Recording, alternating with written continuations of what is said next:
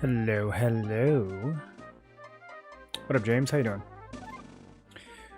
Good to see you guys. This is probably the last day that we will be playing this little froggy. Over the next couple days, I'm gonna be working on YouTube, and then on July 1st, the new beta starts. So we're playing a completely different character. So, we gotta go out with a bang. There are two bosses We've still not beaten. D for Kazakh and D for Inaruk. I think I might actually log in on top of a boss. Yeah, there might be. Where am I right now?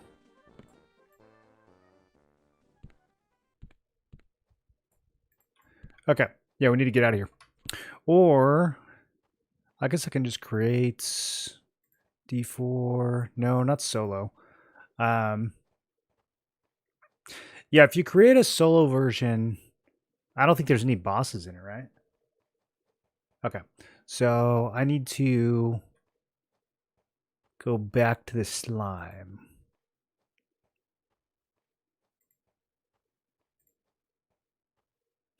I don't know what this is. Is this the public raid instance? Does a public raid instance exist? Like, I don't know how you would get in here other than being in a private raid instance and then it expires and it boots you to this one. Now I'm kind of curious. I want to see if anything's up. Let me kill a couple of these guys real fast.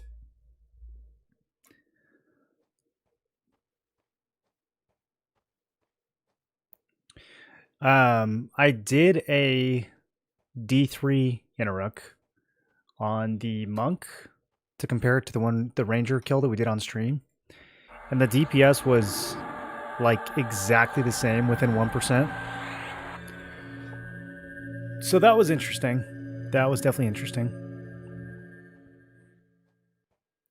I think ultimately both builds are going to be super viable for solo. But I still want to see how they perform on Kazakh. Okay, let's just pull both of these.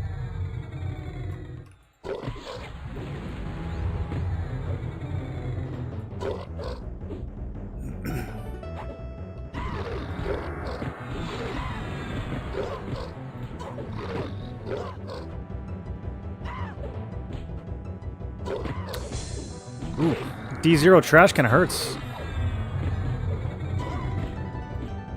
Kind of thought we'd just rip through this. Well, we probably will once I stop hard casting. Can I just mez this one? Okay, there we go. Let's kill the other one.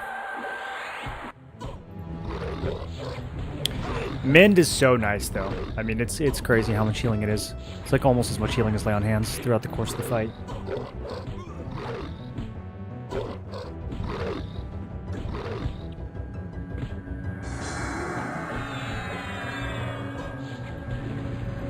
Are they twins?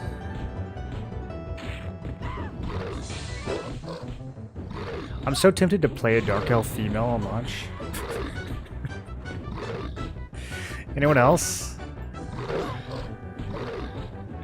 I definitely had a Dark Elf female when I played this in 7th grade or whatever it was.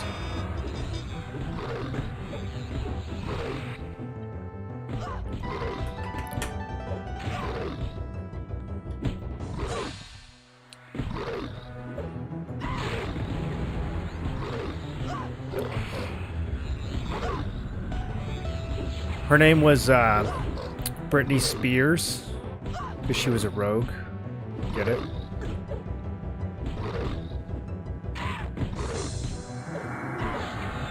Can't decide on SK Cleric or SK Shaman. That's a tough one. I mean, do you want to... Do you have a utility that you're going to put with the SK Cleric? Because you would kind of have to put, like, an Enchanter or a Bard with the SK Cleric. But with the SK Shaman, your utility is already built in, so you can kind of put whatever you want as the third.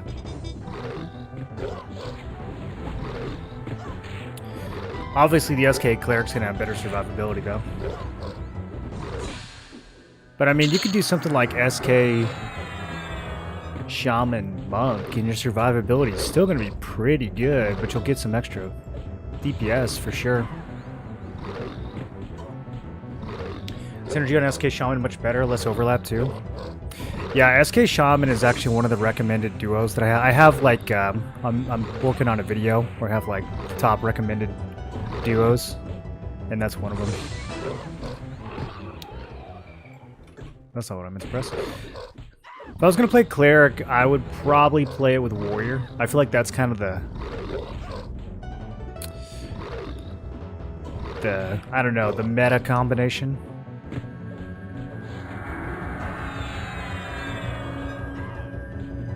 Or just play it with no tank whatsoever. That could be fun. Play like,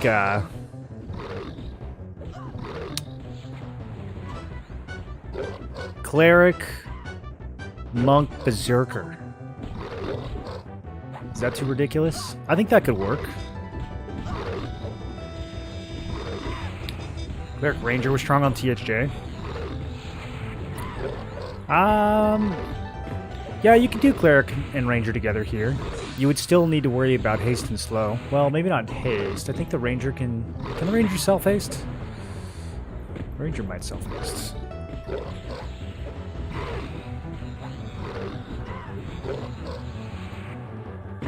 Maybe not.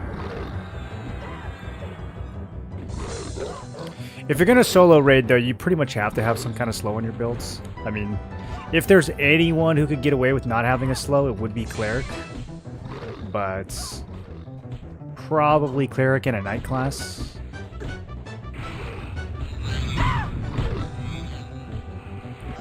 Also, though, you could just, like, not worry about soloing. I don't know what portion of people are gonna actually care about soloing.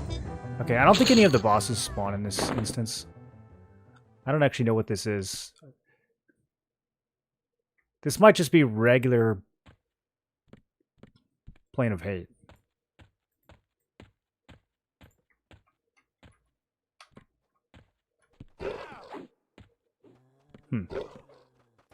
Okay. I don't know how to leave. I guess we just teleport.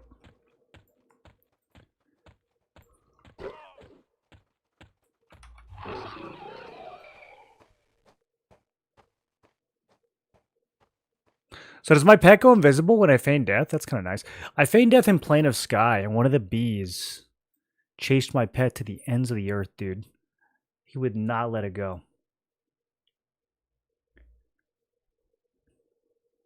Sky item for Ranger Haste? Well, yeah, everyone gets a haste item from Sky, but I mean to actually cap haste. Because with the belts, that's only going to put you at like 40, maybe 50% if you plus 10 it, but you really want to get all the way to 75.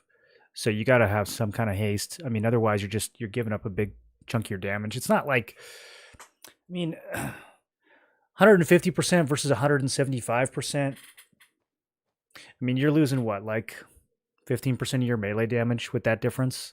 It's not like gonna end the build, but I think not having a haste or a slow is pretty brutal. At bare minimum, you definitely want a class that can slow. Ranger teleport? Are you referring to dying?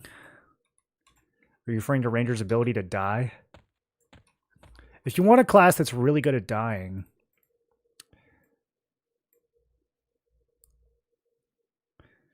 Ranger's actually kind of good at staying alive now, dude. 1 to 50 is still a little rough, but once you get Force of Nature at level 50, it's kind of good at not dying. It's a crazy skill. You get the extra health regen, the extra stamina regen. That extra stamina regen allows you to sit in evasive stance, not take any damage. It's pretty sick, actually.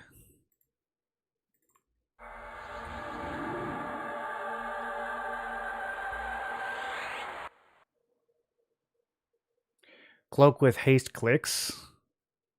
Oh, that's true. You could use haste. You could use a clicky. Is that Ranger only? I'm thinking about like Executioner's Axe too. You could get haste from that. I don't know how reliable it is though. I think that's a proc. So they have clicky. So does just Ranger get clicky haste, or are there other classes that get clicky haste?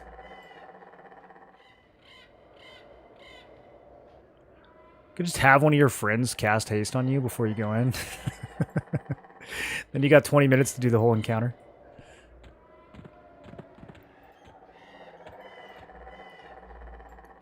You still want to slow.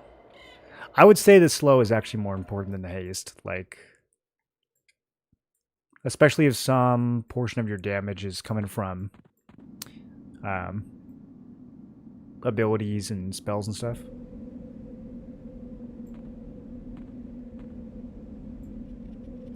Stacks with gear and bard haste. Well, if you have Bard, you're already good to go. I mean, Bard haste plus a Cloak of Flames or a belt is gonna max you out pretty easy. If you have Bard or Shaman or Enchanter, you're like way over the cap on haste. Paladin gets a self haste. I think there might be a couple other classes that can cap their own haste now. Does Beast Lord get some kind of like budget Shaman haste? Ooh, they get Alacrity at level 60? Well, that's not going to happen yet. Let's see. Bard. I think that's Pet Haste. Bard, Enchanter, Shaman. Bard.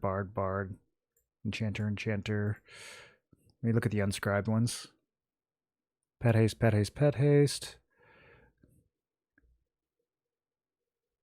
wonder why this is classified as haste. That's strange. It's hasting how fast you get your health back, I guess.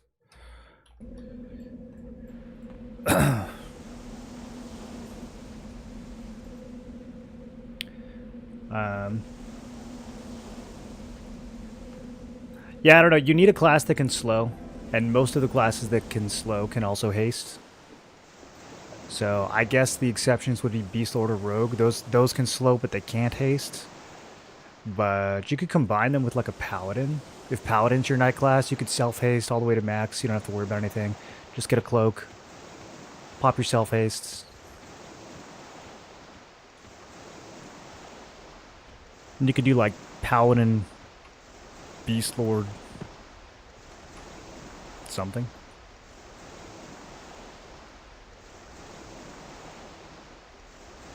You could almost throw anything on that one. First trio is likely to be Cleric, Monk, Rogue. I think that'll be really solid for leveling. You got a little bit of AoE. You got a lot of single target. Not too many buttons to press.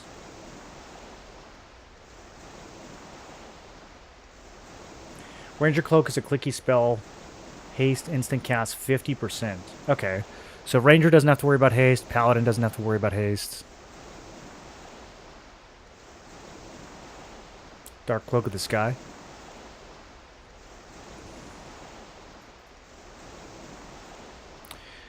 So, do you guys know... if this goes well, do I have to purposely not kill any? Because I tried to make another raid just for testing last time I did this, but it locked me out. Like, I can't even go in there. I thought I was going to get locked out of the loot, but you literally can't even create an instance if you're locked out, so... I don't know if there's a way around that. Maybe a group instance. I've never played Everquest before. Would this new server be a good starting point? Yeah, you don't need to have any previous Everquest experience to enjoy this. It's going to be very different from regular Everquest, but it'll be a lot more accessible. Like, the barrier to entry is a lot lower.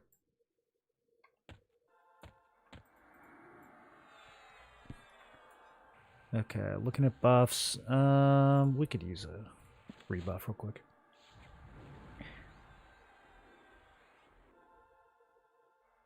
Cleric gives heals and played in one slot. Avoidance DPS, utility from Monk, DPS, utility slow from Rogue. You do get the slow from the Rogue. I think... I don't know. That might work against bosses. I don't know if it's going to proc often enough. I also really want to know just like how much slow it is. People are saying 30%. I don't know if anyone's actually tested it though. We need to get, if any of you guys are in game, we need to get together and duel. Because I want to get the exact percentage on the Bard and the Rogue slow.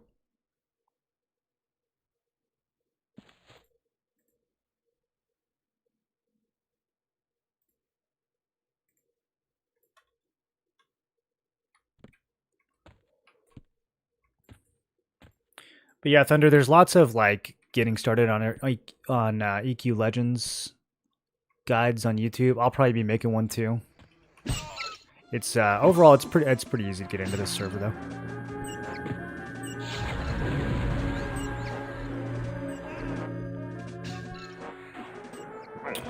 Okay, I need to be somewhat careful how we handle this.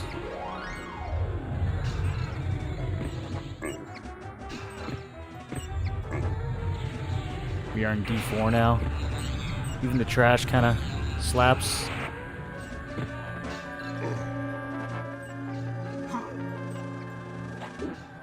All the mobs have multiple classes.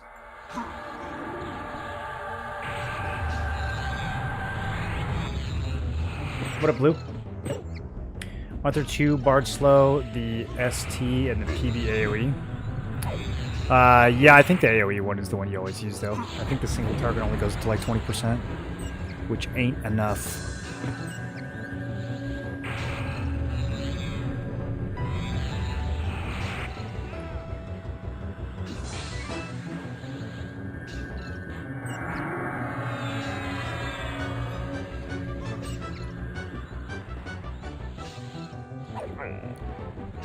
Slow scales really, really well. The more slow you get, it's very game-changing. Have they commented on their plans post-50? Yeah, they're just going to keep going. Kunark and all that. I don't know how far they're going to go. My guess would be at least Planes of Power. Might get kind of wacky after that. There's also custom content that they're adding, so like Classic Plus type stuff. There's going to be a new zone coming out in October. That's an Everquest 2 zone that they've reimagined for EQ1 because it's 500 years in the past, which looks super sick. I was watching a video on it that they did, and it looks real good, dude. I'm very excited for like the Classic Plus direction.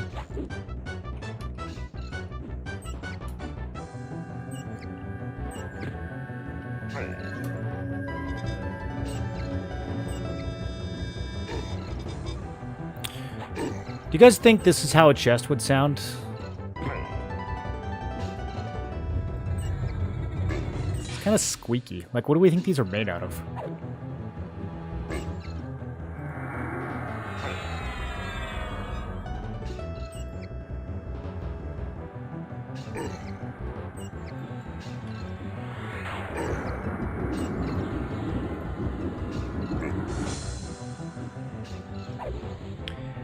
AI says single target is 15 to 35, while PBAOE is 40%. Not sure how accurate. That's not accurate at all. AI is literally never going to be accurate about anything when it comes to old MMOs. There's too much different information from different eras and private servers and stuff. It's like impossible to get a good answer out of AI. I mean, even the wiki's wrong, like, because it's based on different stuff. The range on the P99 wiki, which is what they kind of copied over to the EQL wiki, is through Kunark. So that's giving you like the range up to level 60, but we don't have level 60, we only have level 50.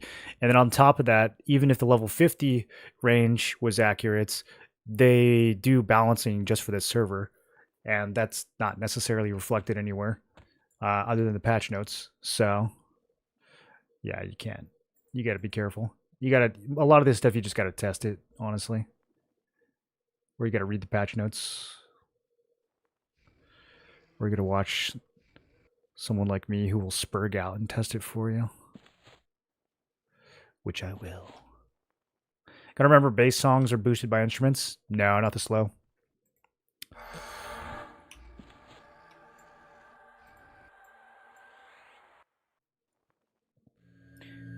Chest on the outside, flesh on the inside? Oh, is that why they're squeaky?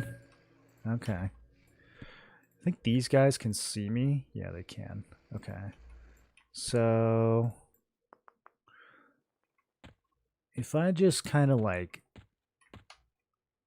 go over here. Are we out of their line of sight? Okay, we are. Okay, we're chilling. Nobody can see me. This one can see me. But we're going to just go right on by there. Okay. We don't want any cleric gear, so straight to Maestro.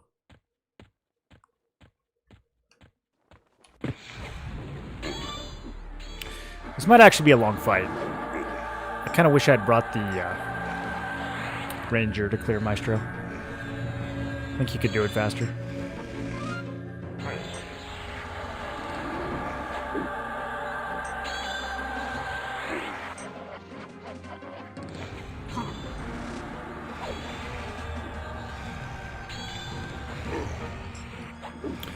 I did that wrong. We need to get this arch shielding off first. Okay, there we go. Now we can die.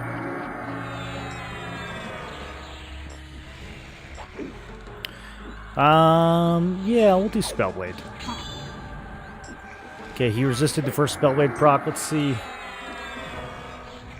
There we go. 441. Okay, they're landing. They're landing.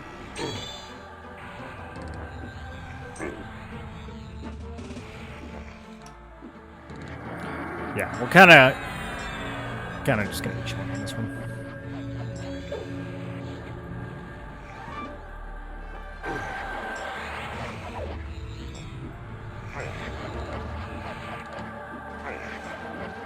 Surprised I didn't expose the details like you get on their live clients. What do you mean? Oh, like when you mouse over a spell? Yeah, I don't know why the tooltips are so vague and unhelpful in this version. I am kind of surprised they didn't use more modern tooltips. It's a bit odd. Because, like, they clearly want that info to be available on the wiki. I don't know why it wouldn't be available in-game. How's everyone playing before Wednesday? This is the, like, closed-ish beta test. This isn't the pre-order beta. All these servers, all these characters are going to get... I don't know what's going to happen to them. But these aren't the characters that we'll be playing on the first. We'll have to start new characters on the first.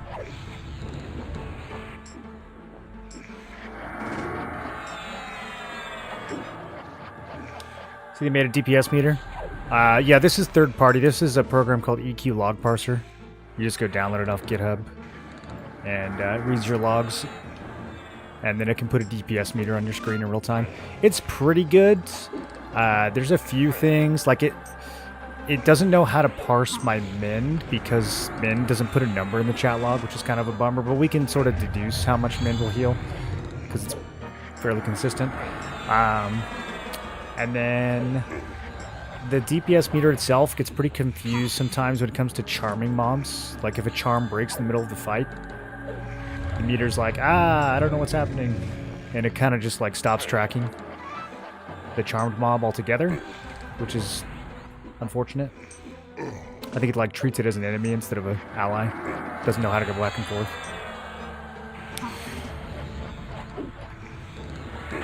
This is a tanky boy. Yeah, like I said, I think we're going to be here for a little while.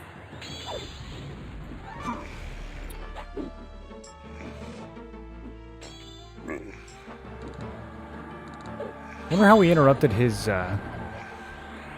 Here, you know what might make this a little faster? Let's grab his mana.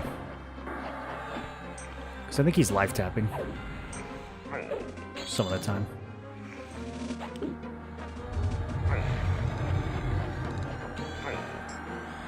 Warrior, Rogue, Wizards. Here, let me heal my silly pet. I guess my pet's just getting cleaved.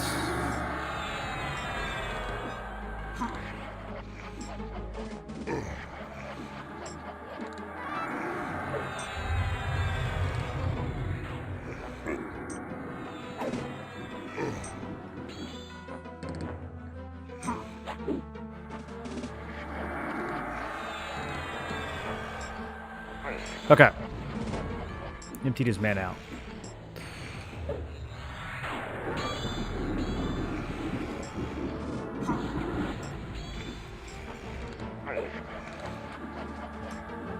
Still gonna be a bit of a waiting game.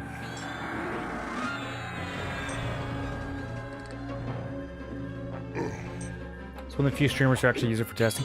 I'm surprised more people don't use it. It's pretty easy to set up, yeah.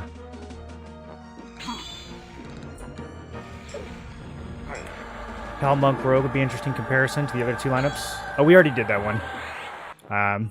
Actually, no, we didn't. I did Pal Enchanter Rogue. Paladin Monk Rogue would struggle for a variety of reasons. Mana would be an issue. Spamming smites without any kind of clarity is kind of hard to do. Also, the rogue slow is significantly worse and less reliable than the enchanter slow, so we'd be taking a lot more damage.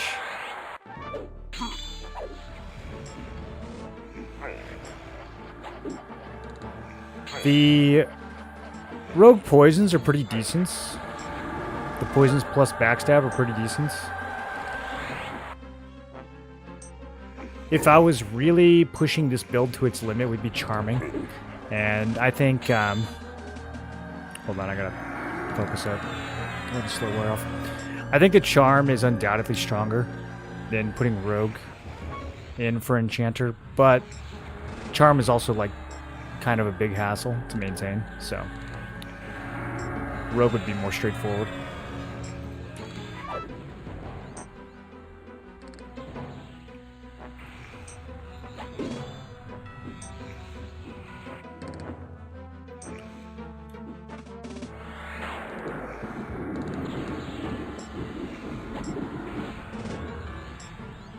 Really interested to see this comparison on Inny.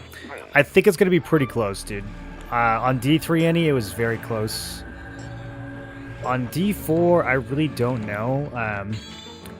It could be Min that makes the difference in terms of being able to stay alive and sustain the whole fight. Then again, the Ranger Endurance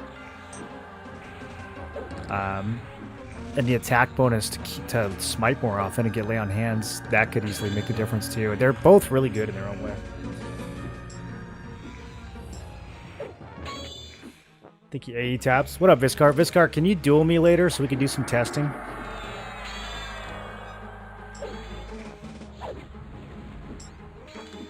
It's a parser that you all tab to a separate program. Yeah, it's called EQ Log Parser. There's a lot of vibes, Blue Pill. There's a lot of vibes in the EQ1 community. There's a lot of people who think they know everything because they remember something from 22 years ago, and they won't confront the possibility that their memory from decades ago could possibly be slightly off about a specific number for a specific ability. from you know, from 26 or 28 years ago. They're like, nah, no, I remember. Dude, I asked a question in Discord the other day about, I think it was about this topic. I think it was about slows. And I just immediately got the wrongest, most confident answer from this dude who doubled down like 4 or 5 times. I'm like, well, you can just go in game and see that that's not true. No, this is how it works. All right, dude.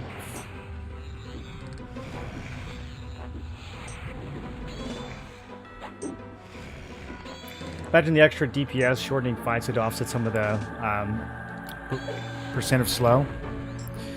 Yeah, Rogue is... It's not as much extra DPS as you would hope.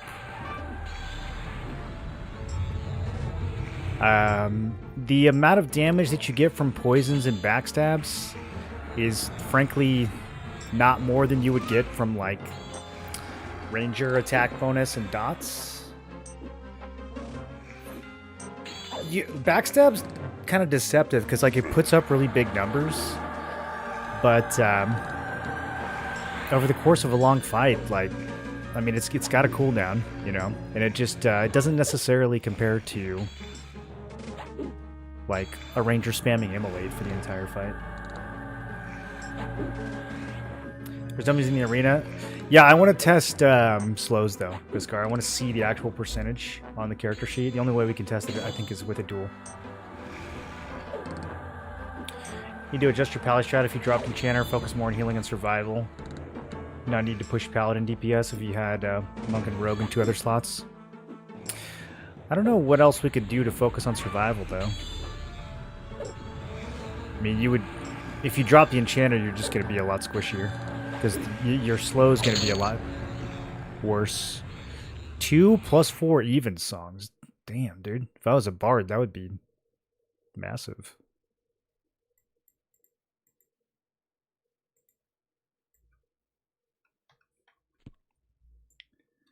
Watching one guy slam Paladin, Shadow Knight, Berserker DPS, saying it wouldn't be as much as Shadow Knight, Cleric, Shaman. I mean, it might depend on what you're fighting. I don't know. Cleric's got, like, undead nukes, right?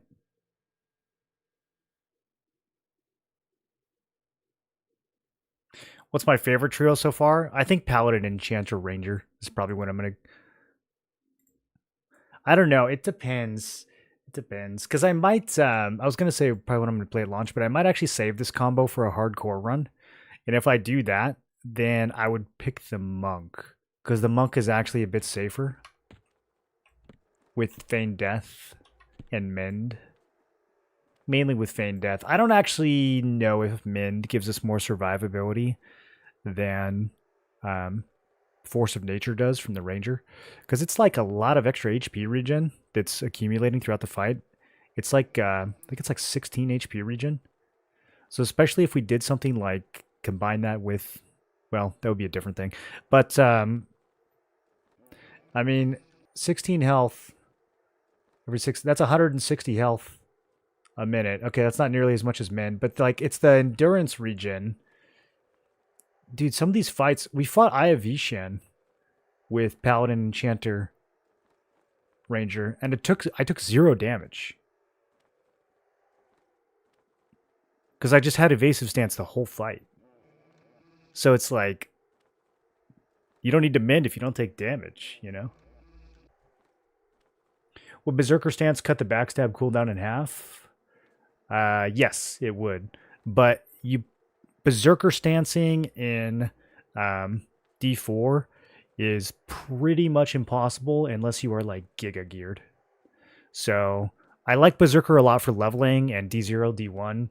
Once you start getting like D2 and higher with Berserker stance, unless you're in a group, you're going to just get blasted super hard. It's still doable, but I think it takes really good gear. And obviously like some pretty good supporting classes as far as heals and stuff go.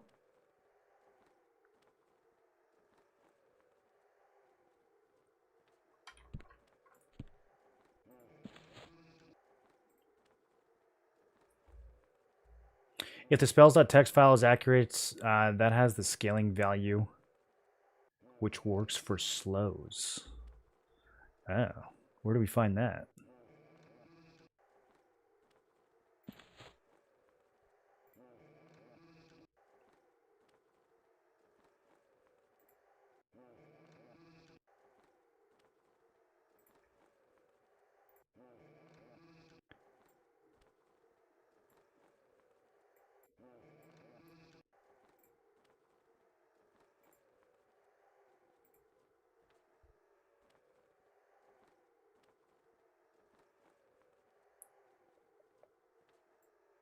All right, I'll find that in a second.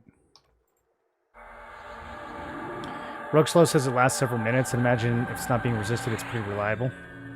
Probably, yeah, but you got to think, I mean, if that's a 30% slow, and the Enchanter slows 55, you're taking like almost half as much damage on the Enchanter combo as you are on the Rogue combo. That's big. I mean, another way of thinking that is you're taking twice as much damage on the Rogue. That's a lot more.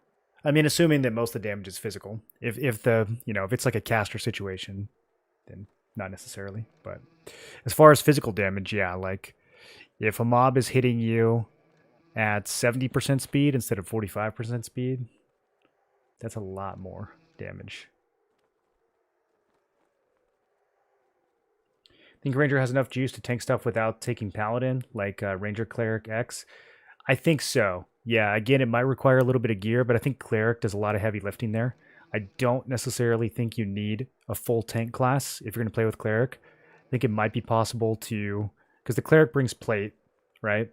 So, yeah, I think it might be possible to tank with, like, Cleric Ranger or Cleric Monk. And then adding something else to the mix. As long as you got a solid slow in there. I still think the slow is the biggest thing. Ranger Cleric would be fine to get plate from Cleric and promise removal is more than enough to sustain. Yeah. Yeah, the Cleric... is really, really strong at keeping things alive, even if it's not a tank class. I think it can keep a ranger combo alive. Oh my goodness, Alter with the 10 gifted. What is this? KS1 Crazy Marine, Zil Racist, Puddlefoots, Trash Panda, 4 to 9 p.m. nap time. Favoritism, Rogan, Hypno. Oh, hey, is Rogan in here right now? What up, Rogan? Rogan's getting called out. Hypno HQ, Paradox Moose, welcome to the Tinfoil Brigades.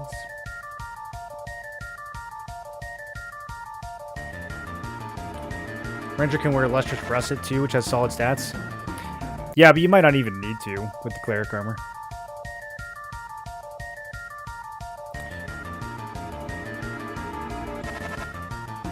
If you use group buffs for like Enchanter and switch to not using Enchanter, can you leave the buff on since it's not a self-only spell? No, as soon as you swap to another class loadout, your buffs all get wiped. What's the max Shaman slow? I think it is 60%. Only one I know for sure is the Enchanter one, which is 55. But if Enchanter's 55, Shaman should be 60. There's a sale on subs? Oh, they're so cheap. With how much inflation we're having, think of how cheap Twitch subs are these days, you guys. What was the kill time difference between specs? They were almost identical. Here, I'll show you guys.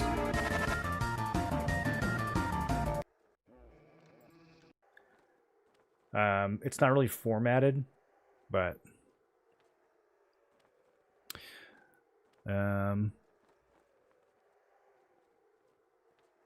Vishan. Okay, so this is the Ranger D3 Inny. It's 101 DPS. And then the Monk D3 Inny 102 DPS. So 624 seconds versus 628 seconds. They're literally 4 seconds apart on the kill.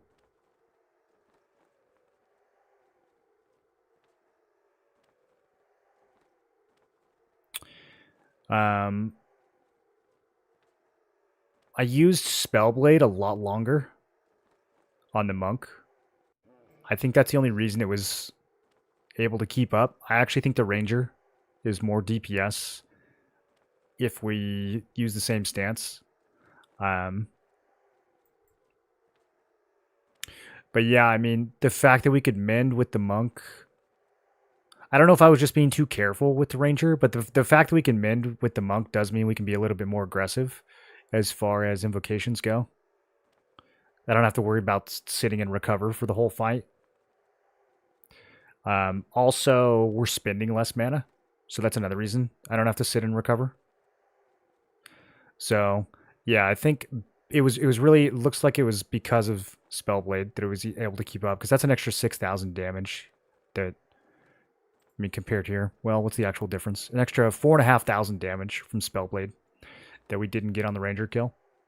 So it's interesting because, like, technically the Monk is not bringing that damage, but the Monk kit is allowing for that damage to be brought in. So yeah, they ended up being extremely close. But if I was really optimizing, I still suspect the Ranger would be a little bit faster, but also less safe. I think that's going to be the trade-off.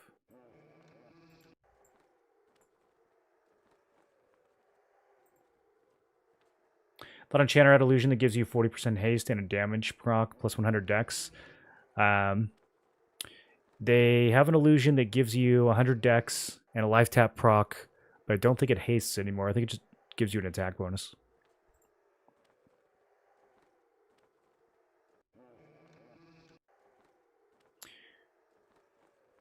Rogan, give us Red 99 2.0 and EQL. Could you imagine how wacky PvP would be on EQL?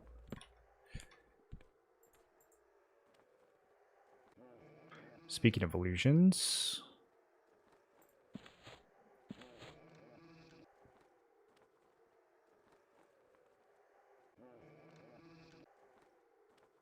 Does Lightning McQueen have car insurance or life insurance? Hardest, where do you get these? Do you like wake up every morning and Google what should I say in Twitch chat? And then you have like a repository somewhere?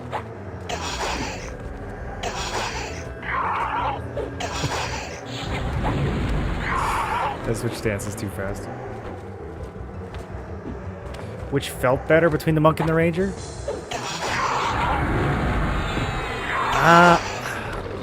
I don't know. I mean, the ranger feels like it's doing more, but the monk feels safer. I think it really depends on what your preference is.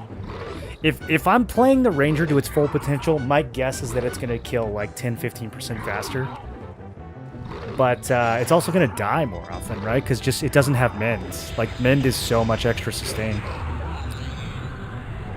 But maybe not. Like it could be that the extra evasive stance keeps you alive more often than mend does.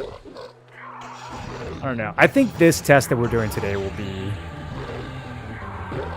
elucidating in that regard. Does Monk have triple strike? Yeah, but I think a bunch of classes have triple strike. I think both combos have 100. Let me check. I wrote all these down. Yeah, both combos have 100 triple strike. The Monk has more double attack, a lot more dual wield. So that's the other thing. If we decided to go sword and board, I think that's a big advantage to the Ranger, because Monk's giving up a lot more than Ranger is for sword and board. They both have the same amount of defense. The Monk has 20 more offense, 20 more hand-to-hands, and blunt, but that's only going to work for our offhand because we're not going to use a blunt main hand. We're going to be using the Paladin Sky Weapon because it's too juicy.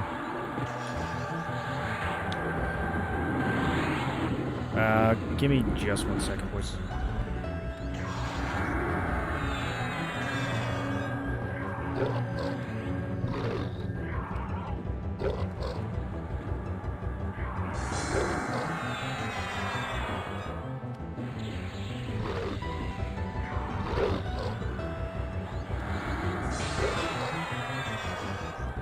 Okay, I'm back.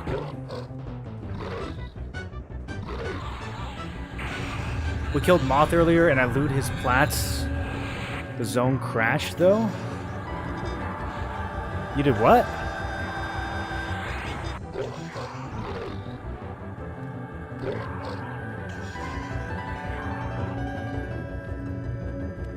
My pet's not attacking you guys. How come no one told me my pet wasn't attacking?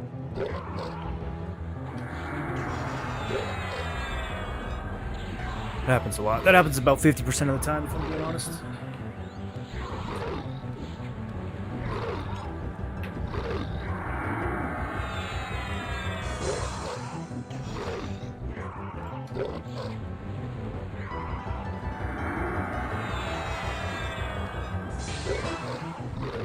You mentioned Paladin had self-haste. Was that from the Yalp line? No, he just gets like a... I don't know what this is. I don't think this was in Classic. But he just gets haste. Valor of Mar. I don't know, maybe it was. I never played a Paladin to level 44 in Classic, so... But yeah, it's just a permanent self-buff that you get that gives you haste.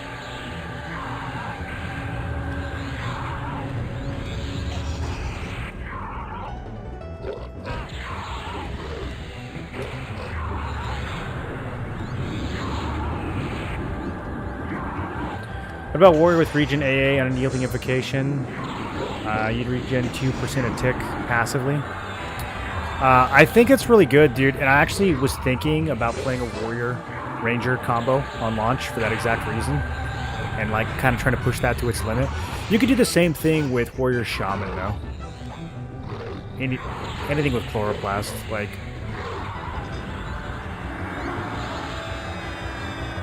Just get a fat regen build.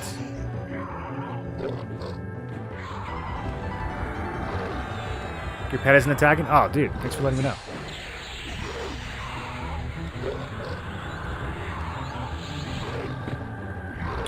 Warrior Ranger has kind of poor weapon selection. Yeah, you have to use you have to use Eridridryan. I think that's how it's pronounced. No, you'd probably just use 2 warrior weapons, right?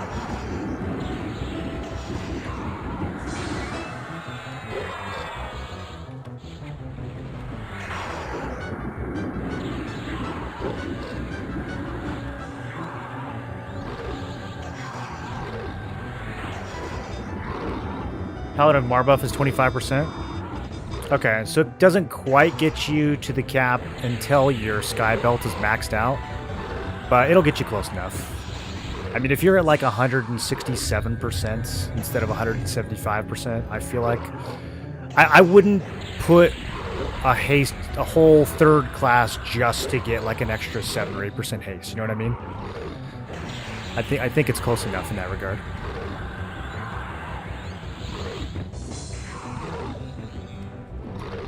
But it just so happens that the classes that give you haste are usually really good choices for other reasons too. So generally, haste isn't going to be a problem. Think of Warrior Shaman Bards or Warrior Ranger Bard for the same reason. I don't like Shaman and Bard together. I feel like there's too much overlap.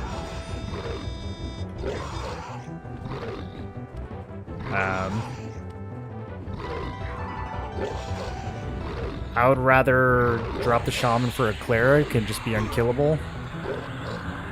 Or just drop the Bard for, like, more DPS. Get all your utility off the Shaman.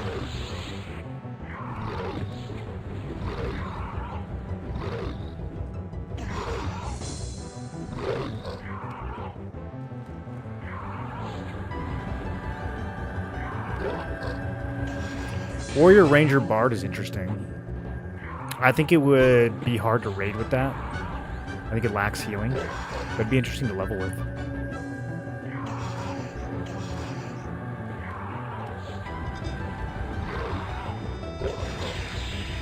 Sky Belt plus Pally will eventually haste cap with a +9 belts. Yeah, that's what I mean. And like, even if you have like a +3 or +4 belts for a while, like, you're only missing, you know, 5%. Can you do Sky Quest multiple times to merge items? Yes. Yeah, it's not all moats, but you do want to use moats pretty heavily in Sky.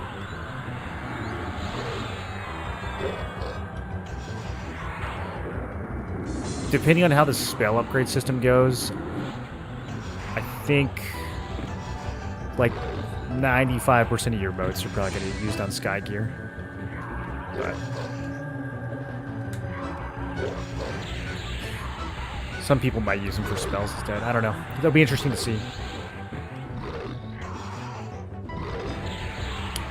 They're putting it in before launch, right? Maybe we'll see the spell upgrades for the July 1st beta. You think it's too soon? Think we still gotta wait a couple weeks?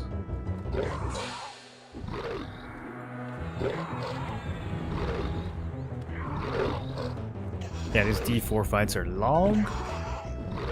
Posted a Warrior Ranger Bard D4 Inny on the beta discords, but it was a complete shenanigans fight. What do you mean? What did you have to do? Is it like heavy on cookies or something?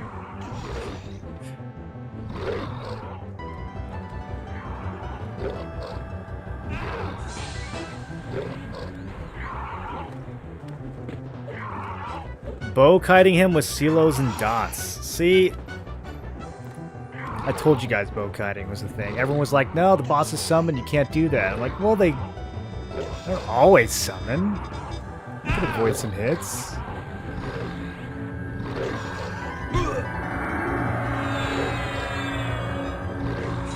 That's so funny. What? I feel like if you're bow kiting, Warrior's not bringing a ton to the table there. It's mostly the Ranger and the Bard. Warrior's just there to give you a few more points of AC, I guess.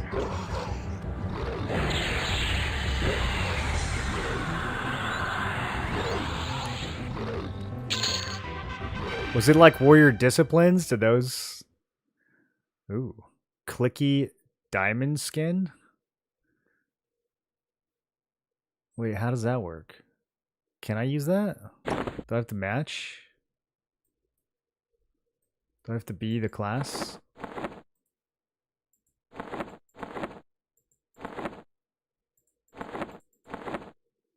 Don't talk to me about my inventory, okay? This character's getting deleted in 3 days. I'm not organizing it.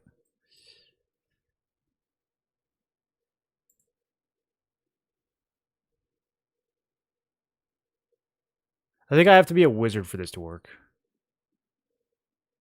Okay, yeah, I think that's what can equip means. I thought it was meaning like equipping it is optional, but it's saying if you can equip this, then you can click it for diamond skin. Okay. Well, I'm not a wizard. Maybe next test. Maybe next test I'll be a wizard. I gotta decide. I think I'm doing Shadow Knight Shaman for next tests. And then I literally don't know what the third is gonna be. I'm probably gonna go run through like 3 or 4 third classes like I did this time around.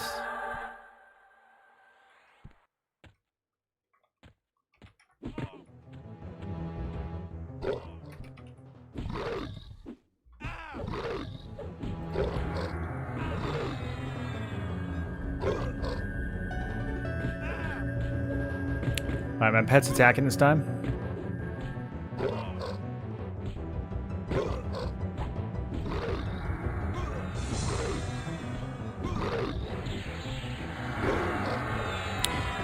He's a beast lord?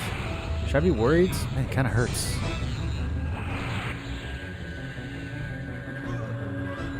Wouldn't do a 0 slow, 0 heals, warrior with just AC and regen.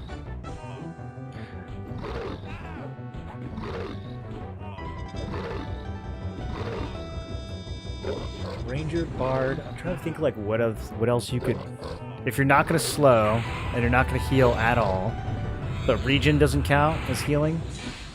Does mending count? What about lay on hands? Lay on hands is basically mend.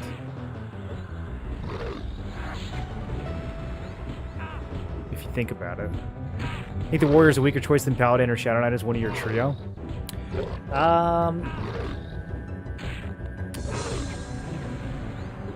Probably. I mean, I think warrior combines really well with cleric because you get the bigger HP pool.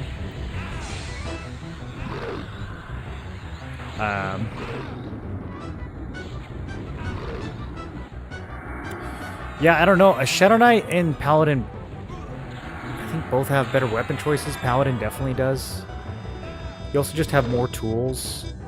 The gear you can wear is almost as good. Warrior does have better gear, but it's like, you know, it's pretty close.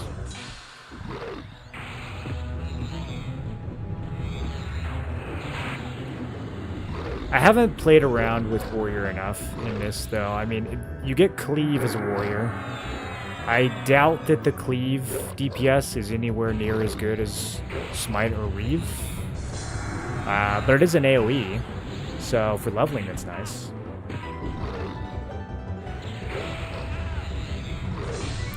And then there's also the warrior disciplines, right? Do you get some disciplines at 50, or is that not till later? Those could make a difference, but then again, they're like, aren't they like 1 hour cooldowns? So I don't know if it's...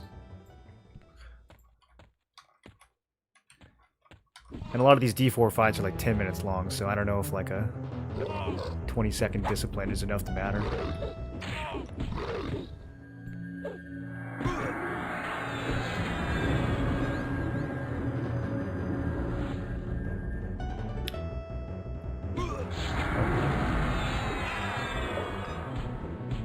Lag. Okay, we're back. Your inventory's a disaster. You should see the bank. It's just as bad. I don't know how the bank isn't full. Last time I looked at my bank, it said it was like 40 out of 50 slots, and I've put like 80 items in there since then. So I don't know what's going on. I don't know if you can like overstack it.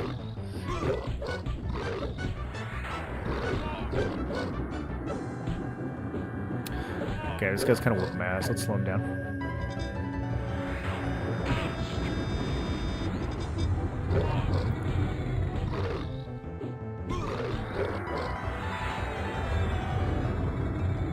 I think your core leveling build will be for launch as the game stands now.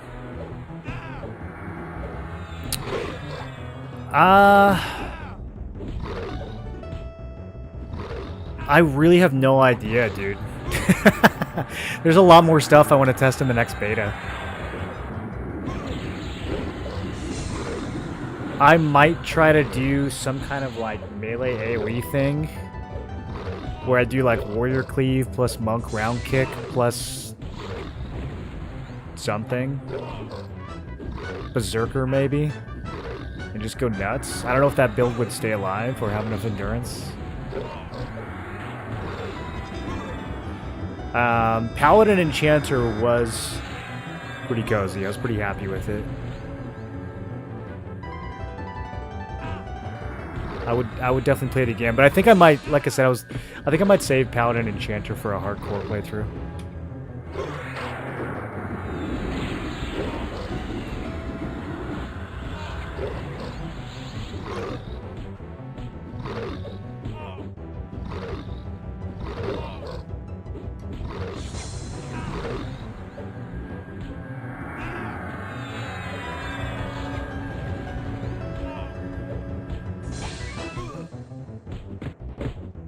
The Warrior Berserker combo really calls to me thematically. Like, I really want to just smash stuff with a big two-hander, regardless of how meta it is.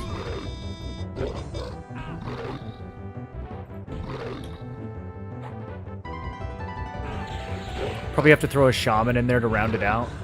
But for leveling, maybe not. For leveling, we probably just... I don't know. Maybe throw another melee class in there. Maybe throw in Bard.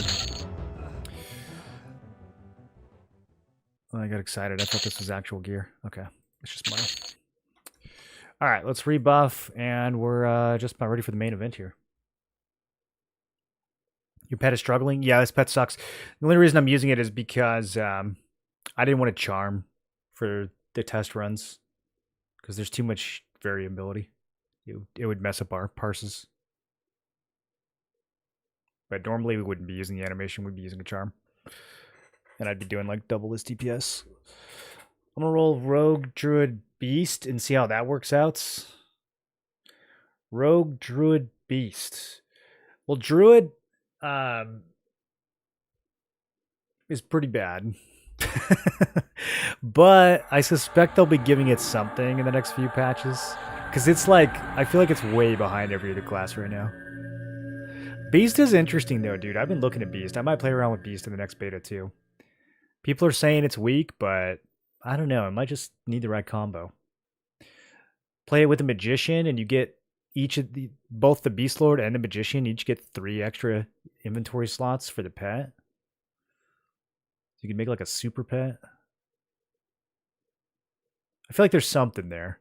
It might not be something that could meet its full potential in beta though, because like it's sort of like the character that you're playing, right? If your pet gets a bunch of extra gear slots, you have to actually fill that with good gear and level it up. So it might be more of like a long-term build.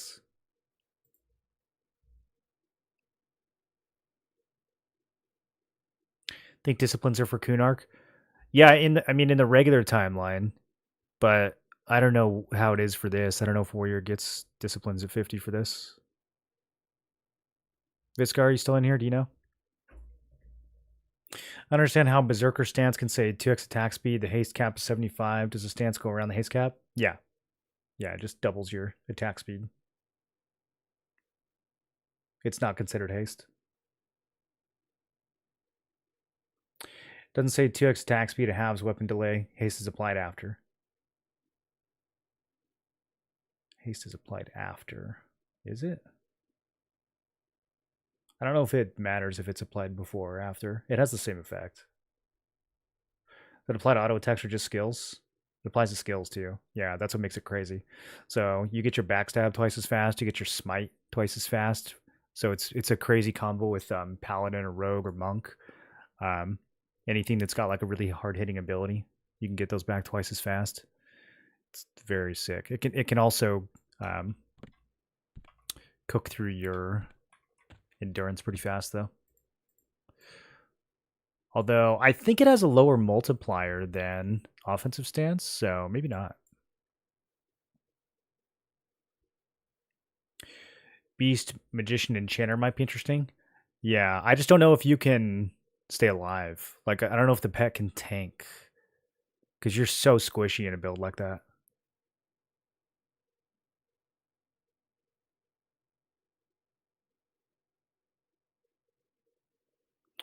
Know what?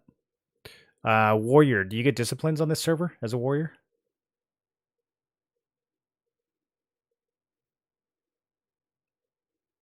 Use a 0.5 endurance instead of 1-to-1.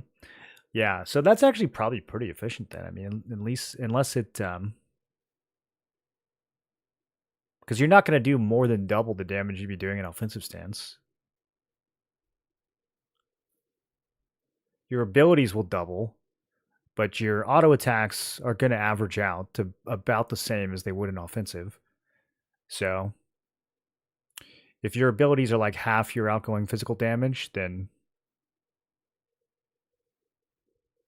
yeah, you'd probably still end up using less endurance in Berserker stance. You do take 8% of your outgoing damage as damage to yourself, though, which kind of hurts. There's no disciplines. They just have offensive, defensive, and striker. A warrior does. So then really they're just bringing the warrior AAs, like the regen and the crit damage, plus some slightly better gear. I don't know. It does feel like it's not enough. But that's also part of the reason I want to try playing warrior and berserker together to see if you can like scale those crits.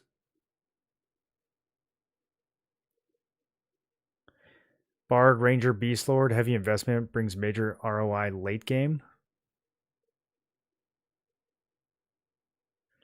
Bard, Ranger, Beast Lord.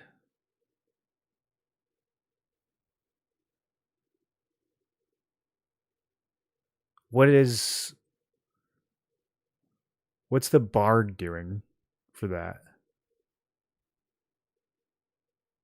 I kind of like Ranger and Beast Lord together. I think Ranger is actually pretty good with any of the melee combos. Geronimodak and I went to high school together? Oh, dude, what a coincidence. Okay, I better get this fight started. My buffs are going to fall off in 12 minutes, which is probably how long this fight's going to take. I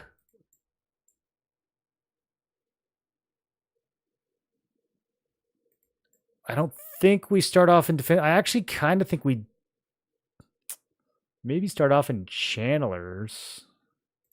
We're going to have more mana on the monk than we will on the ranger because we're not casting as much. All right, let's see how this goes.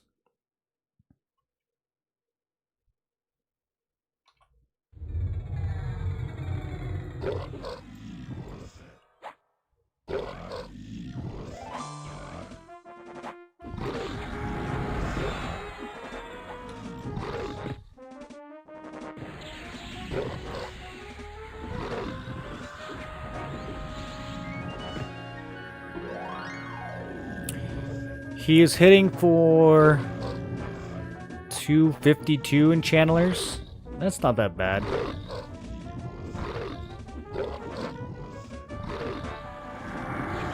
Should I mend at 75 or at 50? There's a chance that it'll heal all the way from 50. It's not going to take him that long to get me to 50, is it? I don't know. Yeah, that's close enough. Okay, we got a big mend. That's all right. I wanted to get the cooldown running.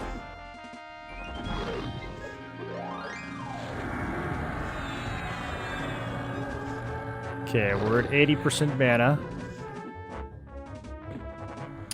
You know what? I didn't put, like, Wandering Mind on the bar. Can I do that mid-fight? It's going to take a while. There's some other tools that I want to add to this.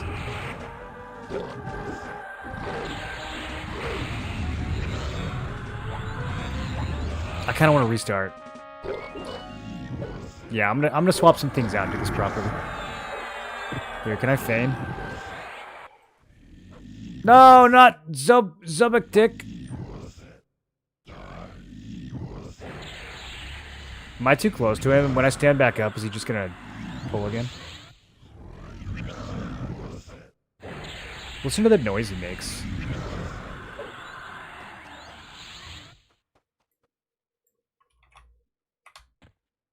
Okay, we're good. Yeah. I kind of autopiloted there. We want to change a few things out here. I want to put Wandering Mind on the bar. I want to put probably Disempower on the bar. I mean, if we're going to test this, we should test it properly.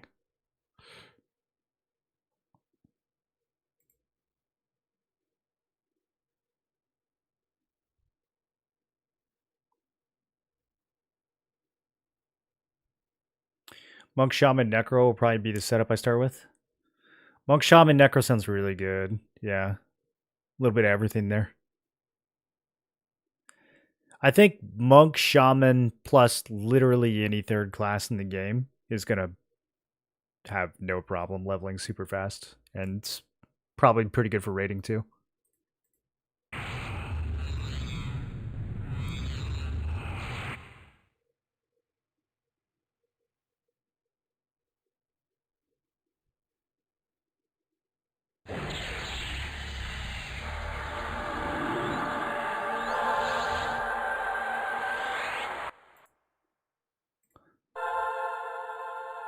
He just hates Bard. I don't understand the Bard belittling. I just don't feel like it. Don't feel like it's that good. Bard is a commitment.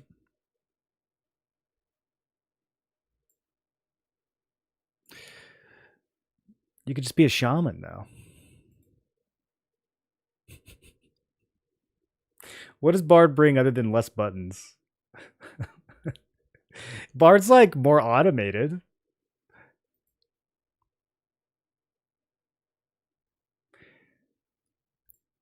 I don't know. I feel like Bard is kind of in the same situation as Druid. It's like you don't need a super versatile class when you have 3 classes. You already inherently have versatility because you're playing 3 different classes. So, like, if you're going to play Bard, I feel like your other 2 classes have to be hella specialized.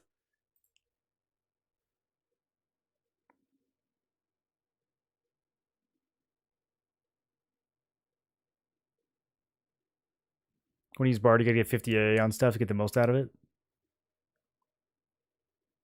Yeah, that's not too hard to do, though, if you're actually maining it. Monk, Shaman plus Mage with a Water Pet backstabbing might be the fastest leveling. Yeah, I haven't seen what Mage can do on the server. I think, I mean, it depends on the phase of leveling too. I think AoEs are pretty strong early and mid game when you're leveling. It kind of starts to fall off 40 plus, but all the way to like the mid 30s, classes that can AoE really well. That's one thing Bard's pretty good at. Offers the most power curve for this stage of development. Might get outclassed later. Probably not with the spell upgrade system. Bard.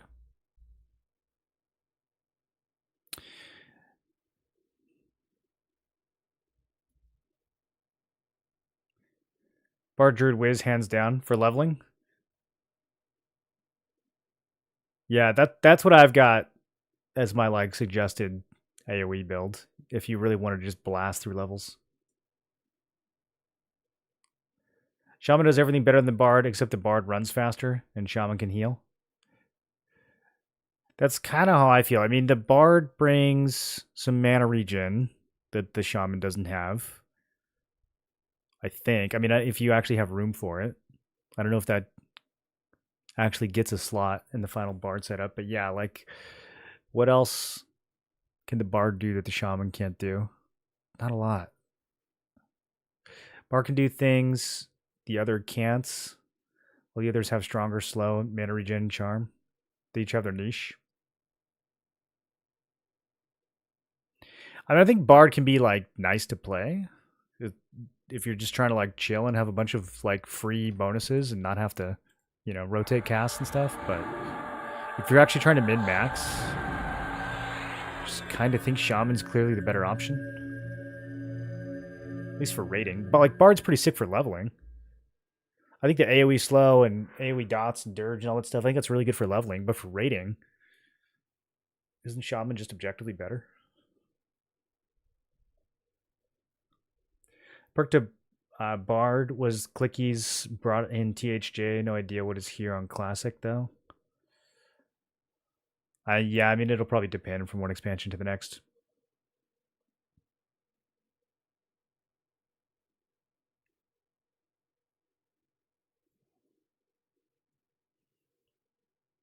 Barkin, Mez, and Charm.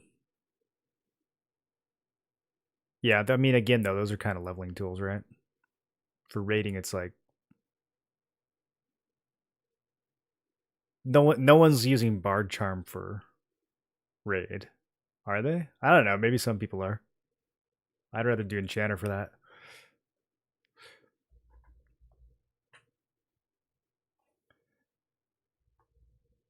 Bard is a force multiplier for any combo. Yeah, but so is Shaman. Okay, so let's clean this up.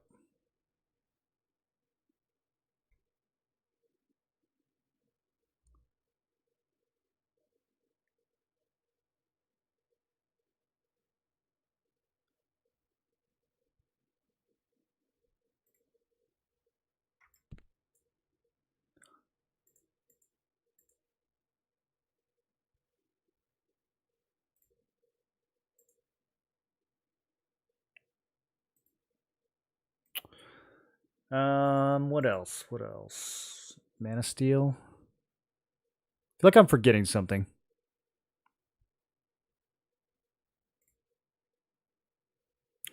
On the Ranger, we would be using we'd be using Immolates, and then we would probably be using Searing Arrow or whatever it's called. I don't know if we would use again on this fight. Let me see. Let me see if I did actually. He's got the Druid dot, which has like a minus 50 magic resist mod on it, so it might have been sticking to Inny. I don't think Inny's resists are too crazy. Let's see.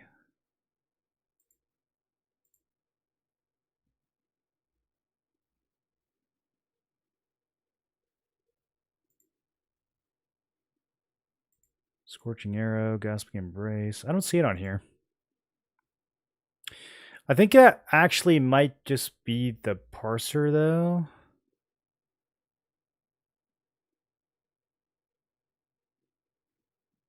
Yeah, I think because it's like a weird spell that wasn't in classic. I don't know. I think it might just not be getting parsed. I think it was an NPC only spell that they like repurposed. So maybe the parser doesn't understand it.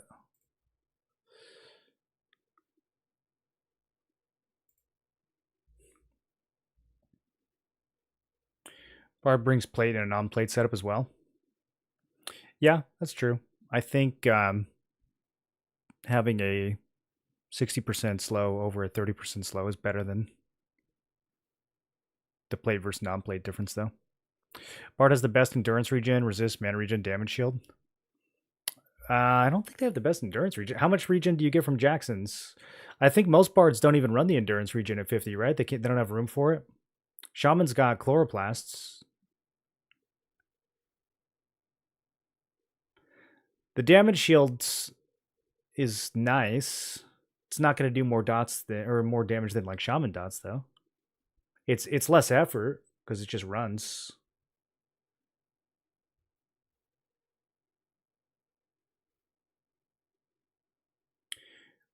RNG and Pat Chloro got Ranger and Pat Chloro got endurance last week. Jig plus Cantata stacks with Chloro. Well, but now you're talking about using them together. We're talking about whether you would use one over the other. Chloral Force of Nature is only 10. What's Jackson's? I mean, you don't get infinite slots in the Bard, right? You have to pick only 5 of these things for Symphonic Aura. So, like, you can list out 8 things that it does, but you have to actually only pick 5 of those. You can do a bunch of single target. Like, you can do all the dots, all the single target dots and stuff. But as far as, you know, AoE effects or like continuous buffs, you're limited to what you get from Symphonic. Can you have 5 in the R and another melody on top? Kind of, but the melody can only have single target effects in it. The melody can't have any AoEs. If you're running Symphonic Aura, then anything that matches the requirements for Symphonic Aura can't be used in a melody or can't be cast normally. It can only be used in the Symphonic Aura. So yeah, I mean, like you've got your regen, you've got your slow, you've got your damage shield. You know, but you're limited to only 5 of those things. So if you're running Largos and Cantata and Jacksons and damage shields, and you get like one other thing, and then that's that's it. Like haste, I guess, would probably be your 5th. And like if you just look at that list of 5 things, and now you look at what Shaman can do, like clearly Shaman's doing more.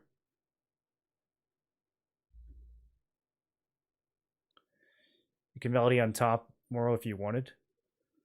Yeah, but you can only melody like the dots. There's not you can only melody the single target effects.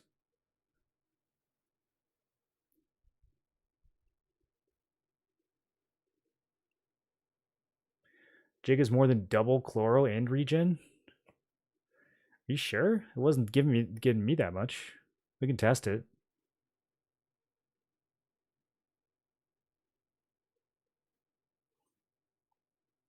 Jig is only 7, doesn't scale with instrument? Yeah, that's what I thought. You might have been looking at it in balance stance. Maybe that's why it looked higher. Okay, so do we like this setup?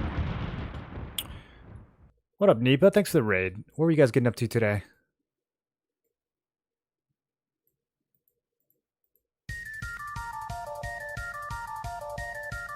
Space Ghost, thank you for the prime. I appreciate that.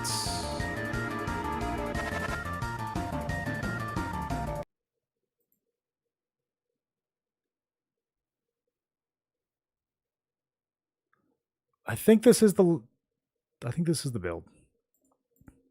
I am going to recast my damage shield though, just in case, because this is going to take more than 9 minutes. Hi, Daddy. Oh no! What an introduction. I was playing Harvest Moon 64. Oh, okay. This is a Bill Jackson person. That makes sense. Well, in that case, greetings, my child.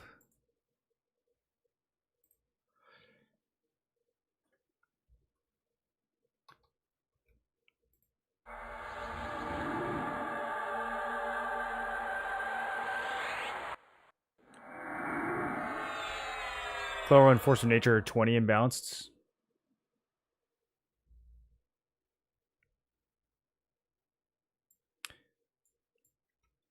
Moro does give daddy vibes. Why? Because I'm old? Or because I'm so calm and nurturing?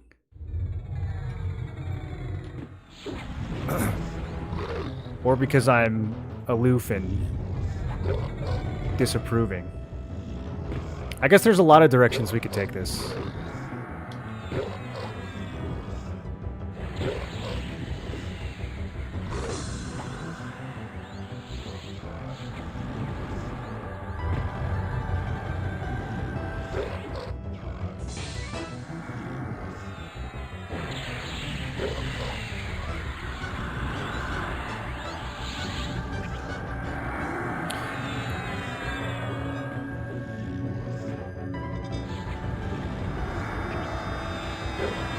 What did he just do? He just ripped something? Oh, okay, never mind. I think we just root the war off. How's the Ranger working out? Really good. It's a lot better than I expected. I actually think it has the potential to be like an S tier combo in different melee specs. You get a lot of extra stamina out of it. You get crazy attack bonuses out of it. Just the amount of extra damage I got from my auto attacks and stuff once I put the Ranger on was surprisingly high.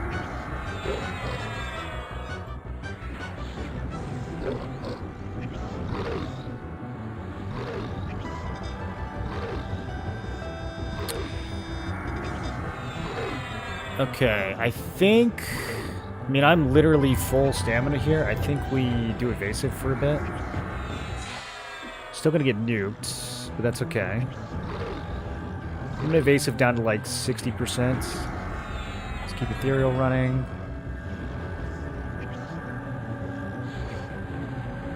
You see how tanky this is, dude? Like, we don't even use lay on hands. It's actually crazy.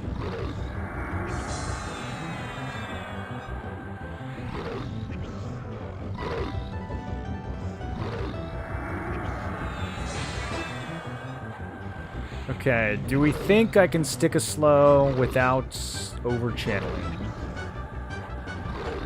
Probably. It's just interrupt. Yeah, no problem. Okay, Wandering Minds is up in 20 seconds. What else? I'll hit him with Gasping. Do an over-channel for that one. Okay, back to Spellblade. There's an Ice Comet. Oof. Okay, now we might need to lay on hands. It's kind of unlucky. There's some fights where he, like, never casts Ice Comet. And then there's other fights where he'll do it, like, 5 times. We really wanted to just spam Roots. Okay, back to Channelers. Let's get some stamina back. A little bit behind on mana now.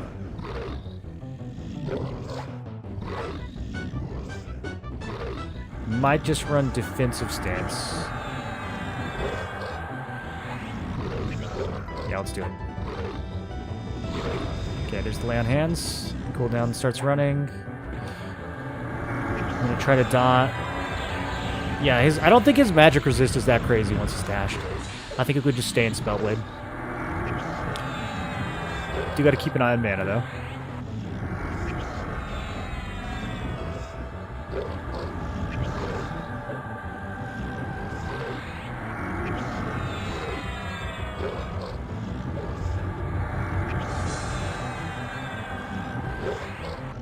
Also, I forgot I put this in the bar. That's a thought. Boom. There we go. Free mana. I really should be getting spammed on cooldown. Okay, we got regular mends. Let's run cleansing.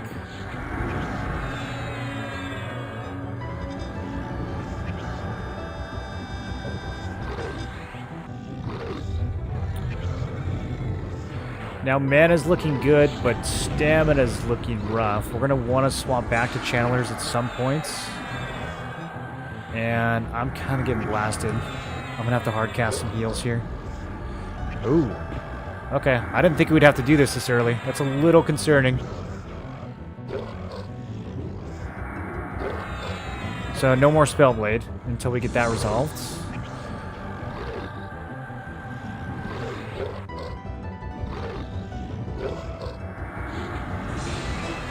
Let's make sure the slow doesn't fall off. If this one gets resisted, we need to immediately over-channel.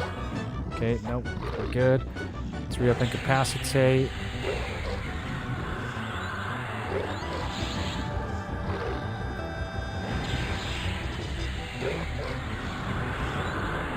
Hey!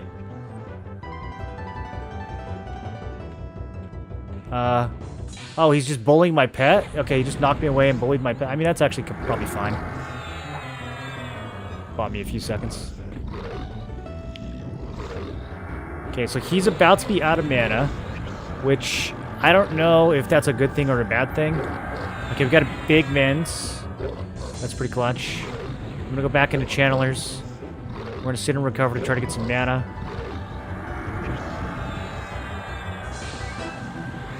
We really want to try to spend some time in recovery while Wandering Mind is up. The fact that it's about to fall off right now is kind of rough.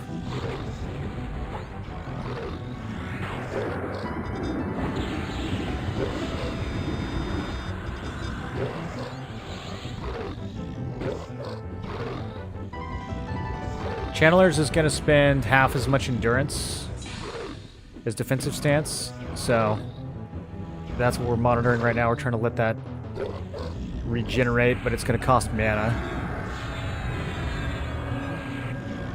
Okay, here comes Wandering Minds. Alright, so this is going to be a big boost to mana regen here. So we're stealing like 6 mana per tick from him with Wandering Mind, but with Recover, since it counts as regen, it'll double that. So we're going to chill in Recovery Invocation probably for like the next minutes. And stamina's slowly going up, which is good. Once both stamina and mana are higher than his health, then it's probably a kill. That's kind of our benchmark. But you never know, because you get one bad round and suddenly you lose like 5% of everything. Lay on Hands is up. I was thinking of purposely getting low to lay on hands and saving them in, but I don't know. I think it's better to just spam them in. He's going to get me low sooner or later. Either way. Okay, let's slow here. I'm ready to overchannel if this gets resisted. No, he's pretty easy to land these debuffs on, actually. It's been pretty easy to land the dot on, too. Okay, now we're ready to lay on hands.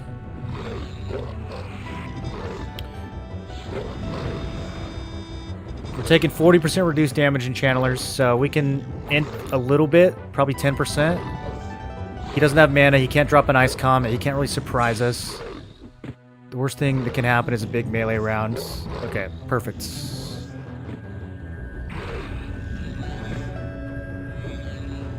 Alright, so, question. Viscar, are you still in here? I have a technical question that I need answered in like the next 60 seconds. Is there any way for me to fight him again if I kill him here?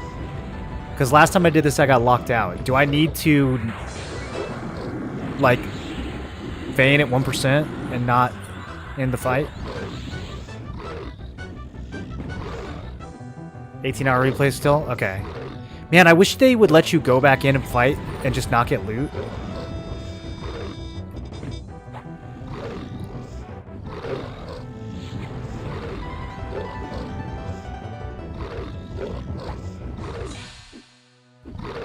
Oh, well, this is definitely a kill. This is definitely a kill, and it was actually remarkably smooth. I don't know why. It felt like easier than the D3 kill. Dude, I think Mend is just really strong. Also, I might just be getting better at the fight. Kind of know what to expect now. Okay, he finally resisted. Let's do a little bit of over-channeling. Let's get Wandering Mind back on him. Switch back to Spellblade. Gonna be a little aggressive here. We'll do defensive stance. Conserve some mana.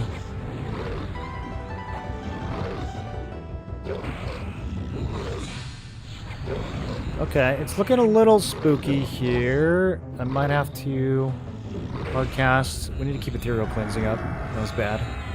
I don't know when the last time I casted that was. 10 seconds? Okay, let's just be safe here. It's hard cast.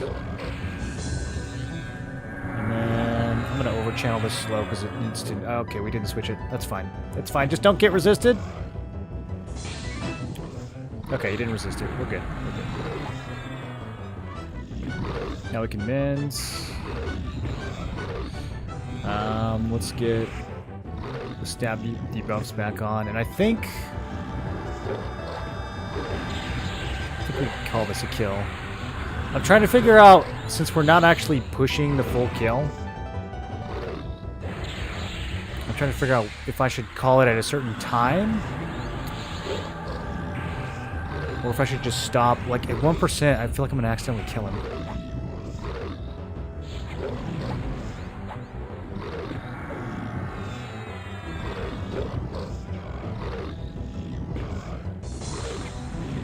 Okay.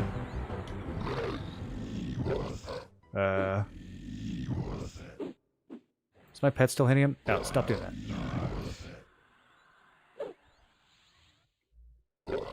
I can't lay on hands from the... Oh, I can mend on the ground, but I can't lay on hands on the ground? That's biased.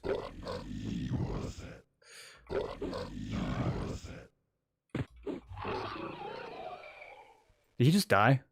What just happened? Okay, no, he just teleported back to his... Okay, that freaked me out. Alright, sweet. Let's do it with the other builds. That was a reasonably accurate parse. The last 10 seconds are going to be a little scuffed.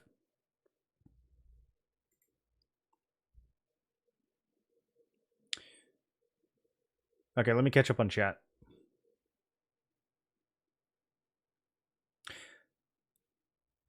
Paladin Monk right now with Enchanter. Never considered that combo. I'm liking it a lot. Yeah, we're going to switch over to Paladin Enchanter Ranger next. I was considering Ranger, Cleric, Shaman. Ranger, Cleric, Shaman. I mean, it'd be very tanky. You would survive a lot. I think your damage would be a little bit on the lower end. Ranger, Necro, Shaman. That would be a lot stronger. Yeah, Ranger, Necro, Shaman would pump. Enchanter gives endurance bonus, so you can keep evasive stance. Well, Enchanter gives us mana. The Paladin on this server converts mana into damage with Smite, so we need the extra mana. Also, we just need mana for heals sometimes. What do you Spellblade? I'm Spellblading Discordant Mind, which is the level 43 Enchanter nuke.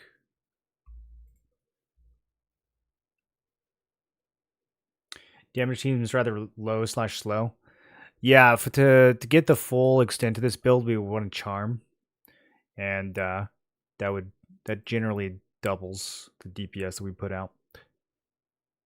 I can go back in for one piece of loot. You can, but not till the next day. That is confusing. It is a bit confusing, yeah.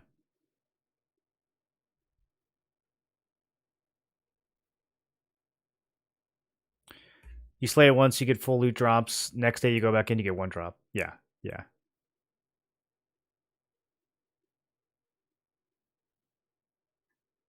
Isn't that what the 2 charges are for? So you can go back in after an hour? No, that's for regular instances, not for raid instances. That's just for generic solo instances. You can do it on Sky. Like Sky, you can farm as much as you want. You can kill the Sky bosses 20 times in a day.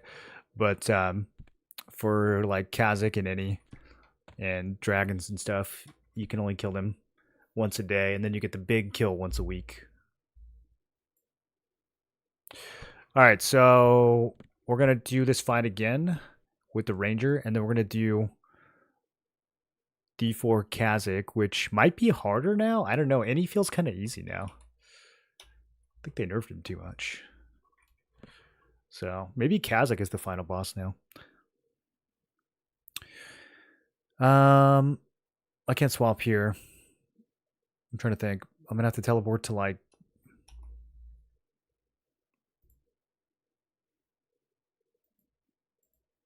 Here, we'll just go to row. I'll pop into Inithul real quick, swap, and then pop back.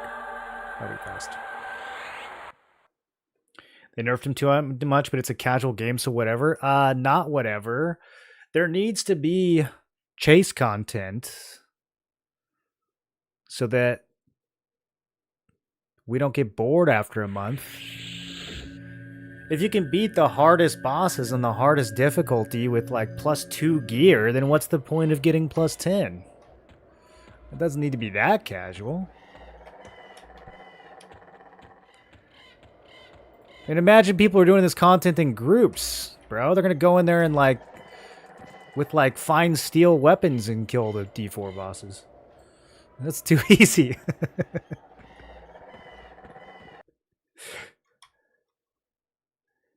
When I've seen dots seem the way to do major damage on bosses, dots are really good. Yeah, dots are really, really strong. It's actually one of the things that Ranger brings to the table. Even though it doesn't get like the full-blown druid dots, it gets like the level 30 druid dots, and those are already really good when you combine it with like the melee damage.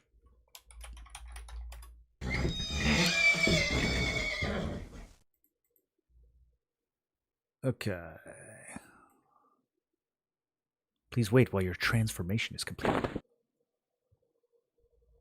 Remember how hard your D2 kill was? I know, dude. I was sweating on that kill.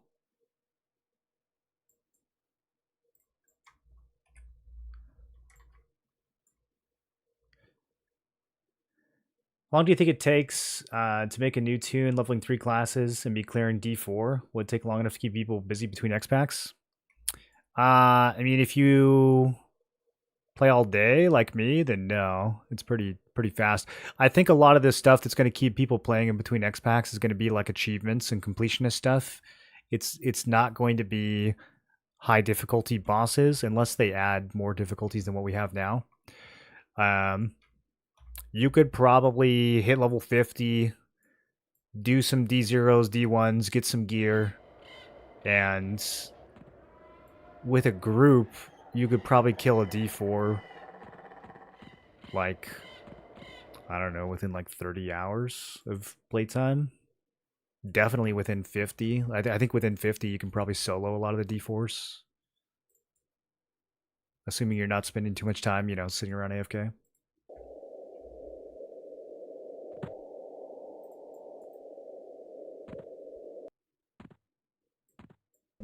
Yeah, I mean, I've been playing for like 3 weeks basically, right? Let me see when I started.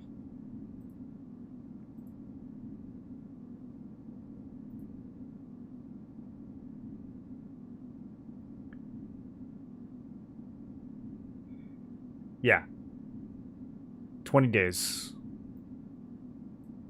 And, I haven't played every day. So, if you are playing all day every day, then like you can probably beat everything in a week or two. If you went super try hard, Druid Bard Wiz can hit 50 ungeared in 8 to 9 hours.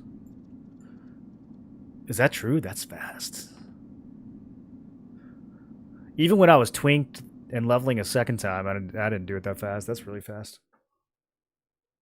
Hope there's other chase content. Well, there's all these achievements. These are insane. Like, there's a lot to do here if you're the kind of person who cares about achievements. There's all the different race and primary class unlocks. Those will take time. If you just want to get your gear to plus 10 for the sake of getting it to plus 10, there's a lot of grinds. But yeah, I do think there needs to be some harder stuff to fight to motivate you to get that gear. Because, like, I mean, I can show you my stuff right now. I'm literally using a level 30 weapon from Upper Guk, right? Like, at plus 2. This is nothing, dude. Like, this is not a good weapon. Plus 4 offhands. Plus 9 throwing boulder. That's doing most of the work, obviously. Like, my shields are 3, 4. Gear is 2, 1, 3. I got the... This is also a meme. Like, I'm wearing a robe instead of a plate chest. Plus 4 engineers ring. That's pretty sick, actually. Valorium is all 1 or 2. Ring is 2. Evander's is 2. 1, 2, 1, 2. I mean, you see what I mean? Like, it's almost all 1 or 2. I've got a few pieces at 3 or 4.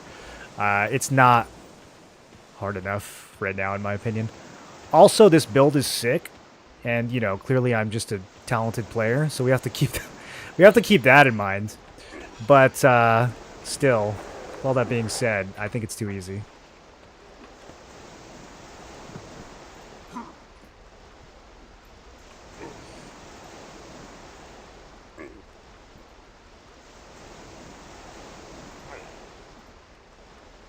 The fact that you did D4 Inny with that gear is concerning. It is. Yeah, I kind of wanted to not succeed.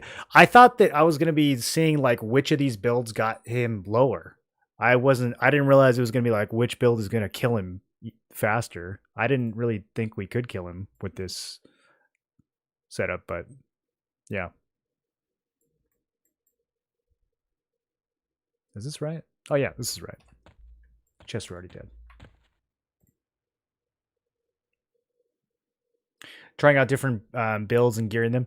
Yeah, if you're someone that just like enjoys leveling and exploring, and like, I mean, the achievements are going to get you to do a ton of exploring because you got to go. I mean, you got to kill everything in the game a billion times for all the different achievements. You got to discover all the different zones. You got to get all the different. You got to loot this item from this guy. So there's lots of completionist stuff to do for sure. And I do think that stuff will be fun. But as far as challenging content, yeah, we definitely need at least like a D5 that ramps way up. Maybe even a D6.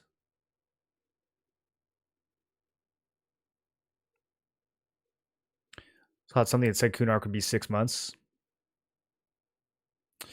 Yeah, well, I mean, they're saying the new Nectropolis zone will be October, so even that is a few months away. Night went 20 to 40 in 2 hours ish. Yeah, up until level 40, you can get a level like every 10 to 15 minutes, depending on the build, but it does slow way down at 40. It was taking me like an hour per level at one point, but also the second build I leveled was kind of scuffed. So,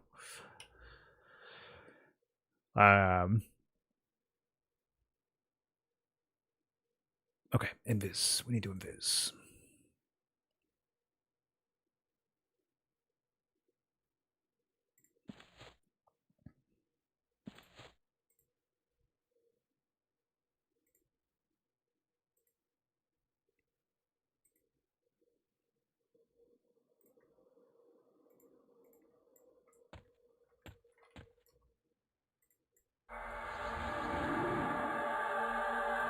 Also, like, I'm not even using this build to its full potential. You know, like this was a charm build. Like I put this together. The reason I went Paladin Enchanter was to charm. So, you know, not only are we clearing this, but we're clearing this with half the normal DPS that I would have if I was like actually pushing the build to its full potential. Just something to think about. All right, so Ranger buffing is way more complicated. Let's go ahead and get the pet out.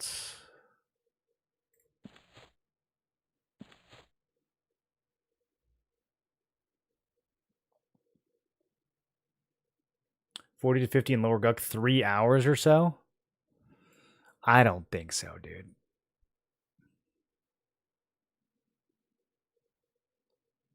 $40 to $50 takes like more time than 1 to 40.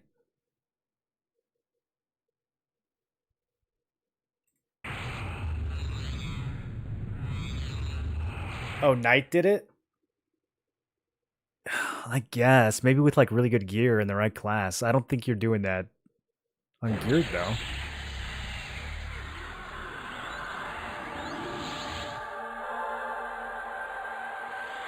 The gear makes a big difference. A lot depends on how many quality of life things you go for, like Wiz Gates, Druid Gates, etc. I mean, you could level a Druid 25 in a few hours, get all the gates, and never worry about it again. You can do all that on day one. I don't think it's going to extend the you know, the playtime too much.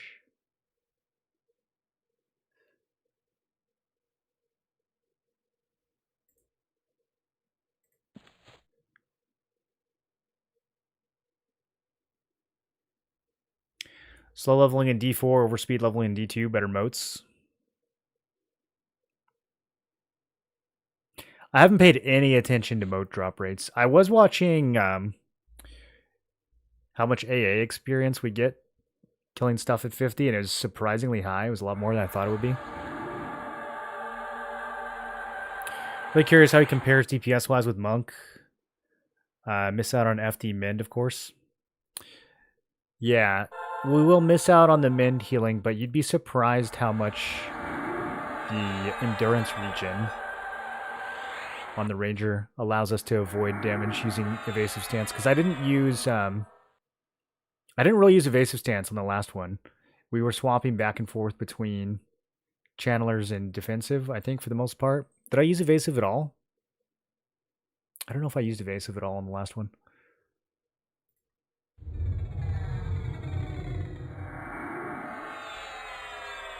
I gotta decide if we're gonna use Arch Shielding or if we're gonna use Spike Coat. I'm kind of tempted to use Spike Coat. We'll lose 150 health and 20 magic resist,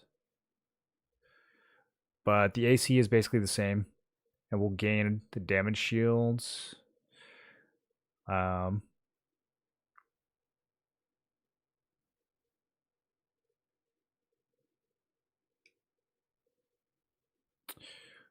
I think for this fight, I don't know, dude. I mean, the only spells we care about resisting are Ice Comet, which is not magic, right? That's Frost. I think he's got a fire spell that we want to resist. There's Mana Detonation, but isn't that like unresistible?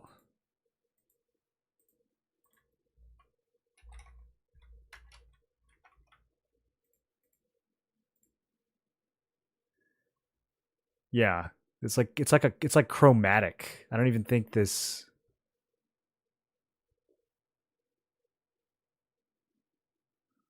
So is 20 magic resist even doing anything for me in this fight? I don't really feel like it is.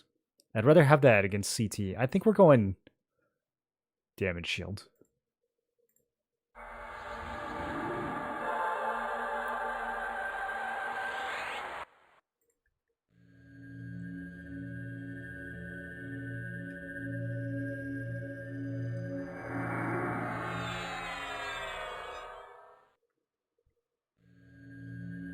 Staying two hand, not going dual wields.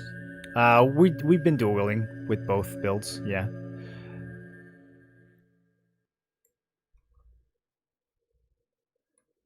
Yeah, the only difference is that the monk, instead of using the serpent's tooth, he was using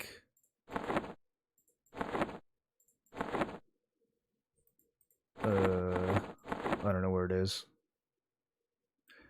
He was using this weapon, it was +3. He was using a 1828, so it almost has the same ratio as serpent's tooth. But all the other gear is identical.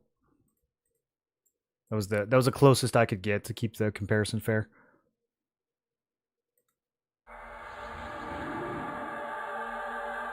Show him that sick ghoul. Oh, we already showed him the ghoul bane, the +2 ghoul bane.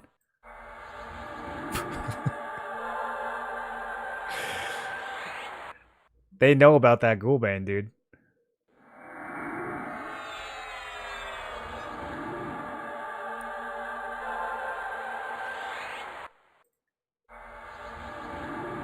This is the one thing I don't like about this build, is that it has so many buffs that I can't even quick buff all of them because I need 2 full bars.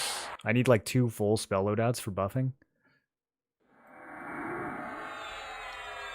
Okay, so I gotta hopefully didn't forget anything. And then this one we can quick buff. One thing about damage shield is counterproductive with evasion stance. It is, but we will not be in evasive stance for the majority of this fight. We might be in it for some of the fight. We'll test it a little bit and see.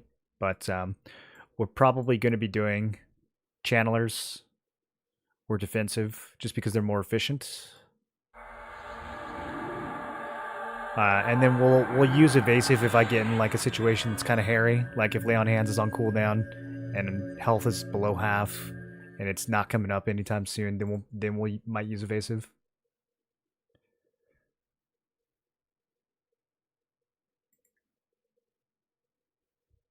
Okay, I'm gonna see what's actually on this slowdown.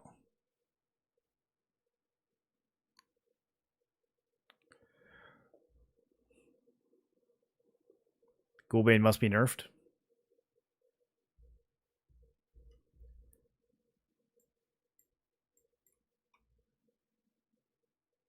I have all these weapon procs to put in the primary and I can't even do it because my weapon's not high enough.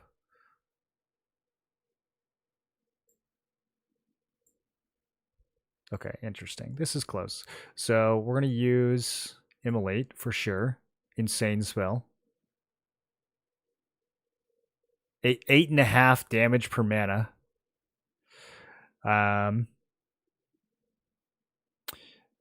Feckless Might doesn't do a whole lot. I might drop that.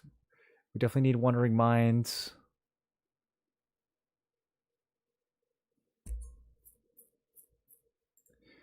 Yeah, I think we're going to spam. Let's make this a little more rangery. We're going to spam Scorching Arrow. And then we'll still use the Enchanter dots.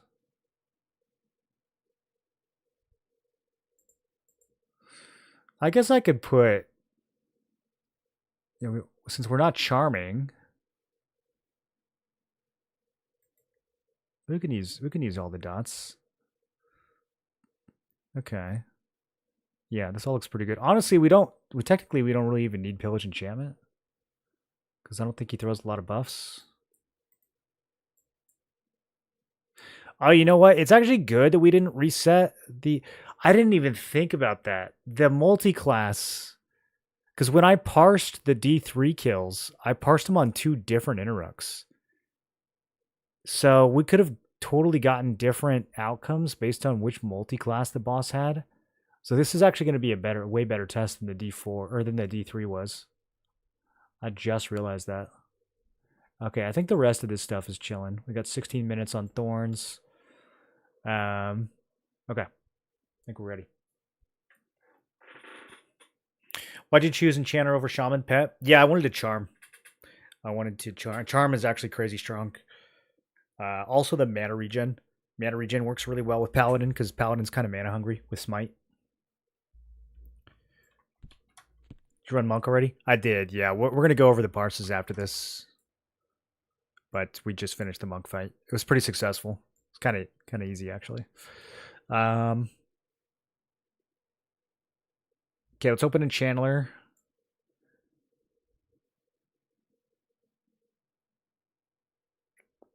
I'm reluctant to do this, actually. We're going to be spending a lot more mana in this one than we were in the monk. I think I'm going to open in defensive.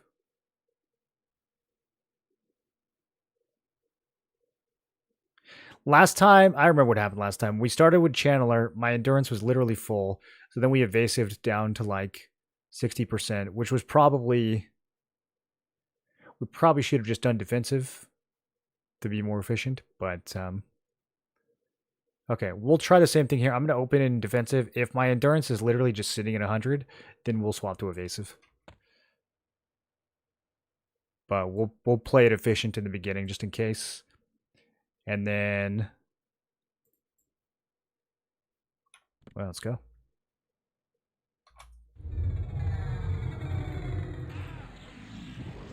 Hopefully my pet doesn't die before I get this slow off. My goodness. Yeah, heal yourself, dog.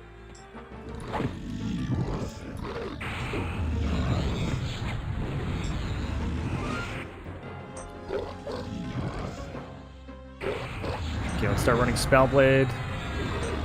Be greeting a little bit with all the different spells we're casting. Hopefully without Channeler Stance, that'll be okay. Let's get Ethereal Cleansing running. Some more Pain running. Okay.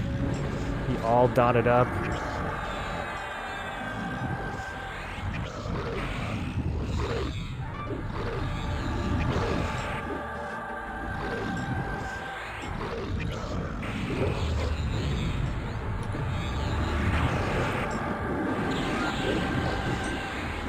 It's definitely more damage than the monk. The question is, can we actually sustain it?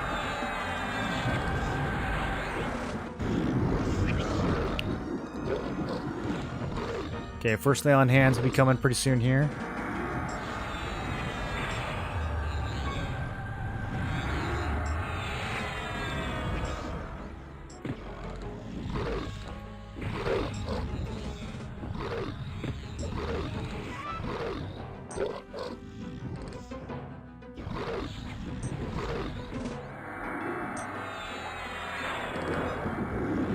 It's actually like a lot of dots to pay attention to.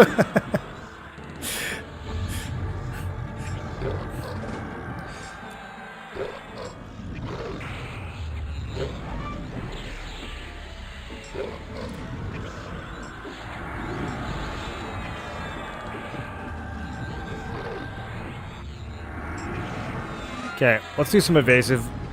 Well, I changed my mind. We're going to stay in defensive until I pop Lay on Hands. Then we'll go evasive. We need to get the Lay on Hands cooldown running. But yeah, endurance is chilling big time. That ranger region is just it's so good, dude.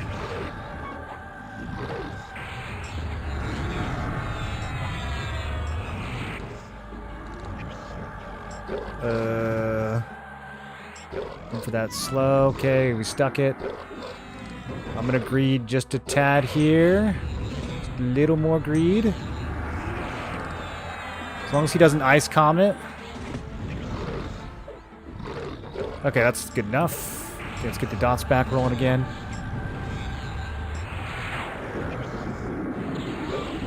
He resisted enchanter dot. We could just leave that one out, honestly, if he's gonna be resisting it. Mana's starting to go down a bit faster than I want. Now we can evasive.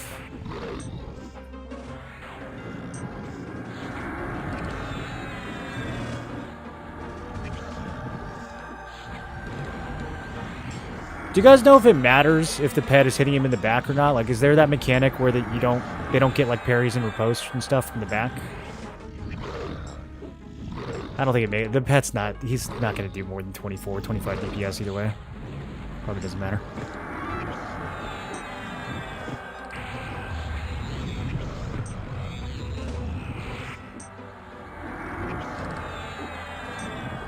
Okay, I'm going to get some mana back now. So let's pop Wandering Minds.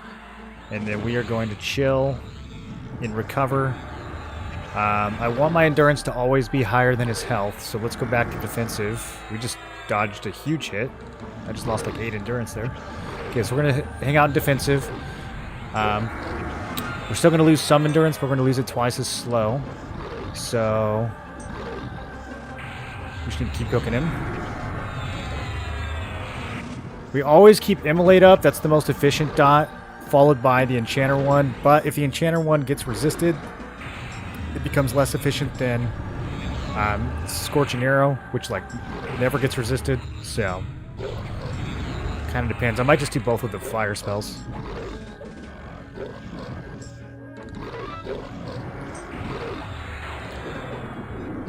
Okay, the Enchanter dot, it's landing like 90%. I think it's worth using. Okay, we're watching that slow. Let's get that back on him. I want to do this a little early just in case he resists. Lay on Hands is kind of far away. Let's swap to Evasive. I might have to hard cast a heal here. I forgot to Theft of Thought again. Okay. I'm glad I used Theft of Thought equally bad in both fights. That'll keep it fair. Okay, I have to... Oh my god. That was so unfortunate.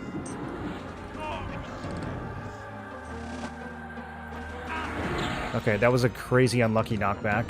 He is out of mana now, though. Oh my god, we might die.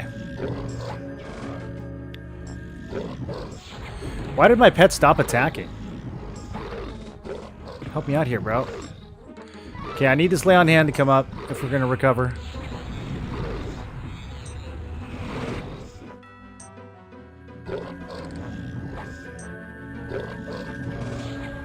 Alright. So, I'm going to have to use Balance Strike. Let's get back into recover here. Let's incapacitate him again.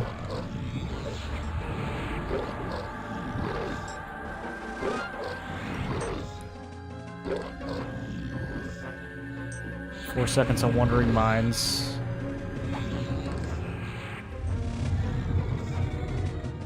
Ooh, this is rough, boys.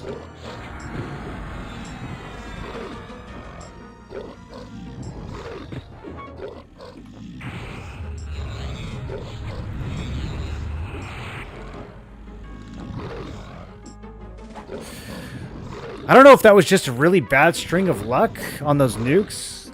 I mean, we could mana burn him.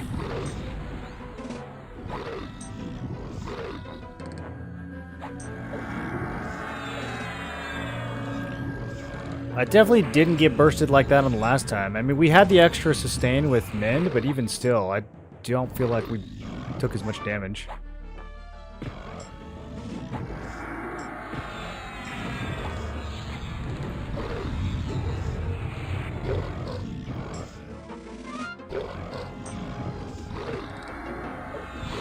I feel like I'm just getting blasted, dog. Wonder if that extra... Well, I don't think we get any extra defense on the monk. You just get like a few more points in block and dodge. Maybe that's starting to add up, though.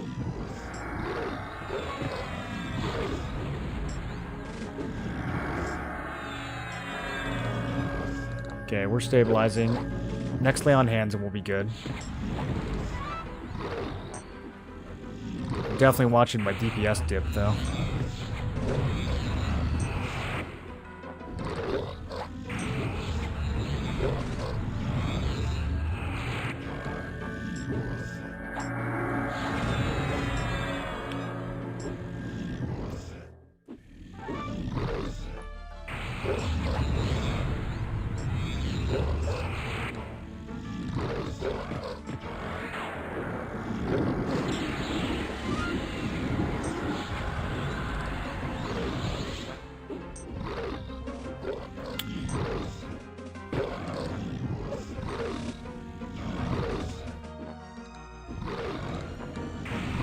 See, now I'm taking way less damage, dude. I don't know if we just got some really unlucky rounds. Like, that was some pretty shocking damage that he threw out earlier.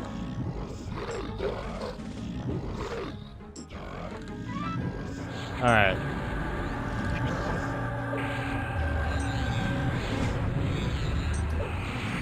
Definitely a faster kill. A little bit sketchier. A lot sketchier. But definitely a faster kill.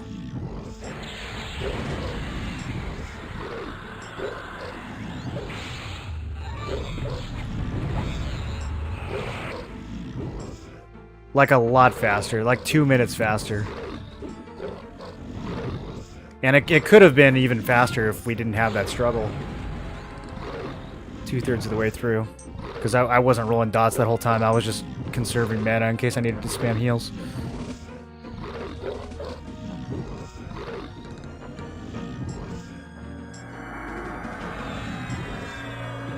Okay, don't need to reslow. I think we're good.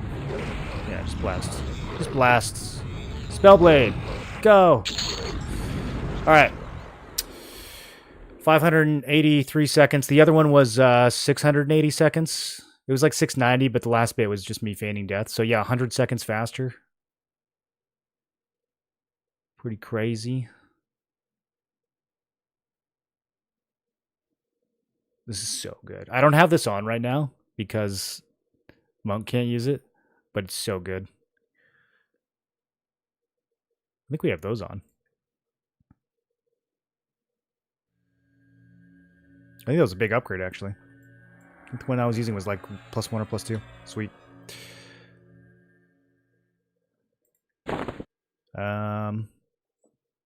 What is this? I don't play any of these classes. We'll keep it anyways. I don't play any of these classes either. Alright, sweet. Let's go to Kazakh Duel. Well, let's look at the parses first. Lay on hands is up. Yeah, we don't want to use it until we're 10%, though. We got to get the most out of it.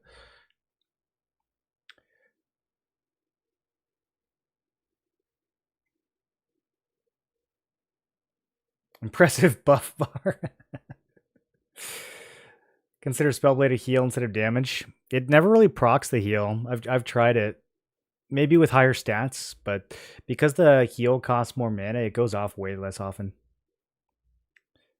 I'd like to see how much damage Spellblade is doing versus just recovery, using the mana for more dots.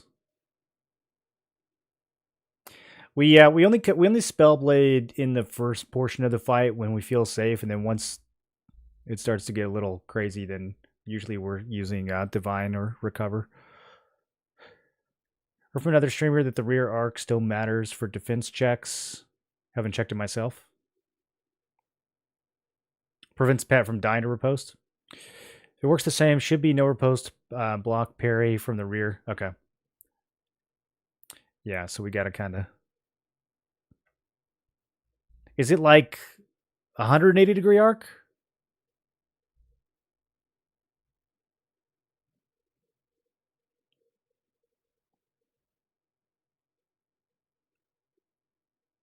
I think Min did more than you thought. I mean, Min does a lot. But I mean, if we can kind of calculate what we're getting from chloroplasts. Because all of that endurance regen is being converted into less damage taken. I guess maybe it's not that much. 10 every tick. I mean, it's kind of like having an extra... I guess it's kind of, in that sense, in defensive stance, it's kind of like having an extra 10 health per tick. The Min is definitely a lot more. I trade kill speed for lower cortisol. I do think the Monk is lower cortisol, yeah.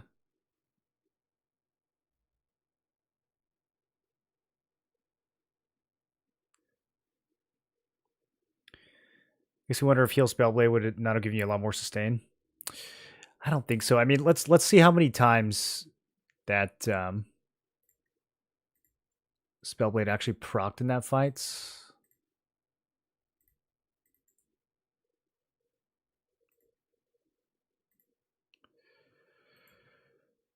I mean, it went off 9 times. So that means the heal would have gone off like, I don't know, 5 times probably, maybe 6 if we were lucky. I guess in theory, if we stayed in Spellblade for longer because I wasn't hard casting the heals, then we could have gotten more procs out of it. It really feels like it doesn't go off that much though, the heal, when I tested it. I don't even know if it would go off half as often as the nuke would.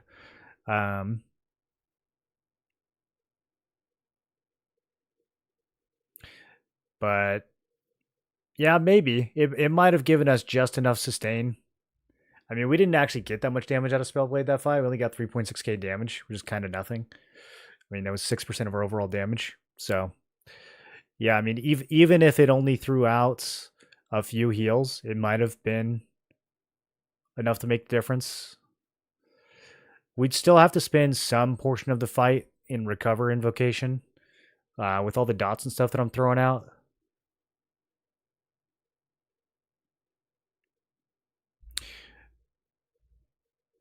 But probably not too much. Oh, nice. It's counting Swarm of Pain now. Okay. I feel like on the last one it didn't do that. All right, let me copy all this real quick.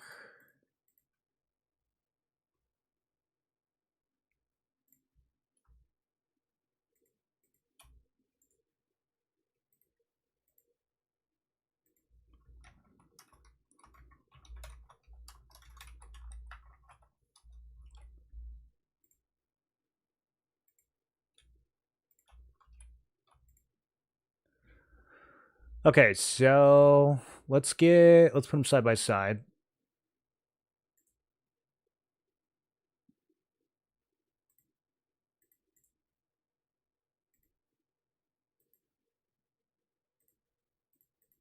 Let me copy this one too before I forget.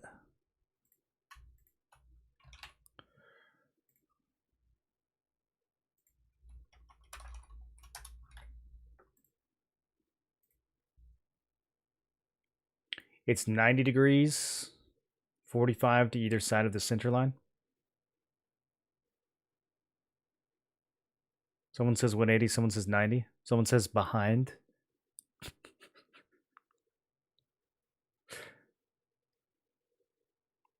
It's the beauty of EQ Legends. Anyone can show up as a SK monk shaman and rock it.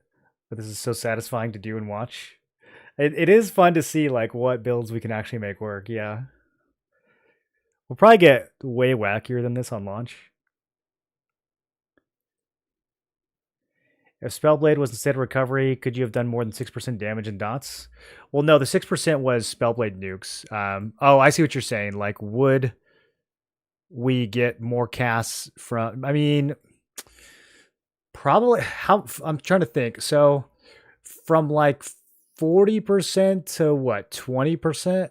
Something like that. I wasn't dotting, so maybe for like a fifth of the fight, I wasn't dotting. So in theory, we could probably say that the dots could all do like 20% more.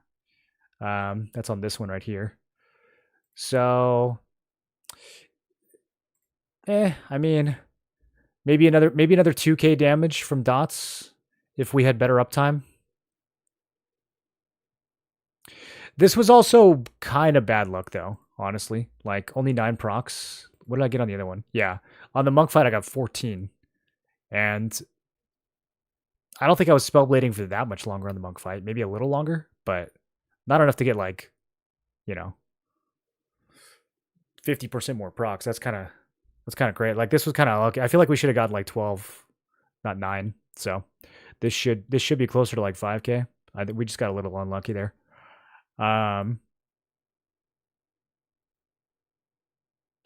I mean, that's notable though. Even with less Spellblade procs, this thing still definitely outdamaged the monk. 107.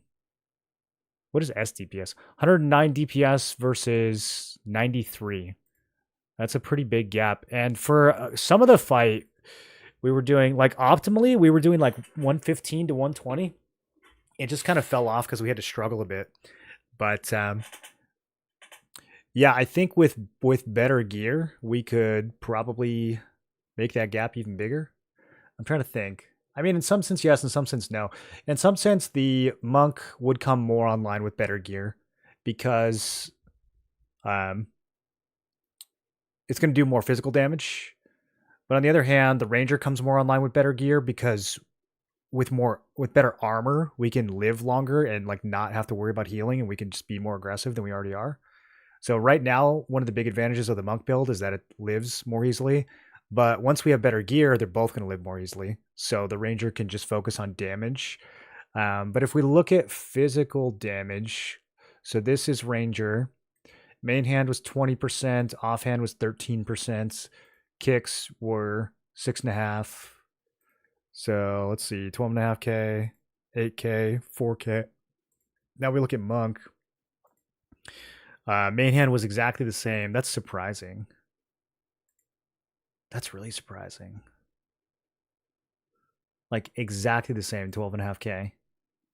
Oh, but that's because this fight was way longer. All right, that makes more sense. Yeah, I was going to say the ranger should be doing more main hand damage, and it is. Yeah, we should look at DPS, not raw damage. So ranger main hand was doing 21, monk was doing 18. So yeah, about I don't know, 10, 15% more main hand damage on the ranger.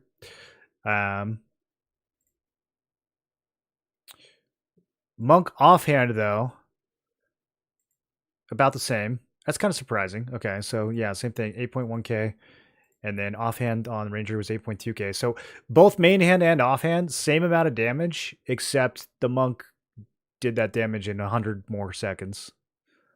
But it's kind of interesting how it's like the same portion of the overall damage. Yeah, 12 DPS on the monk offhand versus 14 DPS on the ranger offhand. And now keep in mind that the monk has way higher dual wield, and on the monk I'm using a one-hand blunt instead of, or no, I'm using a fist weapon instead of a piercing weapon. So the monk has higher hand-to-hand skill, and it has way higher dual wield skills. So all things being equal, the monk should be doing a lot more offhand damage than the ranger, but because the ranger has so many attack bonuses, it's still doing more. Like the ranger buffs and AAs are outweighing the higher monk skill caps, if that makes sense. Seems like Smiting Strike does way more than SK Strikes, maybe because SK Strikes have a dot component. Yeah, I haven't played SK at all in this yet, so I don't know. I don't know how good Reeve is compared to Smite. Smite is pretty dope though. Ranger, Cleric, Enchanter. So like same as this, but Cleric instead of Paladin. I mean, it'd be safer, but it would definitely kill a lot slower. Paladin's putting up some numbers, dude. Like Smiting Strike is a quarter of my damage. It does more damage than my main hands. On both builds. It's 27% on the monk. Paladin's putting up some numbers for sure. I mean, that's way more than like if you look at the monk and you combine like Dragon Punch and Kick, that's 9k damage. Smiting Strike is almost double that. Plus, you can add the physical portion of it too, so it is double that. Yeah, so I mean, the Paladin Smite does twice the damage of Dragon Punch and Flying Kick combined. That's pretty good, you know. Plus, Lay on Hands is not bad. Oh yeah, I like the Paladin a lot right now. I think it's pretty strong. The only downside is it's just thirsty for mana. You know, the monk abilities are free, and the Smite costs a lot of mana. That's the only downside.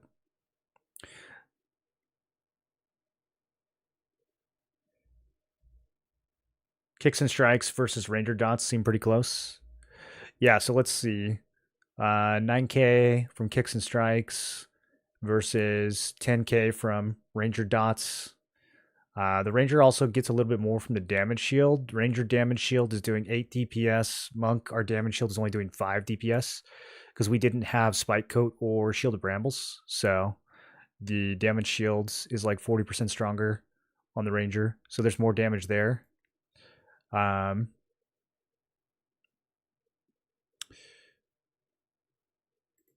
Yeah, I mean, the ranger does more damage pretty much in every category.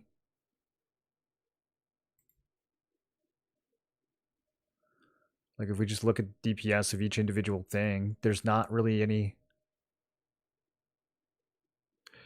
The monk is really just bringing, so we're just bringing mend to the table. You know, it's just bringing that extra cushion. But I think the Ranger can solidly do like 20% more DPS in this loadout. Feels on Paladin, Zerker, and Chanter. Really fun. A lot of fun to play. You smite like crazy.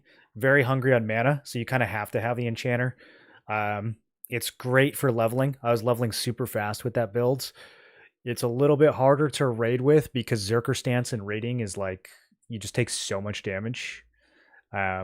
So you can do leveling and low level raids with it just fine. But if you want to do like D4 raiding with Zerker, you need really good gear. Sky gloves are insane ratio. Yeah, you could like end game. The fact that Monk just has like better options for weapons than the Ranger will probably be decisive.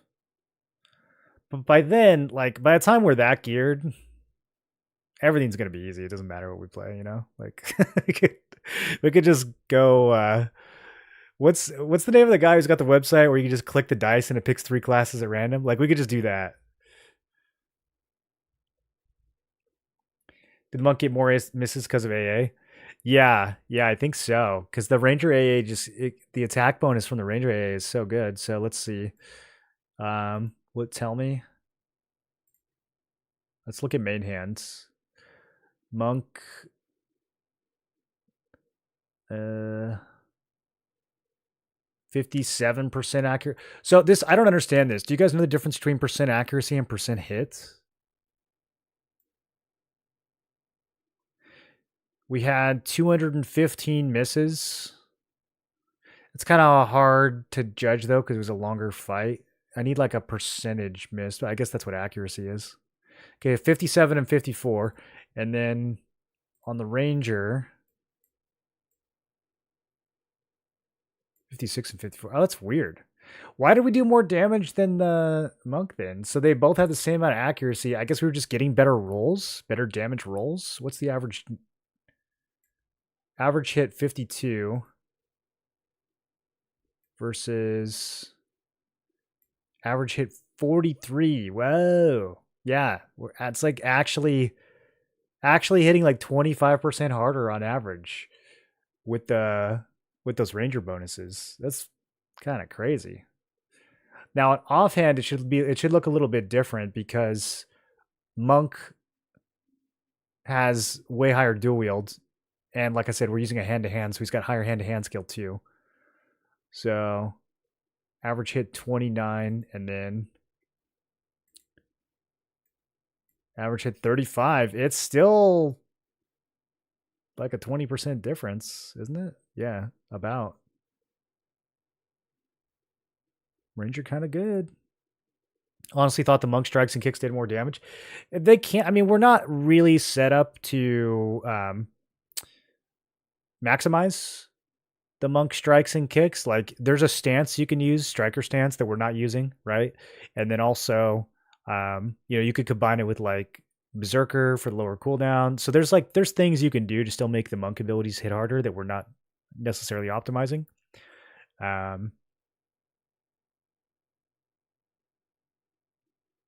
But yeah, striker stance. I feel like striker stance really only makes sense if you're playing Monk with Rogue or like maybe Monk and Berserker. Although at that point you probably just use Berserker stance.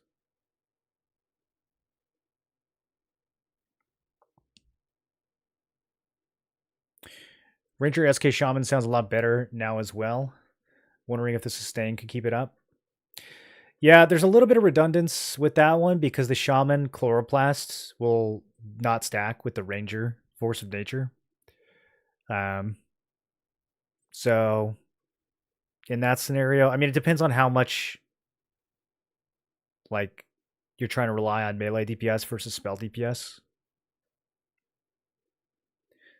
But yeah, Ranger, SK, Shaman, and in some ways it's very similar to Ranger, Pally, Enchanter, right? Like SK and SK and Pally are kind of mirror images of each other, and Shaman and Enchanter kind of heavily overlap too. What are you referring to when you say raid? Like what we just did, like raid bosses. Going Ogre Paladin, I don't care about damage. I want my big boy to have Flamey Sword. Dude, is there actually like a large model for the Flaming Sword? Because before, Only who could use the flaming sword? It was like high elves, erudites, dwarves. I don't think any of the large races could use it. So yeah, dude, a ogre with the flaming sword. I don't know if I've ever seen that. Monk brings high defenses, parry, dodge, etc. Better than warrior. Lots of evasion. Yeah, so we can look at the tanking breakdowns too. Let's take a look at those. Let me do them in the same order. So this will be ranger, and this will be, and then we can also look at the healing breakdowns.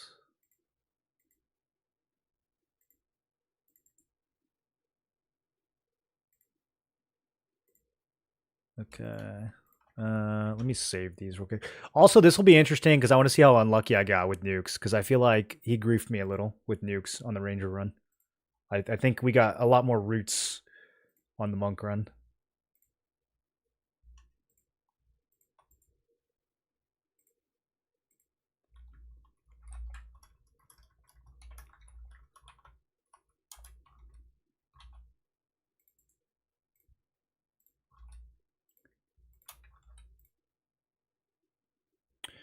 Okay, and then monk.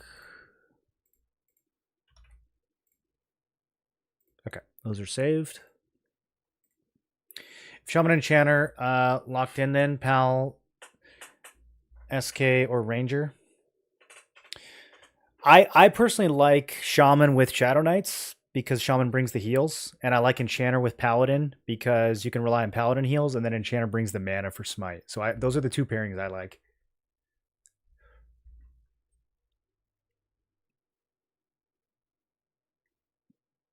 Accuracy percentage. This measures how often your attack attempts actually correct. Hit percentage measures what percentage of your successful hits were normal versus special results.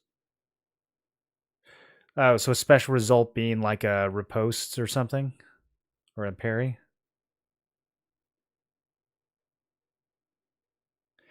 If you get to 510 strength, I'm not sure the ranger attack adds as much bonus. Yeah, I think monk probably scales better, right? Because like none of the gear we get is going to make those ranger dots hit any harder, but it is going to make the, I don't know. I mean, it makes gear. Does gear do anything for your kicks and strikes? It would, right? Like getting more strength and dex and stuff would make you kick and punch harder, or is it just your weapons? I feel like it would make you kick harder too. Smite and Reeve plus Striker also works. No, because Striker only amplifies the physical portion of Smite, which is really low. I don't know how it is for Reeve, but I'm guessing it's the same for Reeve. But when you Smite, you get like a little bit of physical damage, but that's like 1% of your overall DPS. Most of the thing that's doing like 25, 27% of my DPS right now is the magical portion of Smite, the mana conversion, and that's not affected by Striker.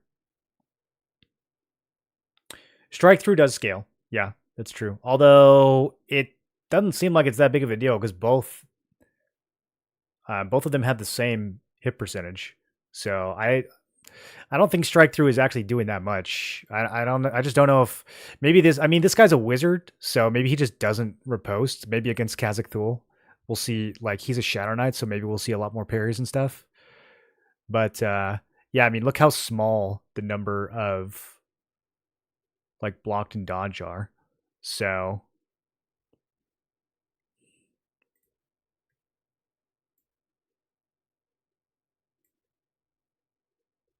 I mean,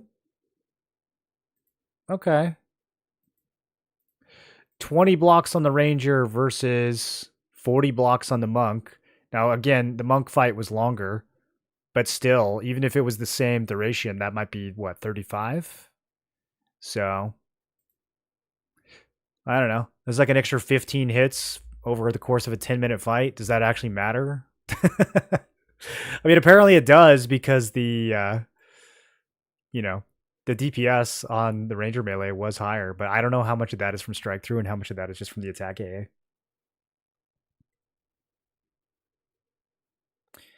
I don't know. People were posting on Reddit. They noticed nothing between 300 and 500 strength.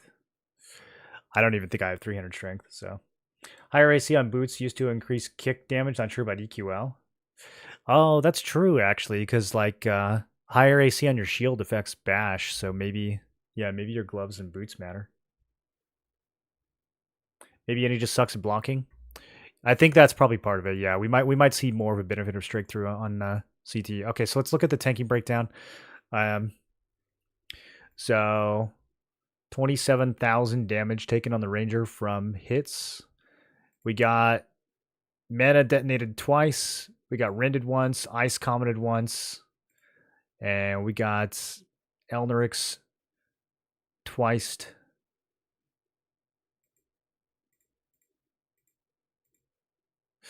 Actually, I think the monk got duped more, dude. Yeah, look at that. One less mana detonation, but one more ice comet, two more rends, and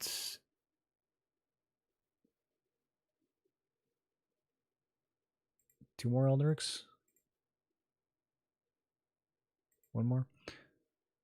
Let's see. Does it show?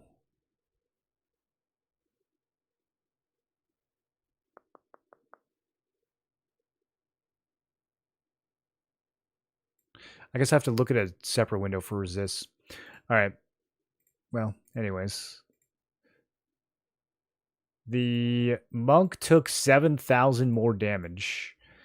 But again, longer fight. Both, it looks like he did 55 DPS to both. So I think the monk just took more damage because he was in the fight longer.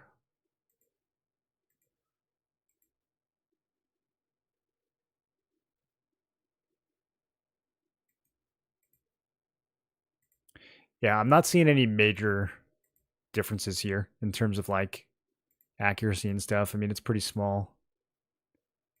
All the percentages are pretty close. Let's look at dodges and parries and stuff. 39 dodges. That should be way higher for Monk. Because Monk has higher dodge and he was fighting for 100 extra seconds. I guess the monk might have spent more time in evasive stance, so maybe there weren't as many hits for him to dodge, but I don't know. It says 434 attempts right there.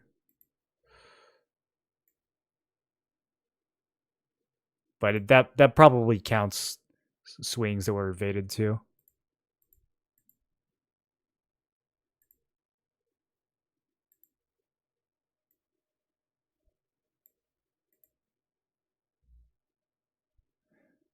Okay, and then one more thing. Let's look at healing.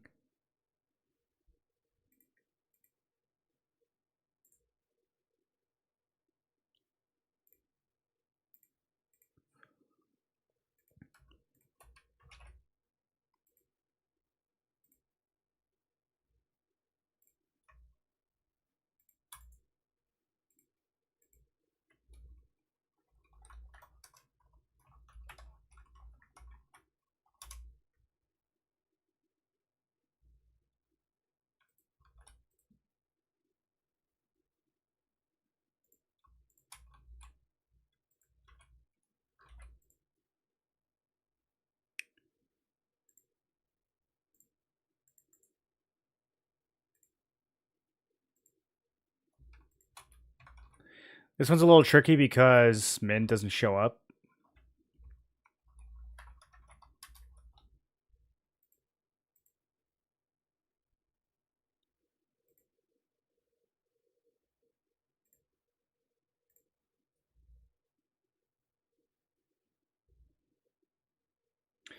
Kick, Frenzy, Slam scales at the same rate. Not sure what it's based on. Max hit is about 100 on each for me now, non-crit. Viscar, what do you think about regular kick versus flying kick? Do you think flying kick is that much better? Because I don't know. Like when I compare flying kick to just the regular kick that the Ranger uses, kind of like not that far apart. I feel like the extra, maybe it's because flying kick has a longer cooldown.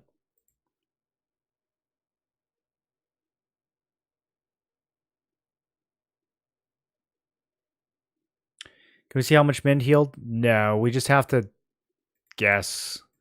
I mean, Mend is going to heal an average of 32.5% per Mend. Because it'll heal 25% of your health, 70% of the time, and 50% of your health, 30% of the time. So we can kind of just like multiply that by the length of the fight and guess how long it would be. But that's about all we can do.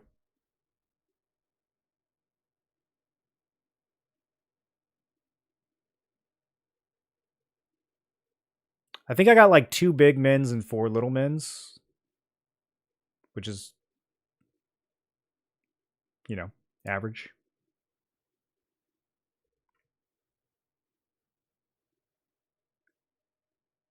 Flying kick is 25% more damage than kick. Okay.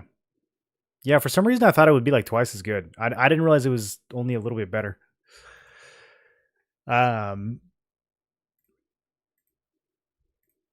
Okay, so actual heal, the Ranger fight, lay on hands, we did 14.5k. So that's because we used it more. Yeah, we used it 3 times. In the monk fight, we only used it 2 times because even though the monk fight was longer, because we didn't need to. It just sat there off cooldown while we mended. Ethereal cleansing. Again, higher on the Ranger fights. There was a big portion of the monk fight where I just like didn't have it running, which is not good. I should have, but again, like I think we were just kind of cozy on the monk fight. So, superior healing. I did 4 superior heals on the monk fights and 6 on the Ranger fights. So yeah, this only happens when we're scared, when health is low and everything's off cooldown or on cooldown. And then melee heal, I think this is divine procs right here that are getting counted as melee heal. So that's basically part of superior healing. Yeah, so in total, Ranger healed 27k, Monk healed 19k plus whatever we got from Mend. If it was a 692 second fight, then let's see. It's what, every 90 seconds? So we probably mended 7 times because maybe 6 because we wouldn't use it right off the bat. So either 6 or 7 times.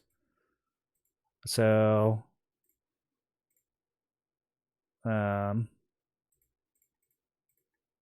whatever 200% of my health is, that's about how much Mend probably healed. So like 10k. Pretty good. It's a lot of healing. More than ethereal cleansing.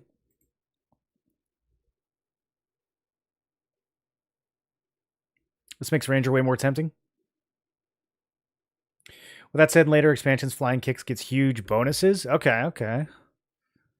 Yeah, doesn't Monk become like totally insane in Kunark and Velius? All right, boys. We're going to run it back on Kasich Thule.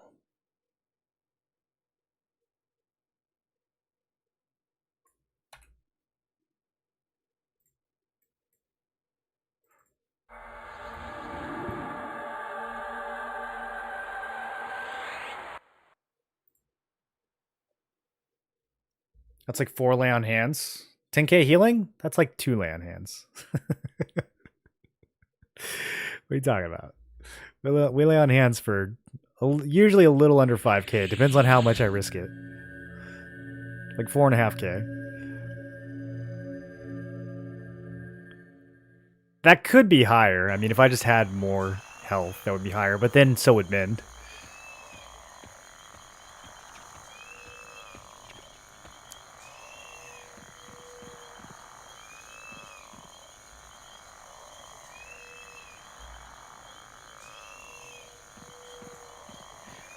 Yeah, I think overall, at least when it comes to Interruck, the Rangers definitely significantly more DPS. I think the monk is significantly safer. It's possible that with absolutely decked out gear, the monk closes the gap.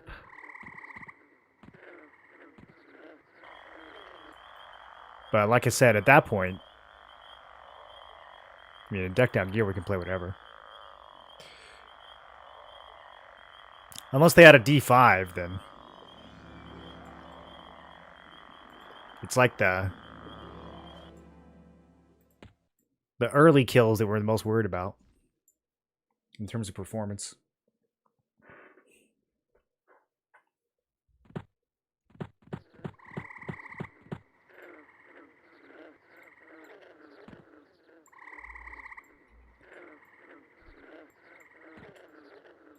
Once we're super geared, we'll just play Paladin Zerker. Obviously. Paladin Enchanter Zerker. Yeah. Once I'm all plus 10, dude, that's the build.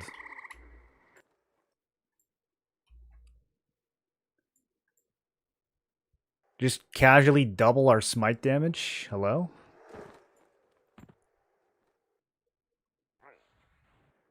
Lay on hands twice as often. That's basically like having mend.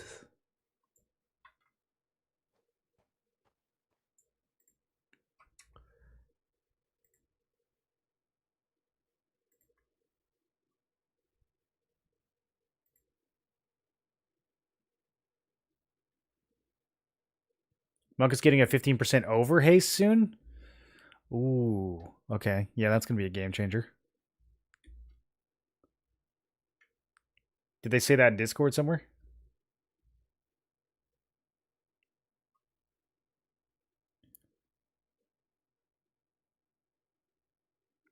Attack bonus should be linear, so Ranger with better weapons also improves. Yeah, but it might reach a ceiling. It might reach diminishing returns, you know? Okay, can I just go straight to CT and not deal with this trash, or is it gonna pull? I hate the trash in this dungeon.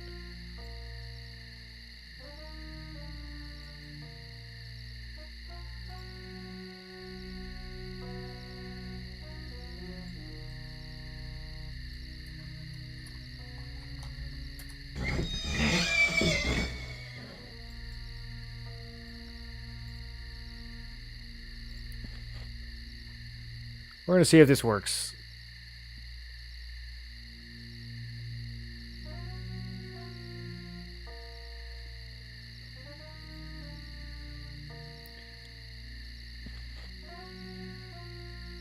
By the time you don't need lay on hands anymore, might as well go SK. I'm gonna try SK next beta.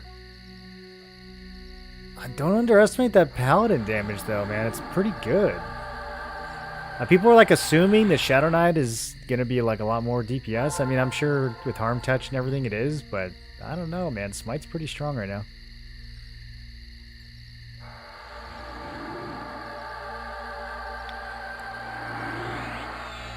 Monk first, you can feign death. You're just gonna die. Now I'm just gonna die if this doesn't work. CT summons buddies, I believe.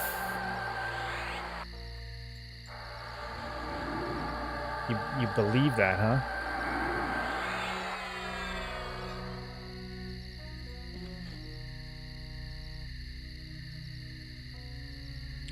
Everyone is haste capped at the moment. I don't think overhaste will do a lot.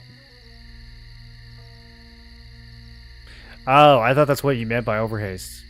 So if it's still subject to the same cap, then that's not going to do anything. It will increase the combos that you can play Monk with, I guess. Make Bard Enchanter less required. Yeah. Yeah. It would make it so you could play Monk with, like, Beast Lord.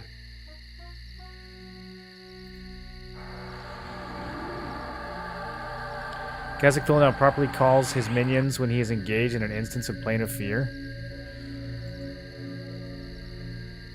Why? I don't want to fight his minions.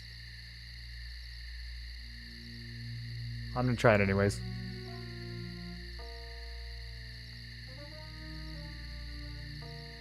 Life tap procs on weapons. So did they end up giving... I heard a lot of people complaining about Shadow Knight life taps. Did they end up giving it some juice back? He's got to kill the minis before CT. Bro, it's going to take an hour. In D4, it's going to take an hour to kill the minis. I really can't just fight the boss.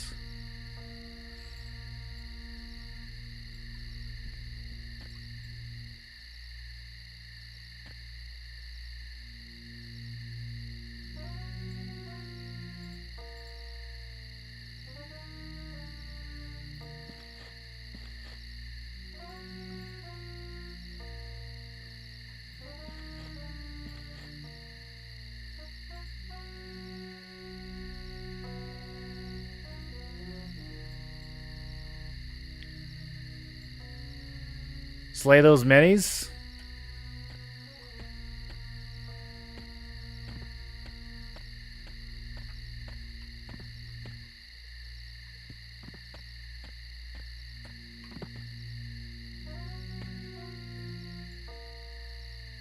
Yeah, he's like right there, isn't he? Okay, well, do I want to charm then?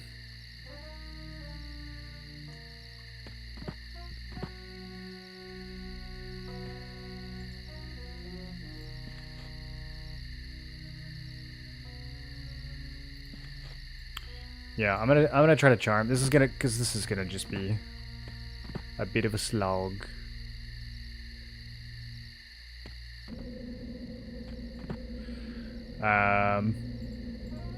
Hold on, let me get my costume on.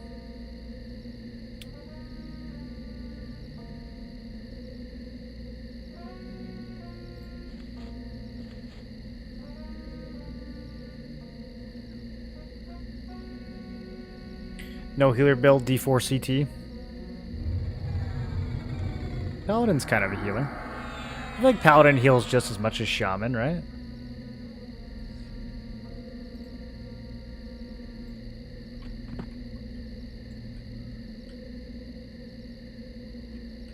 What the hell is a boogeyman? Think that'll be a good pet? Maybe we should start there. I'm looking for a shiverback or a whatchamacallit.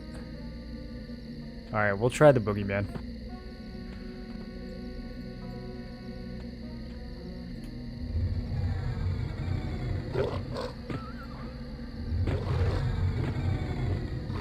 This is already so hard, dude.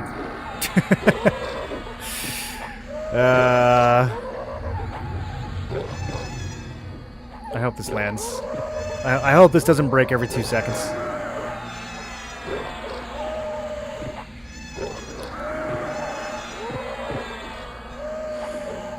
I might have to evasive to get this off. The damage shield's doing work.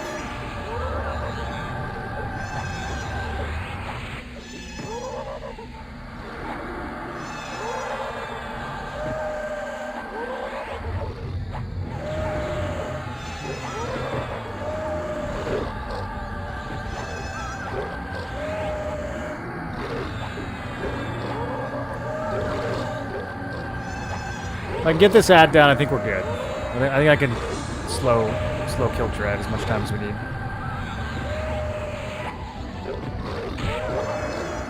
I'm gonna lay on hands a little early just in case I get stunned at the wrong time. Okay, this pet is behaving pretty good. Let me speed him up a little bit. Okay, I think we're okay here. Yeah, let me start getting Dread's buffs off.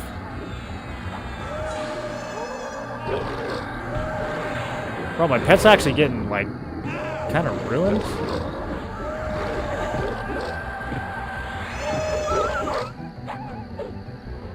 What is killing him? Is Dread killing him? Okay, I'm gonna try to get him to target me.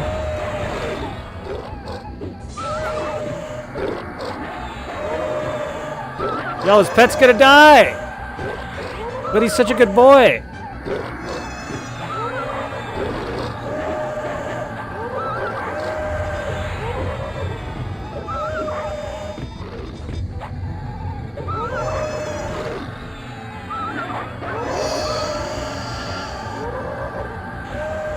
Yeah, I might have to drop the pet if he gets any lower.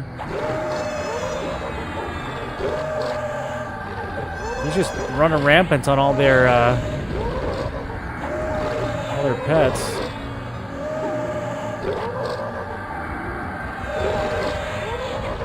I haven't been able to move for 6 hours. Okay, there we go.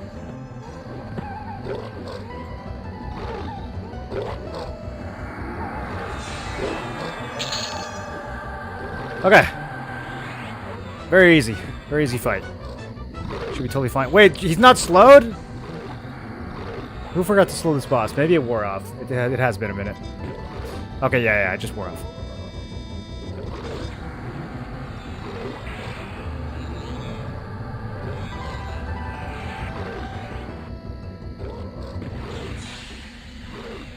Dude, Boogeyman.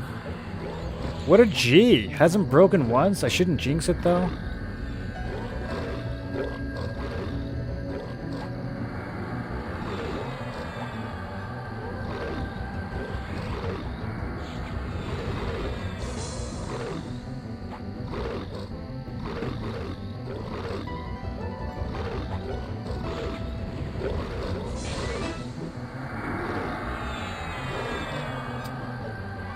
We're 3 smites away from lay on hands.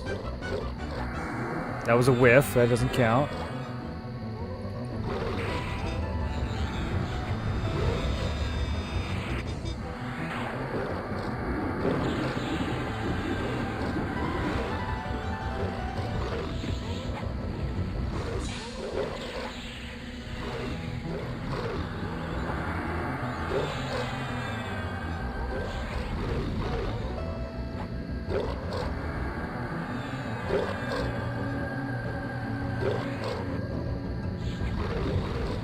Okay, easy kill. Should slow Dratafade, but yeah, we slow literally everything in D4. The only thing, I don't think we can slow Terror. He's got like 500 magic resist.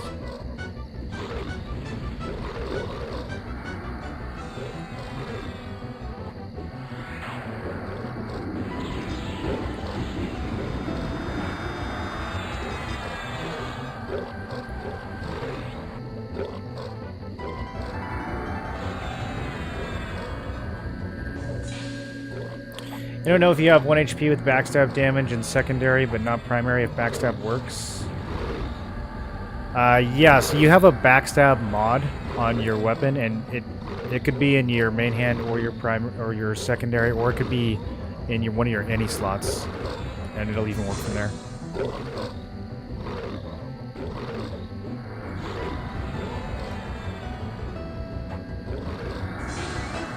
What's the window I see on the right that is showing damage DPS second? That's EQ log parser. It's a third-party program. Okay. All he dropped was a diamond? Kind of a scam.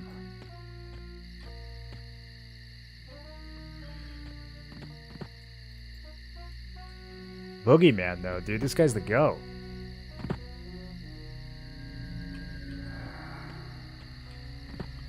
Okay, Terror's next. This is probably the hardest fight. Well, maybe Draco. Let's get healthy. You think I'm safe here? I'm probably safe here. I'm gonna get some water. I'll be right back.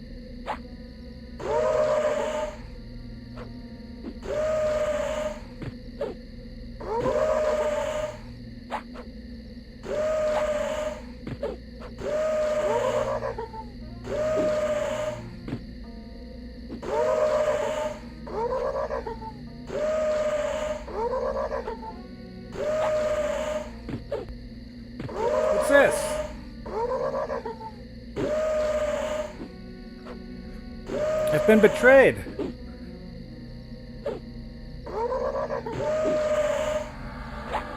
Man, he hits pretty hard. 153? Oh, I'm in balance stance. I probably should have retashed him.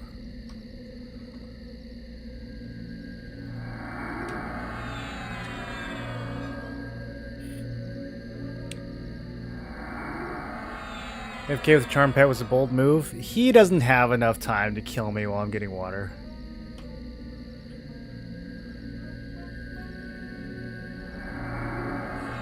Classic. I love all the uh-ohs. They taught this in Enchanter 101. I've never once died to my own pet.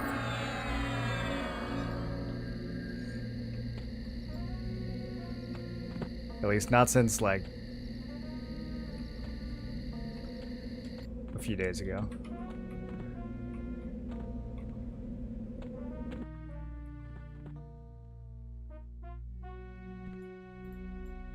Should we fight Draco next? He's gonna pull like 50 other things. Okay, I don't know if there's a smart way of doing this, so... Well, first of all, defensive stance. That's gonna be necessary.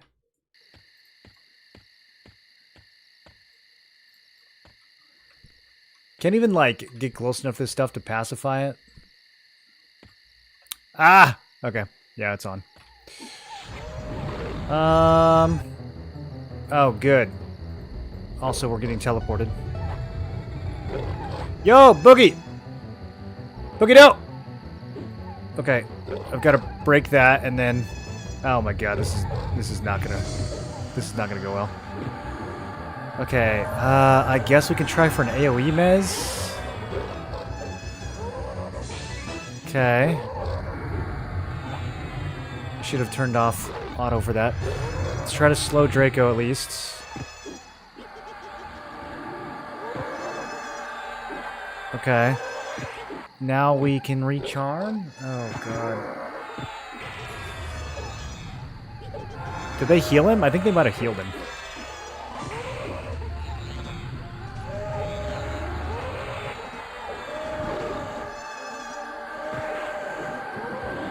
I don't have lay on hands, this is over. Alright, so we'll do that differently next time. I think the AoE mez is not the... I think I have to start the fight and just like hard mez the Phantasm right off the bat. And then we'll stick Boogie on the Worry Wraith, and then I'll slow Draco. I think that's the play. Or I might just hard mez the Phantasm and the Worry Wraith. As long as it doesn't get resisted, we'll probably have time. I can take the opening onslaught from Draco for a bit. Okay, let's rebuff.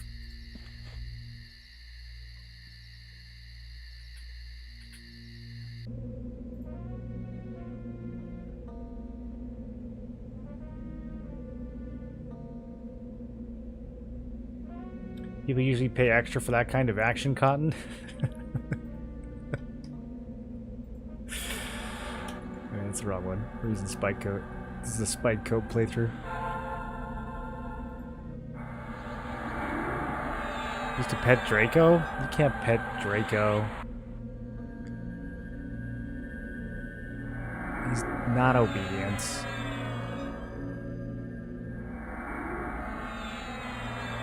Did they actually let you charm him in Classic?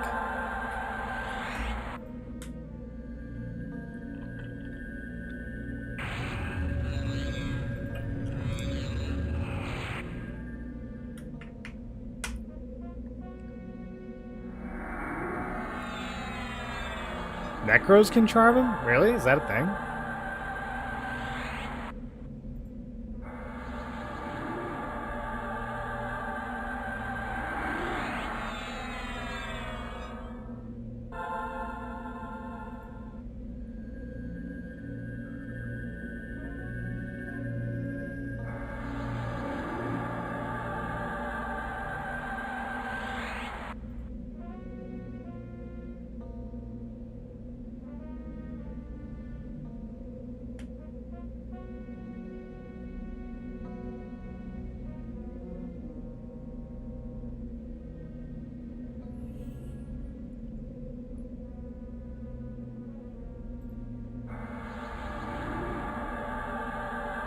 Okay, we're ready. That didn't take too long.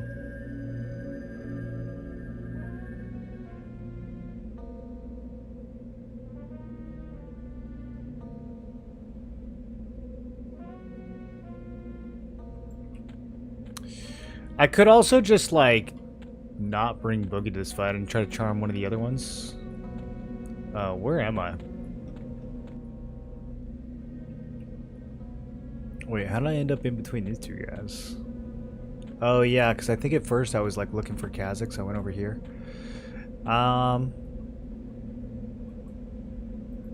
Glare Lord. Nah, I kind of like Boogie, dude.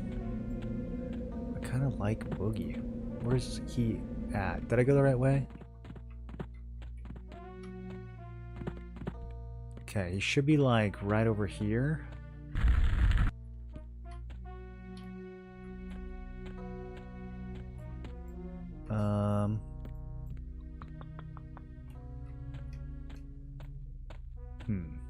I'm lost.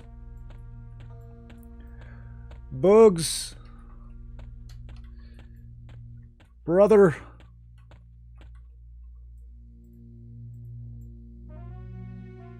Alright, we're gonna use Toad instead. This is totally gonna work. Oh my god, they already pulled. Everyone here is so aggressive.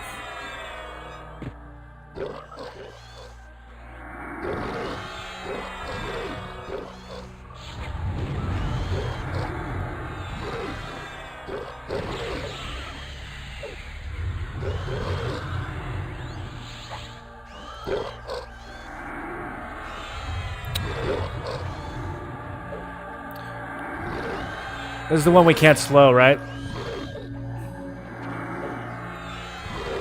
I need Boogie for this.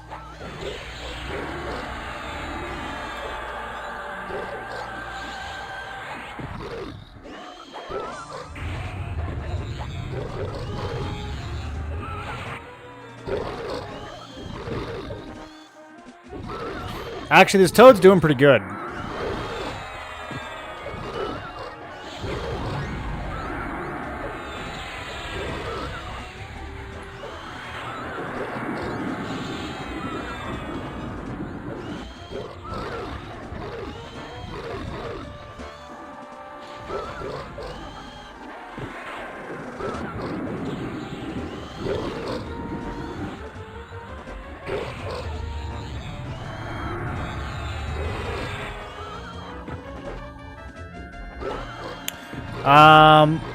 I don't think he... Ooh, I don't think he gets any haste, though. It's kind of a bummer. I gotta haste him manually.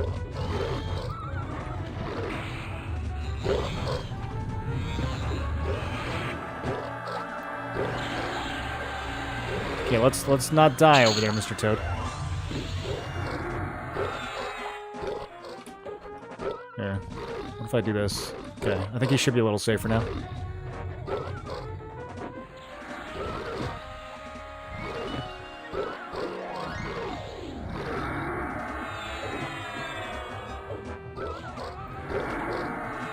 Alright, I can slow play this boss. This is fine. Let's get rid of his buffs at least, though.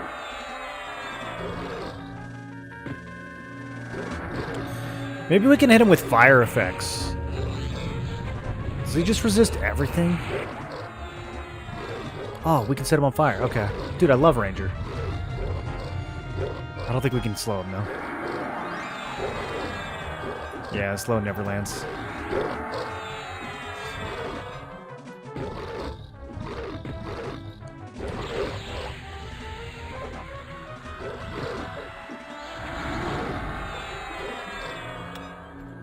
Okay, I'm gonna replace the AoE Mez here.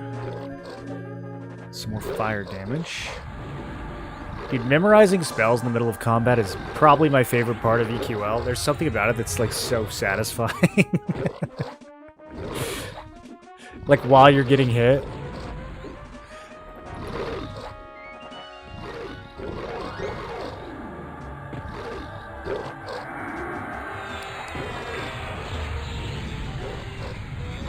Okay, he's really kind of resisting my fire magic too now. 4 minutes on lay on hands. Let's do...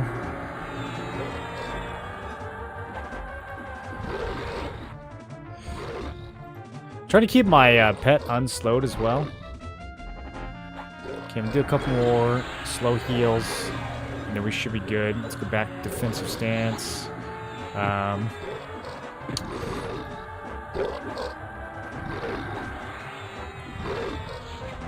I can't hit him with Scorching Arrow, but I can hit him with Immolate.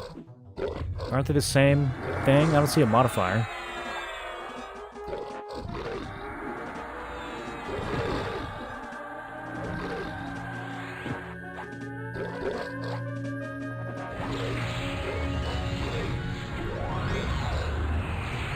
Okay, there we go. There we go. Probably just have to over-channel.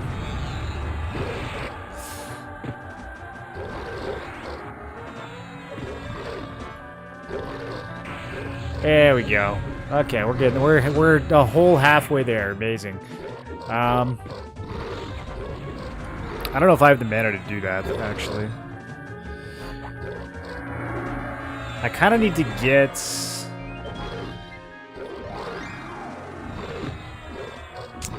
I need to get this thing hasted.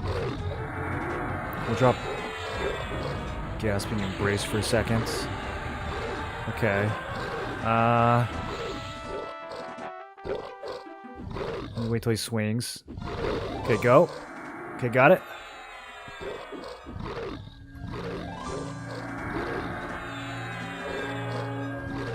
I didn't get it? Wait, man, that looked like I got it, didn't it? That one did not look like I got it. Okay, let's do evasive. I don't have the stamina for this. We gotta go fast. Okay, back to defensive. Alright, little guy. Be quick.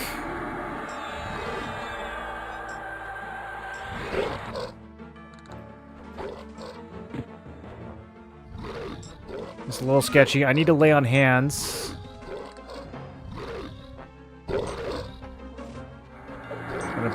Gonna be in the wrong stance for it. Okay.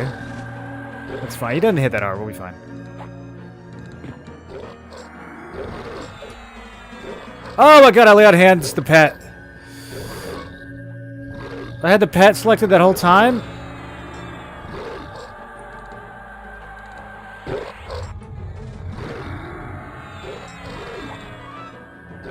What a throw. Okay. We're still fine. This guy's easy. I'm not worried. You guys worried? Now I'm setting myself on fire, too? Okay. Am I drunk? Yo, can I click that off?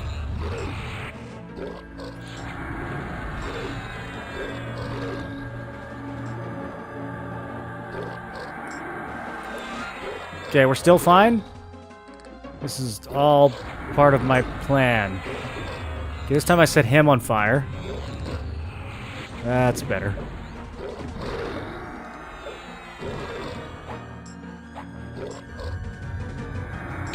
That's so funny, dude. I forgot you could just nuke yourself in this game. Okay. That was pretty smooth. Yeah, really nothing went wrong there.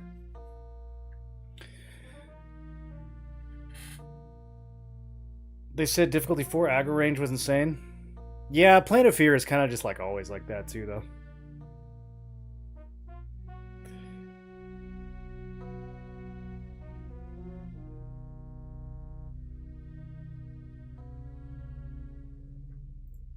Look at this little guy. He was so loyal.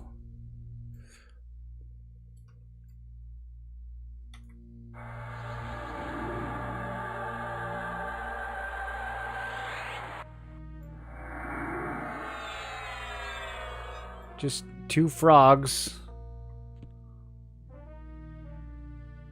Being buddies. I wish I was still a frog. I don't like being a fire elemental.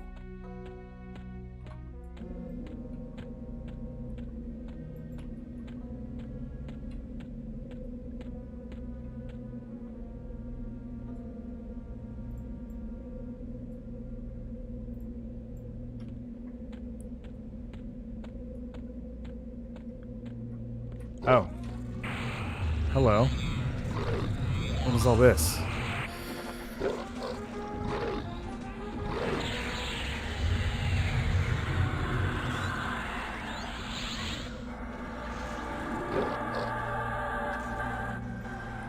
Whoa, feared. Yo, I haven't been feared in a... Oh, okay, my pets... We're gonna have to drop that for a sec.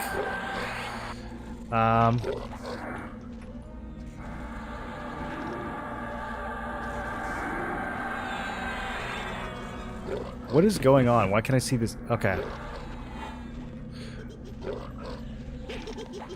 I'm gonna have to mez my little pet. My little froggy. And... kill this Glare Lord solo, I think? I've never been feared before. I saw all these AAs for like fear resist, and I was like, I don't need those. Nobody ever fears me. And now I'm getting feared.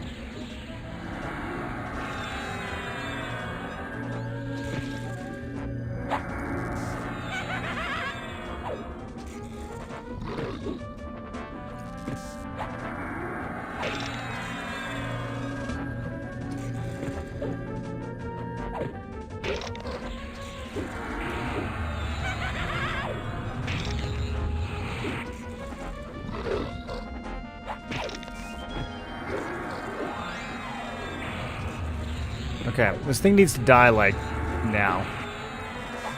I got it to half so quickly, I was like, oh, okay, I got this. And now it's taking forever.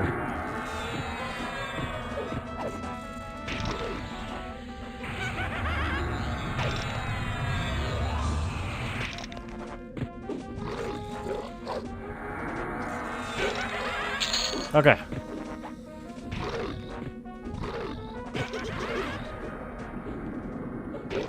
Cannot see your target. Okay, the big old tree in the way. Okay, remez the Gorgon. I think at this point we just grab the pet.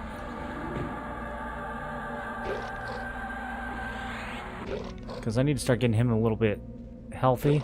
Is this Gorgon pet really pushing me hard enough to interrupt my charm? Okay, there we go.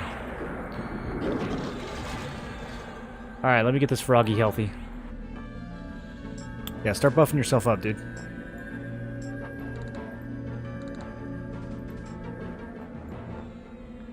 Oh, he heals too? Because he's Warrior Ranger? Yo, I like this toad. This is a good toad.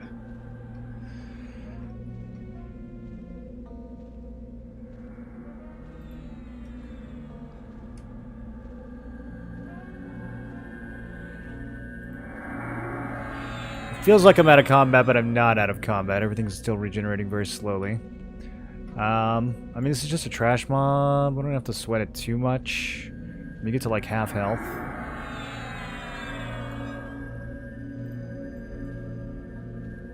It is a D4 trash mob, though. But I also have a D4 trash mob.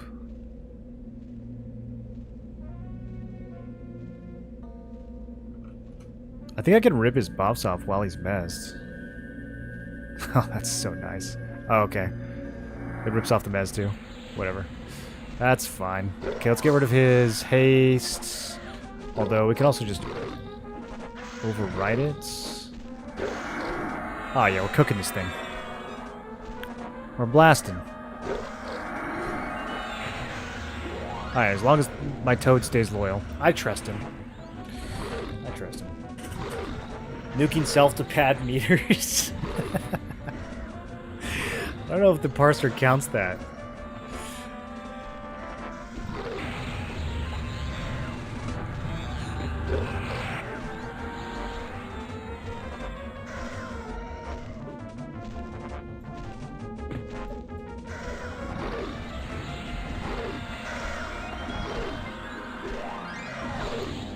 Those Gorgon stuns are pretty disgusting. Some druid boots, not this beta.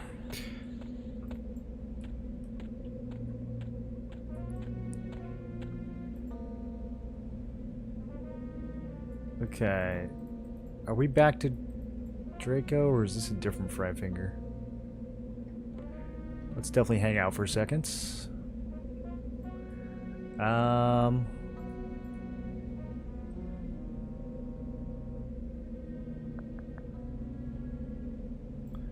Let me get Brambles re-upped.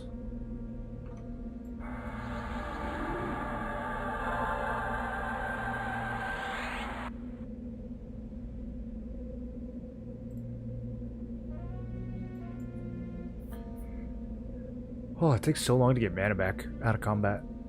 I need water or something.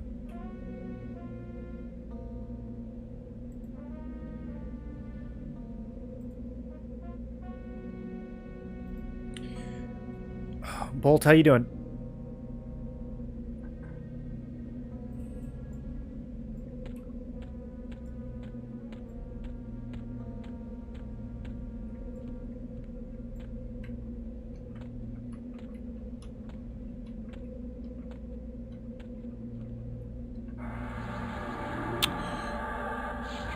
Wow, just as I was finally going to land a Harmony.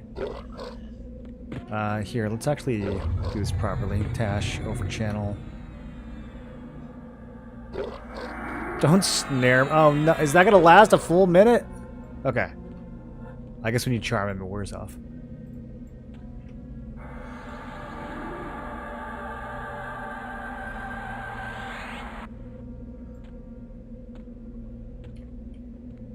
Oh, there's another Froggy. Oh, this one's a Shadow Knight. No, I think I like my Ranger. He's been good. He's been a good boy.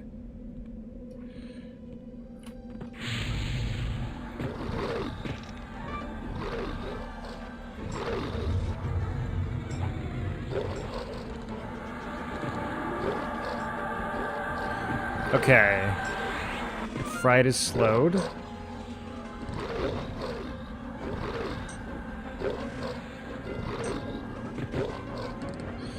We do need to get away from this thing. It's not Harmony for that much longer. I kind of can't move, though. Yep. Okay, this is an issue.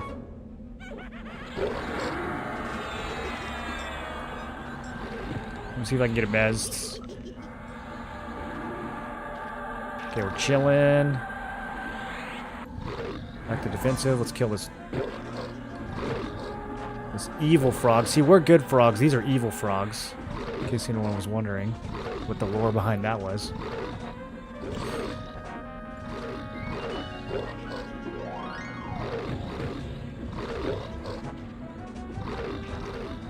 Is someone healing this thing? Alright, let's set him on fire. Brother, who's he getting healed? Is he getting heals from his pet? I don't understand where he's getting health from.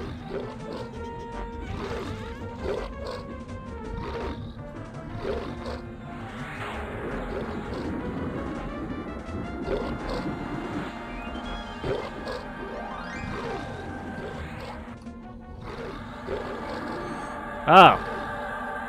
Wait, who broke the mez on... Okay.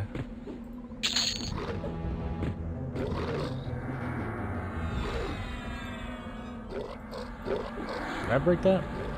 The pet shouldn't break mez. I don't know, maybe I did.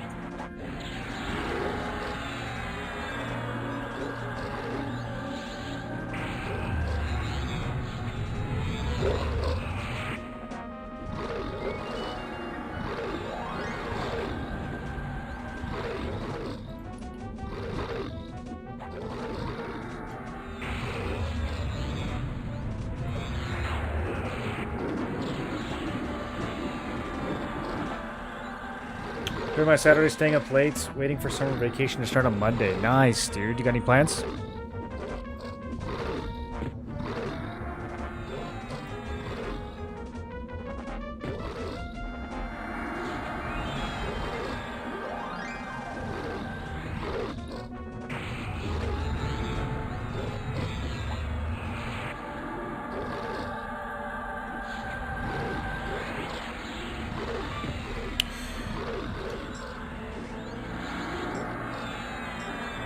These minis do take a minute to kill, though. Looks like Fried is healing. Yeah, he's Cleric Druid. He's out of mana now.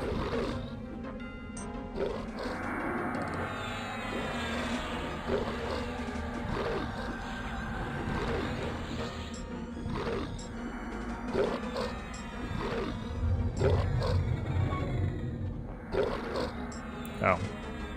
Wrong icon. Get a little bit of mana back.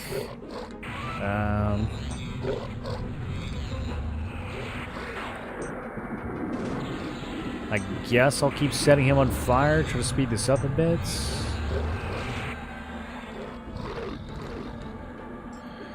Kind of paranoid about overextending on some of these minis, though.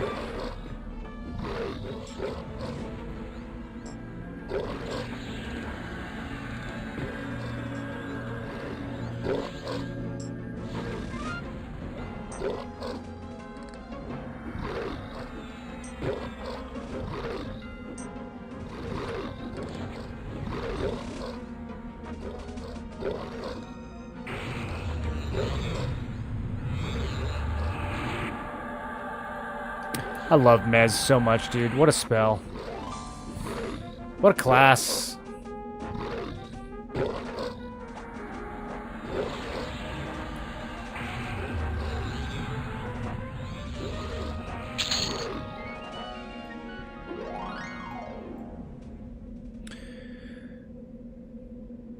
I was gonna say, how come these guys never drop anything cool, and then look at this. Oh, it's only a 5. I thought that was the one that goes to... Okay. I mean, 5 is decent. It doesn't matter. We're not going to use them. This is all getting wiped in 3 days. And then she had to have a mana burn? Yeah. It usually takes quite a few casts to get him down to 0, but against something like that that's not naturally a cleric, he might have had a smaller mana pool. He probably did, because he ran out on his own.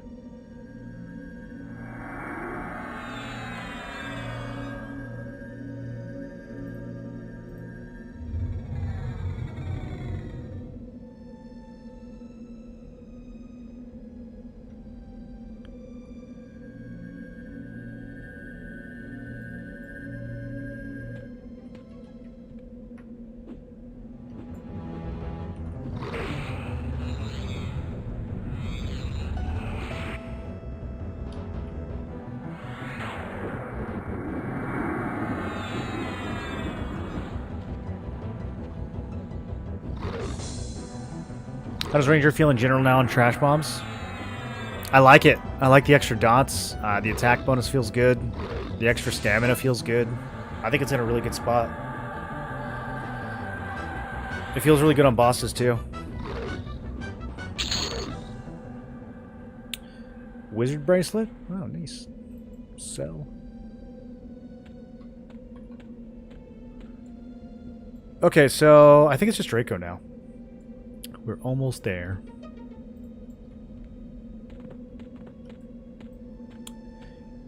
And my boogeyman. I don't know who I like better, actually, dude. This toad has been kind of legit.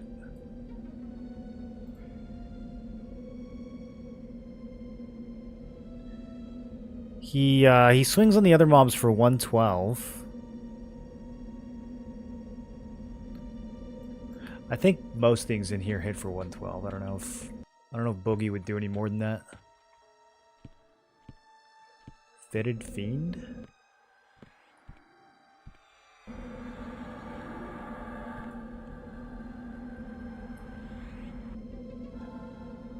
Was there a Fetid Fiend with Draco?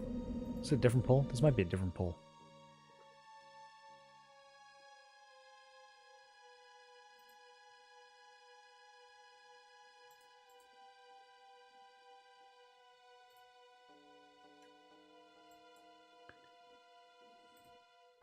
Dude, this pet is actually so good, though. I wish I could use it to kill Kazakura.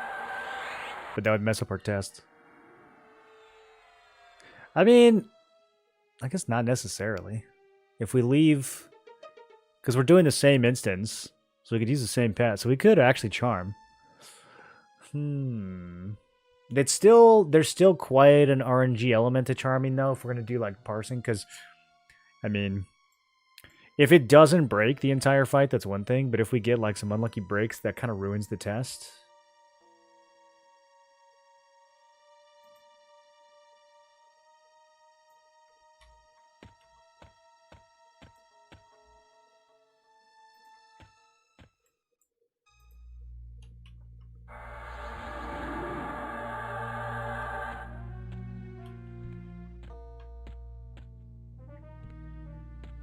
Okay, I guess these are just like random mobs not attached to anything.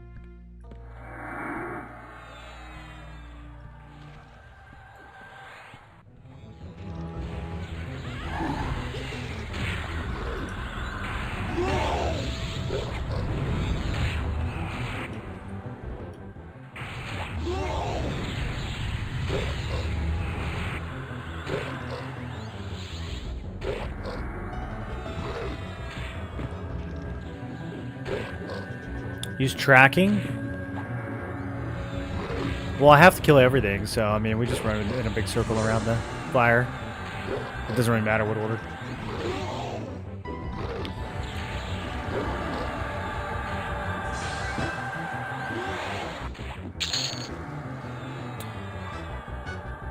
Same pet equals different classes? Well, it would like literally be the same pet though, because it'd be the same instance. Before I was doing separate instances, but now we're just doing the same one because I don't want to deal with the cooldown, so it would be the exact same mob. But I don't think I'm going to do it because there's still some RNG involved.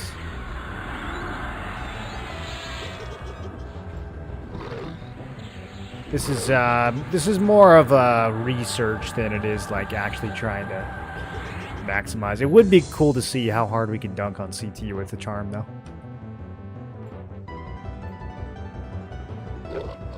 Maybe I'll come back for tomorrow's lockout and do that.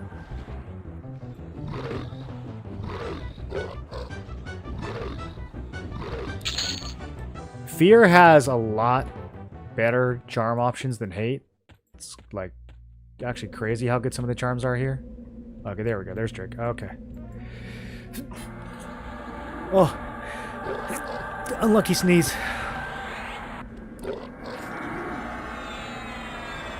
Oh, my pet's getting bullied. Okay, I think those long misses landed. I'm gonna try to pull him back. Aggro. Ugh. Dude, proximity aggro is so much. I'm in the wrong stance. This is bad. Okay, I had to drop the toad. We gotta put him to sleep for a second while I get this under control. Okay, Draco's slowed. It's just the pets after me now? Alright, well in that case... how do we want to do this? I kind of want to charm this Phantasm? This might be stupid.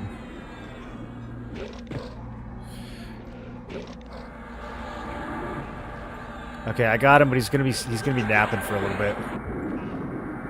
I can't go over there and wake him up.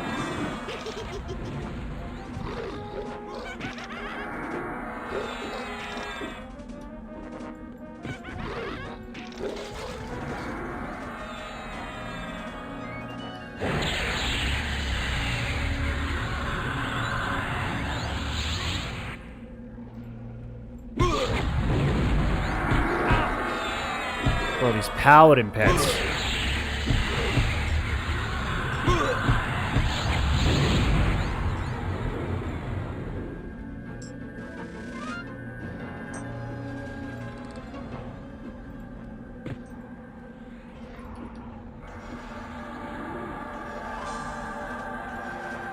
Okay. My Phantasm is active. Sure. Let's kill this Warrior Wraith. At least we're making some progress in case I die.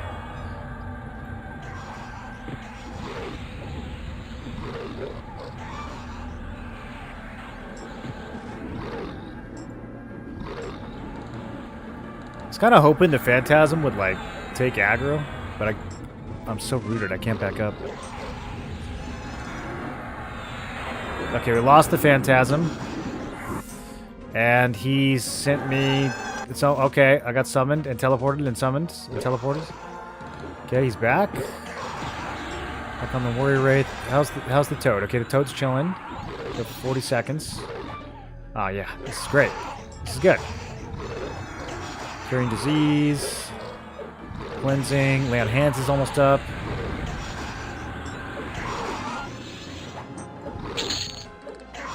Wraithstone. Okay, now can you tank? Because I I want Draco to like hit you a lot. Can you tank for me?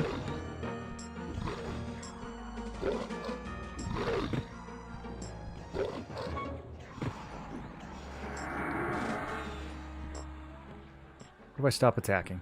All right, it's not working. Let's just fight.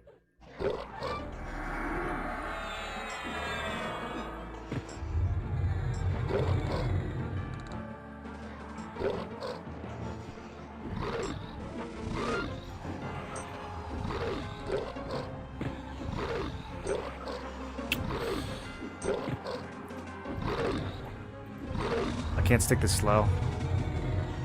Okay, there we go. Man, that took a minute though. Phantasm is still getting bodied by something. I don't know what.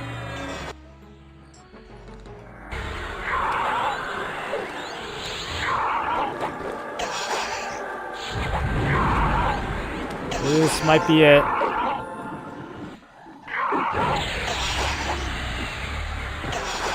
Another charm break. Okay. How about this? Toad? Toad, come to my aid. I'm just stunned and teleported and... Oh no. Okay. GG.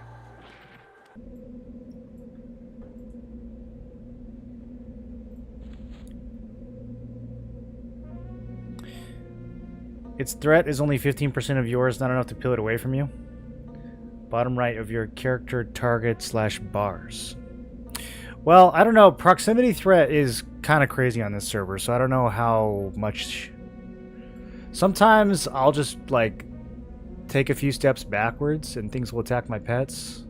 I don't know how much of a gap between my threat and the pet's threat that still applies, though.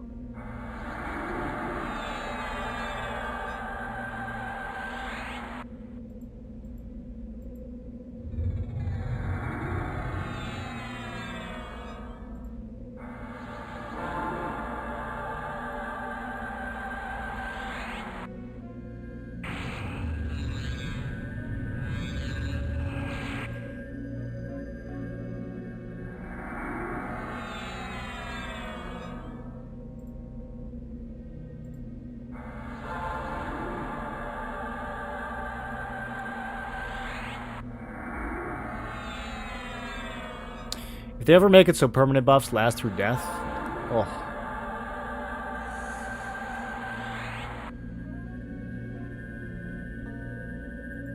That would be wonderful.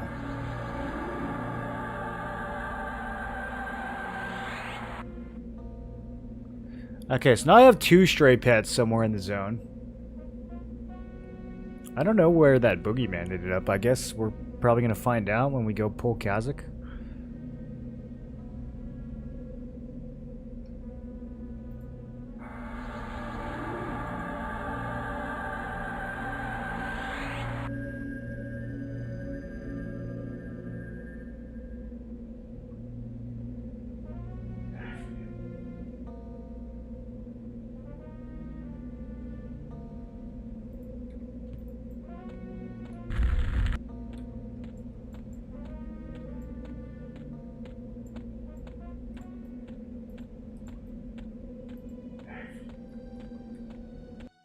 Could go track him.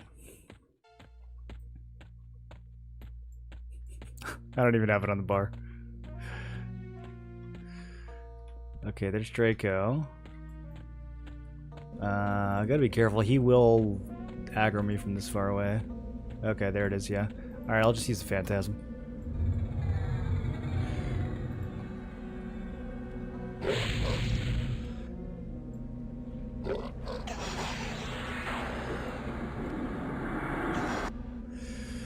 Oof, this is... Okay, there we go. Let's get his pet first. Let's get him slowed, actually.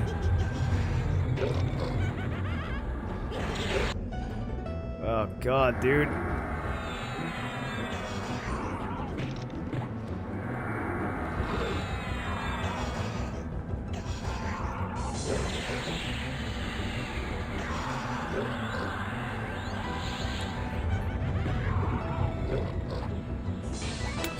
So you like have to over channel the slow to stick it to him, but it gets stunned so much in this fight that it's hard to cast it. Okay, there's that. Now I'm going to try to over channel the charm so that it actually sticks for more than 2 seconds. This thing is not a good pet though. I think I'm dead again, dude.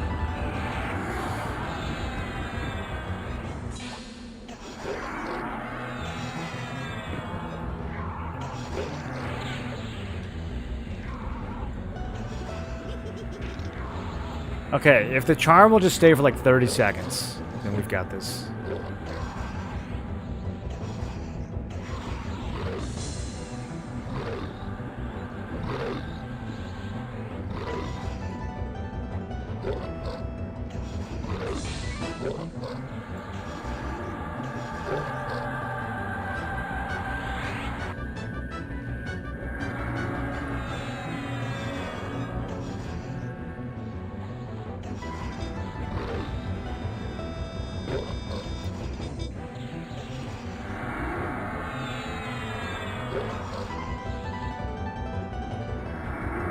The fact that Ranger counts as a Wisdom class for Divine is actually it's kind of nice. It's not nothing. An extra few points, a few hundred points of health that we got from spamming those heals.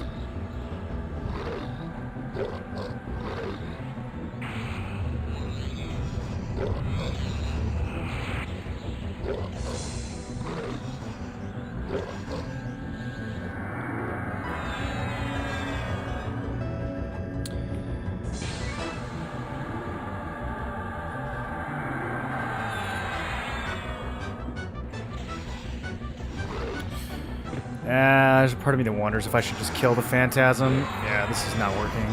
I'm making no progress here. He's going to be fully back to square one when I come and start the fight again. Lay on hands!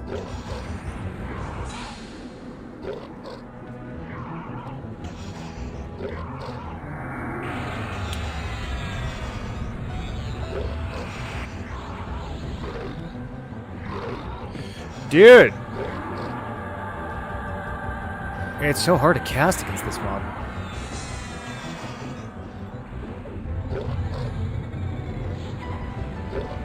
Even with inversion, he was disrupting me.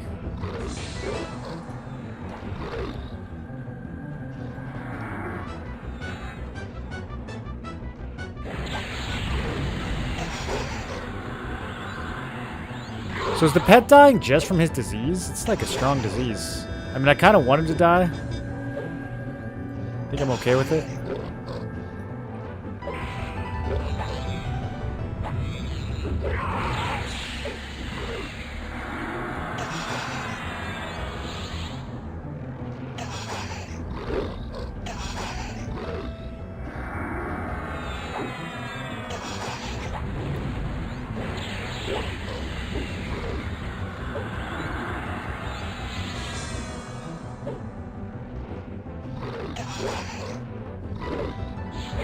Yeah, at this point, if the pet drops, I'll just finish him off. And then this is a little scuffed, but I do think I can... I do think I can stall on Draco indefinitely, if I need to.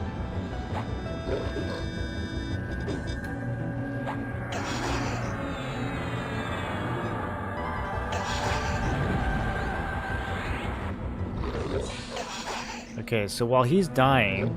Oh, alright, there we go. 11%. Alright, let's just finish him. Okay, beautiful. I don't have that to worry about. Now... if Mr. Toad is around here...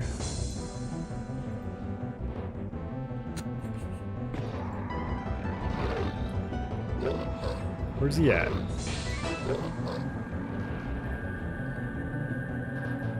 I don't even see the boogeyman. I wonder if he died. Okay, yeah, Toad's behind me somewhere. That's what I thought. Should I bring him into the fight? That might be kind of stupid. Maybe I should get some better resources first. Let's at least get a lay on hands off. And let's get Draco re-slowed.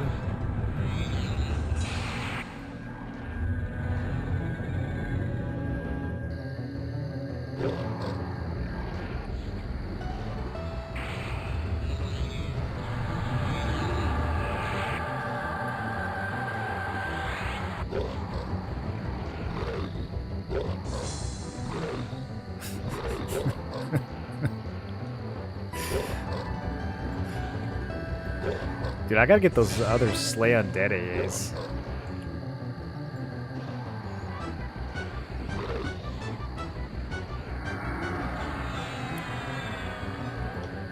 Okay, let me find this toad. We're bringing him in.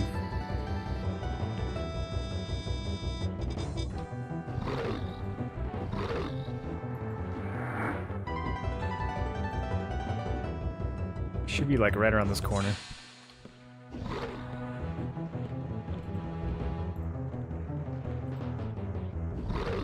Little guy! Is he over the hill?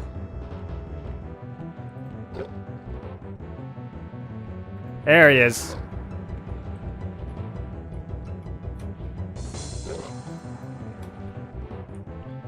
Oh, I can't see over this 2-foot tall hill. Alright. Oh, the team's back. Let's go. This is an easy kill now.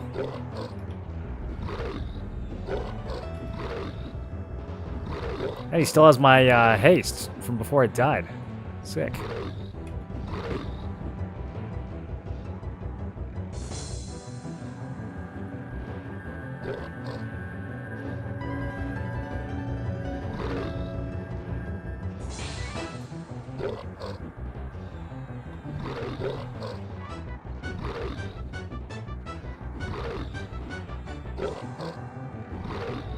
I think it's Slay Undead. I mean, I got the first point.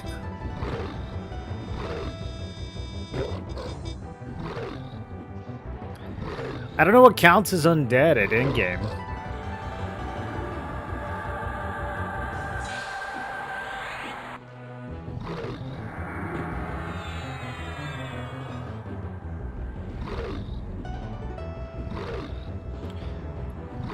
I don't think Inarok or CT, none of the dragons. I mean, it's just for farming, pretty much, right? Like, I don't think it matters against any of the actual bosses. Maestro, I guess, is like the biggest boss that it works on.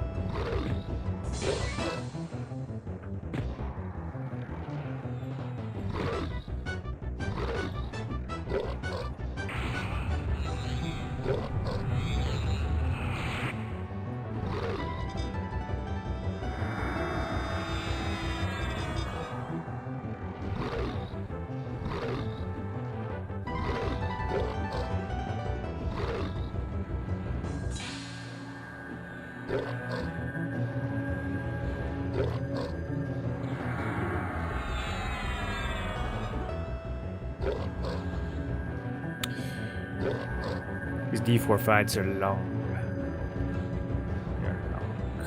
How am I regaining mana? We have a recover invocation that doubles mana regen. And since I'm an enchanter, I have clarity. So we get a lot of mana regen from that. And the doubling from the recovery invocation will also affect buffs, so it doubles the clarity regen and our base regen. And then usually, like when we go fight Kha'Zix Thul, we'll have another mana regen called Wandering Mind, which is a debuff that reduces the mana regen on the boss, and then it steals it. Like, gives you that. But then we can also double that with recovery, too.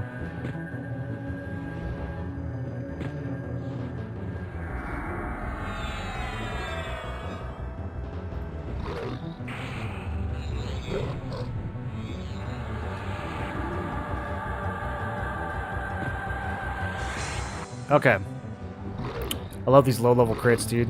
361 main hand. Oh.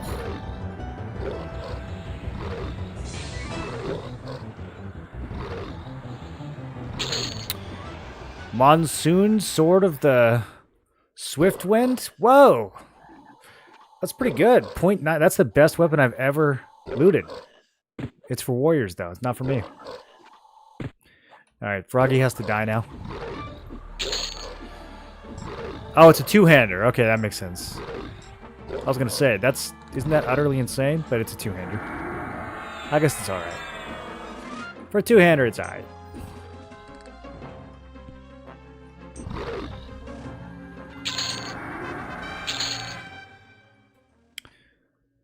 Wow, I have 14 AAs just from killing all this trash. That's not bad.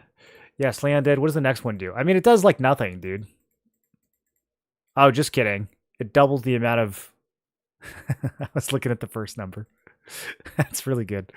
You can do 850% damage against undead? Whoa!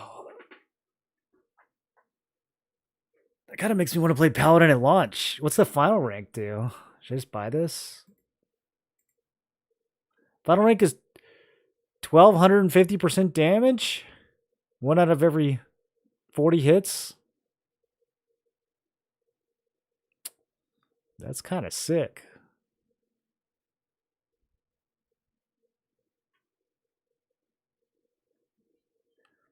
How did you lay on hands? 2x? Every time I smite, it reduces the lay on hands cooldown by 1 minute if it connects. If it doubles or triples, then it's 2 minutes, 3 minutes, etc. So we can lay on hands about every like 3 minutes usually. What else do we still need? Combat agility. Oh yeah, circular breathing. This is so good. That's 4 points. That's 4 points. Should I buy one of each? Yeah, let's do one of each. Let's get a little strong for this fight here. Oh, that jumps up. Whoa, I should have maxed that out. That's really good. Some of these are tricky. Some of them it's like 2%, and then all of a sudden the third one is 10%. All right, do I have to kill Boogie? Is he still alive? I feel like he didn't make it somehow.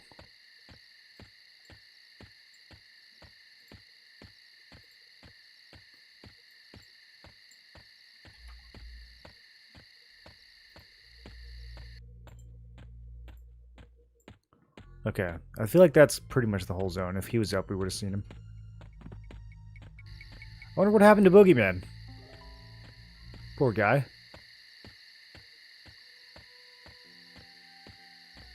Alright, let's get the animation up.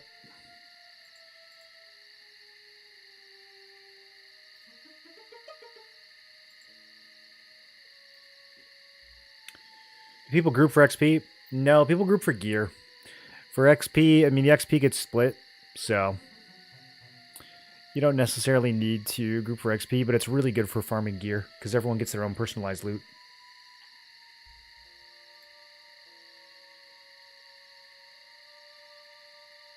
Slay undead does sick damage, but only on undead. Yeah, I mean, this build, we're mainly testing it against bosses, so like, yeah, if it was live, I would care a lot about damaging undead, but there's just not that much undead in terms of bossing.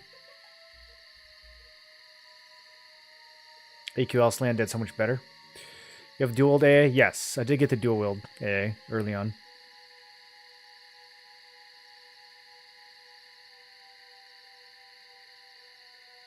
Is this closed beta? Yeah, you can play beta in like 3 days, 4 days. You can play on Wednesday if you pre-order the game.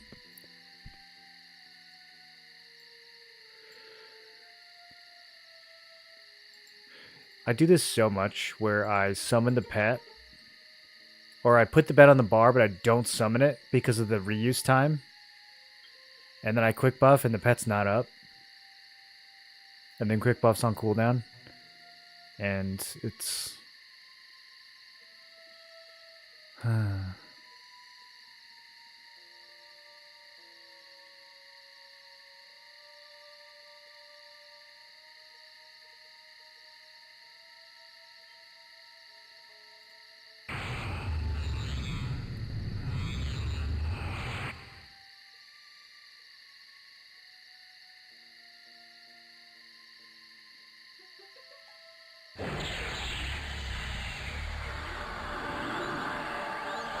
We tried Pally, Berserker, Enchanter, so how was it?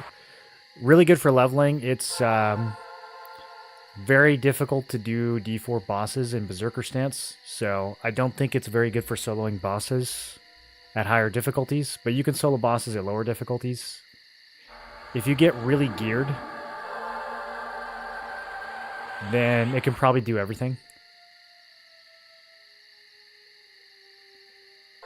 But yeah, most of the time when you're soloing bosses, you're doing so in defensive stance or channelers or evasive. You're not really doing it in an offensive stance of any kind. So Berserker kind of, I feel like, gets wasted.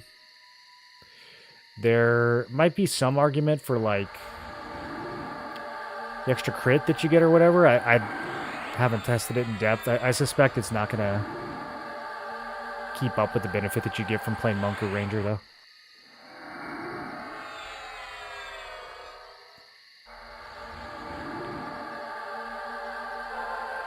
What high-level zones have undead in the original continents? Lower Guck has undead mobs all the way up to, like, level 47, the boss. Most of them are, like, 42 at the bottom. Like, high 30s up to, like, 42. So you can grind there all the way to 50 if you want. And then past the raid boss in the hole, there's like a tower that's full of a bunch of ghosts and stuff. You can grind there. Those are higher level. I think those mobs are actually like pretty close to 50. So you can grind there. I think that's about it for... But I mean, you can also grind planes. Like once you get to 46, if you get a little bit of gear, like as long as you were kind of cognizant about getting decent gear while you were leveling up, you can go straight to Plane of Hate at level 46. And if you're careful, you can grind right away in Plane of Hate at 46. And most of the stuff there is considered undead, or it's considered a vampire, which Slay Undead also works. So you can just do lower Guck to 46 and straight to Plane of Hate. Yeah, Kunark has some good ones. Try this with Monk yet? No, this is going to be our first Kazakh tool. We did Anaruk on both, but this is going to be the first attempt on CT. So, we will see how it goes. He is a Shadow Knight Necro Berserker. Honestly, that's probably one of the easier combos we can get, because I mean, Necro, he's just going to be like doing kind of the same stuff he was doing on Shadow Knight anyways. And then I don't know what mobs get as Berserker. I've charmed Berserker multi-class, like Warrior Berserker mobs. It doesn't seem to do anything. I don't think they frenzy. I don't think they get like crits. So this could be kind of easy, actually. Fingers crossed. But if we succeed, we're going to feign death at 1% and then keep him up because we want the same combo so that we can properly test it. Oh, look at him. He's carrying the mace. Alright, let me think about this. We'll start the fight in overchannel, I guess. I don't know how much resist he has. So we'll start the fight in overchannel. I need to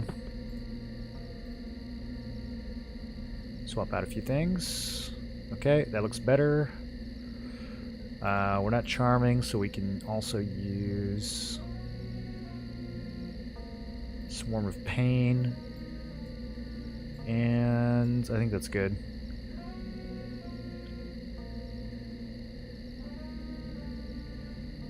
Okay, this is going to take 2 minutes. Yeah.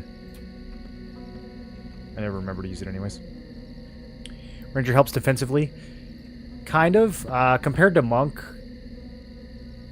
Monk is more defensive. It has higher dodge and block and everything else. But Ranger does give you block, so that helps. I think Ranger gives you higher like dodge and parry than the Knight classes would, but I could be wrong about that. You also get a spell at 50 called Force of Nature, which is basically like your own personal chloroplast. So that gives you a bunch of stamina and health regen, which, you know, passively makes you tankier.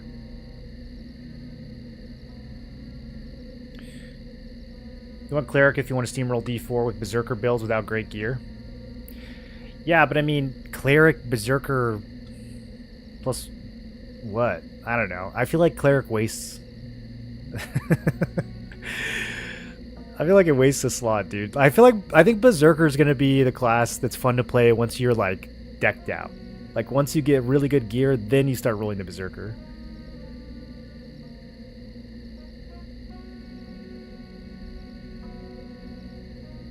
Ranger feign death? No, Rangers just actually death. They don't feign it.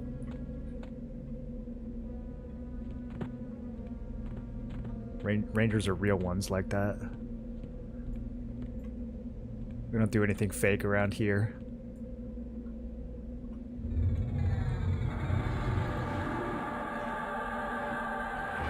Oh my god, he harm touched my pet. That's so rude, but also kind of fortunate. Because my pet will lay on hands.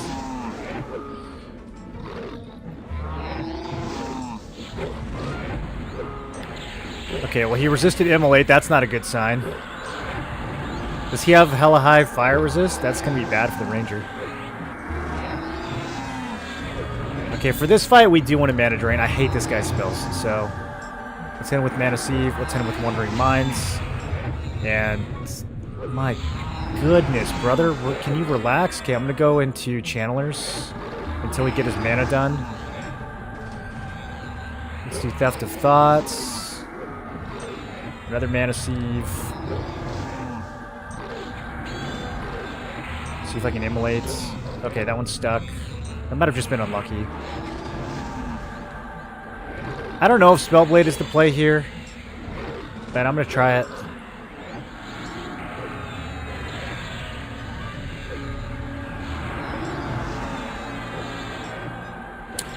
I don't know if we're going to be able to dot him in Spellblade. I think we might have to overchannel. Let's try Swarm of Pain. Okay, that landed.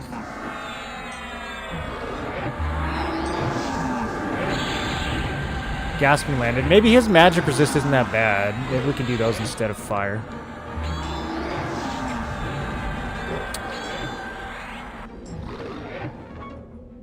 Okay, let's keep mana burning.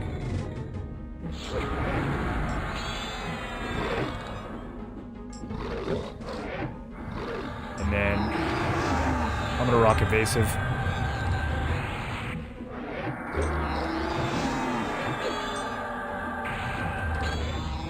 We're gonna have to hard cast some heals already.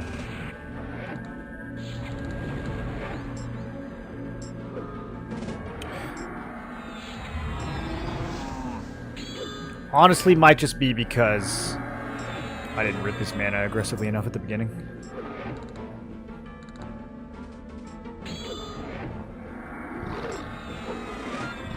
I want to see if these Spellblade procs will actually land. I mean, if he doesn't have very good magic resist, then he resisted another immolate. Damn, okay. Well, Swarm of Pain is working. But immolate is not. It's like 50-50. Which means Scorching Arrows, well, I don't know. I don't know if it's going to be worth it. Scorching Arrow is not as efficient. Immolate is super efficient, so if it gets resisted a few times, it's okay. Scorching Arrow, not so much.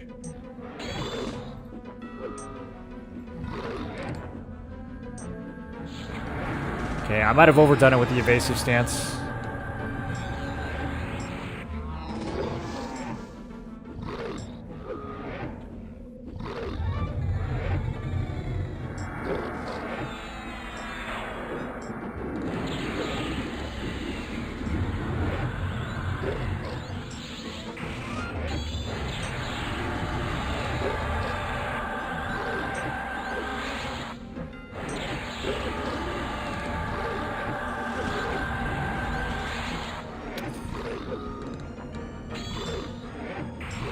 I'm gonna assume that I can live long enough to get this lay on hands up.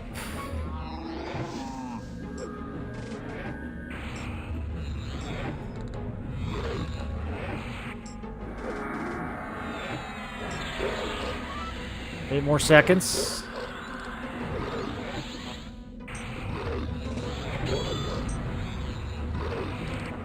I'm gonna greed. Okay, that's enough. That's enough greed. Okay, I'm gonna balance just to like 25% or so.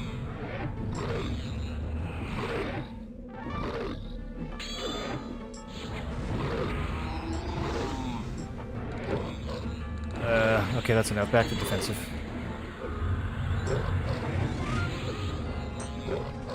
Swarm of Pain is landing every time, so that's good.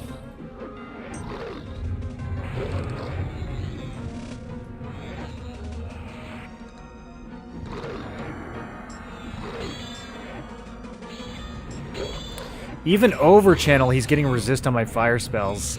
Am I just wasting mana? I might just be wasting mana. It's hard. It's like right on the verge. I mean, it's literally like 50-50. I might just be wasting mana, boys. I think we should probably keep that in the tank for heals.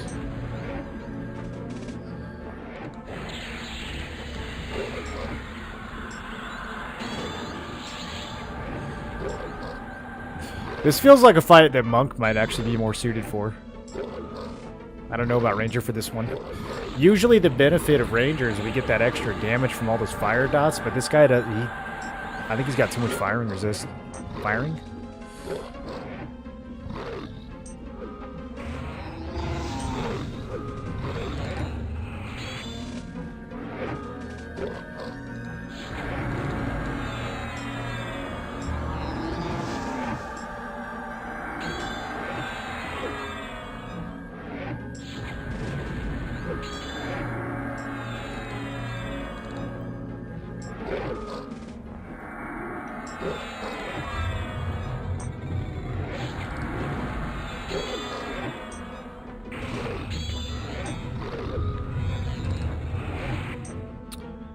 Okay, I'm 3 smites from the next lay on hands. 2 smites. Probably gonna have to swap to balance stance again. Okay, lay on hands is up. I don't want to do balance until after we swap. I also need to get that cooldown running though.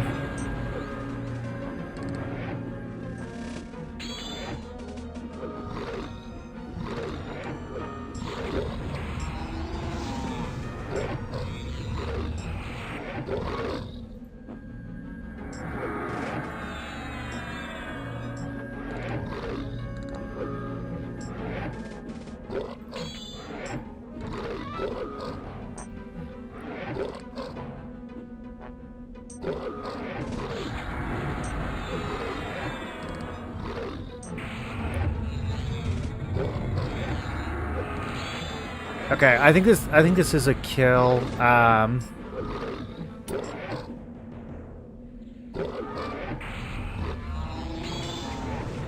think this is a kill. It was definitely a little bit sloppier than I hoped, though.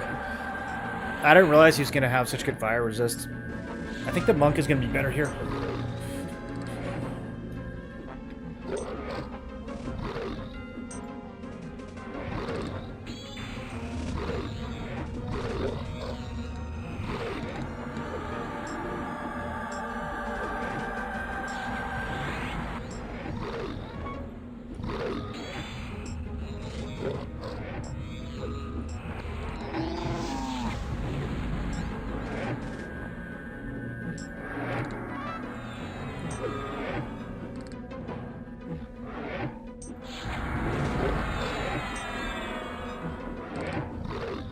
"30 seconds before I can Wandering Minds." I need to keep Swarm of Pain running on him. Swarm of Pain lands every single time, which honestly means Gasping Embrace probably will land more often than not. I'm a little spooked about my mana right now, though.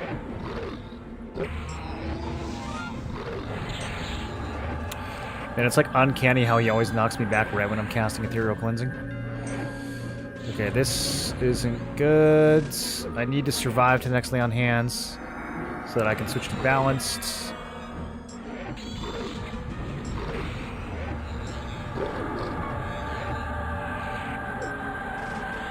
I'm trying to like calculate this out. Here, you know what I'm gonna do? I'm just going to cook my remaining mana. This is way too much manual healing.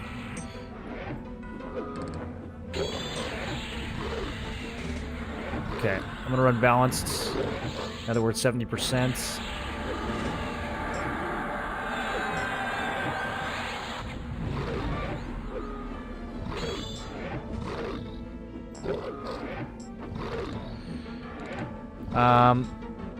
Okay. Yeah, I mean, it's a kill.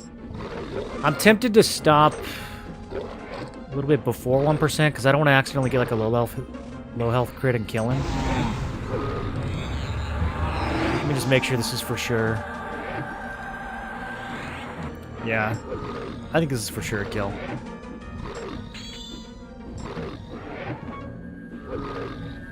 I'm gonna stop at like 3%. I'm also holding the dot, so like we would get a little bit more dot damage here, although not too much because I am out of mana.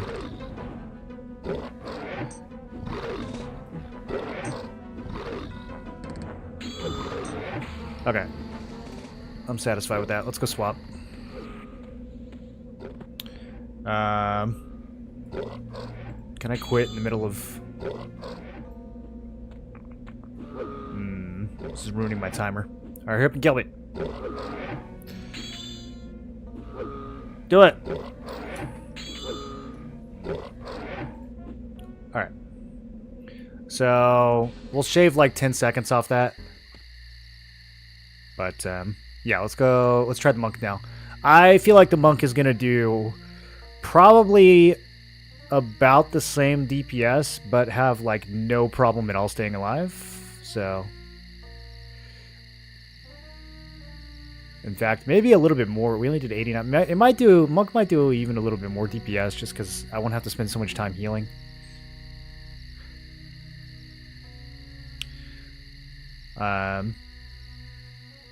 We might be able to rock Spellblade for a good portion of the fight on the monk, so in that sense it could end up being pretty good. I don't think he'll resist Discordant Mind too much. It seems like his magic resist is kind of mid. Okay, let's just... We should be able to swap and Fear out. We'll just step outside. How was Ink slow compared to Shaman? Enchanter's 55, and I think Shaman is 60.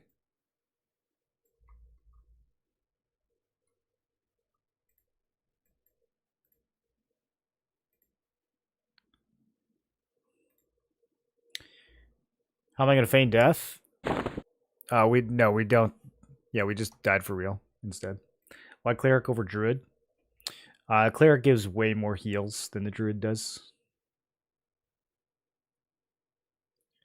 Druid's pretty useful, or pretty useless for raiding currently. It's kind of like a leveling class, and that's about it.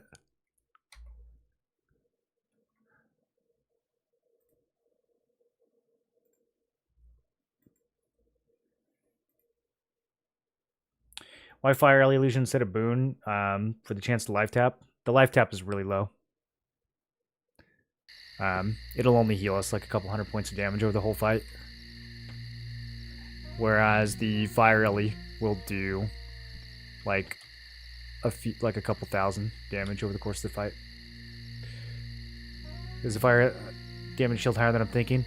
It's surprisingly good. Yeah, damage shields ends up being here, let me check. Let me check what it was against Inny. Damage shield was 6.5% of my damage against Inaruk with the monk, and 8% with the ranger, because the ranger gets a little bit more. So, yeah, I mean, we're running feedback and Fire Alley, so it's about half and half. So so the Fire Alley would have done, yeah, like about 2,000 damage, which is like 3% of our overall DPS against Inaruk. It's possible that 100 more decks will give me more than a 3% DPS increase. I don't really have a super good way of measuring that. We could go like hit a training dummy for a while, I guess, and try to parse that out, but I've just been using the Fire Alley because it's consistent.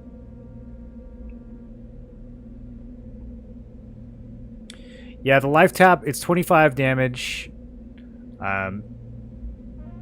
I don't know, it goes off like often enough, but it'll end up being like maybe 1% of our DPS.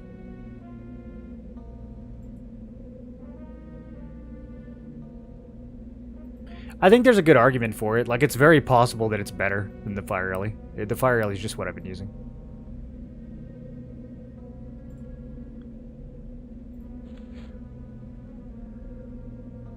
Like I said, I'll probably go do some training dummy testing, and once I get a better understanding of what 100 Dex actually does... it's still hard, though, because, like, I don't know how close the training dummy stats are to an actual raid boss. I think the training dummies are more like regular mobs. Is pet dead? Yeah, we dropped the pet at the very end because I didn't want him to keep hitting the boss.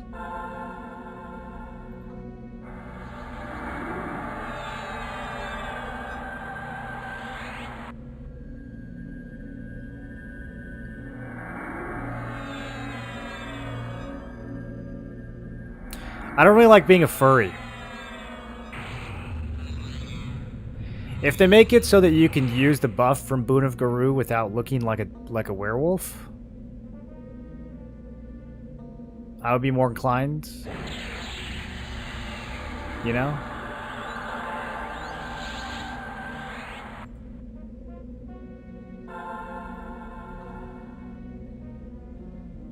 One benefit of the monk is buffing is way simpler.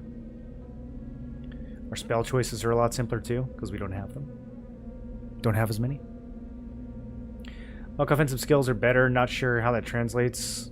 Avoidance, better plus mins. The monk offensive skills are better, but ranger gets a bunch of attack from AAs. They also get strike through, which ignores parry and dodge and all that 30% of the time.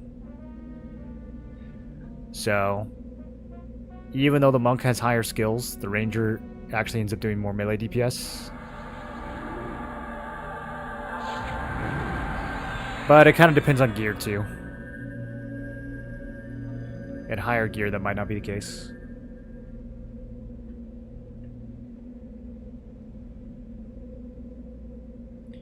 That's on Druid Capstone level 50, giving stackable spell hastes.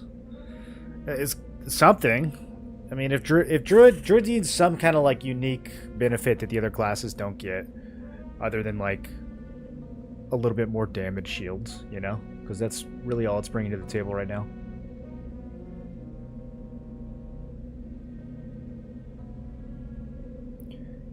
Like in pretty much every scenario, you're just better off running either a shaman or a cleric over Druid, except for like AOE leveling.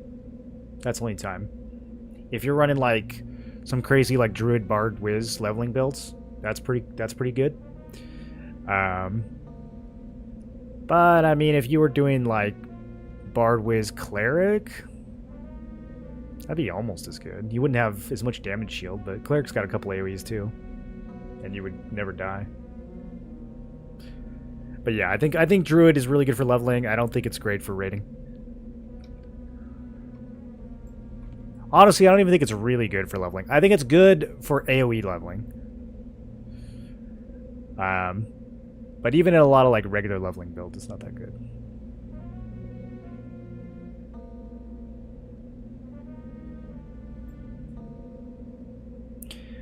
All right.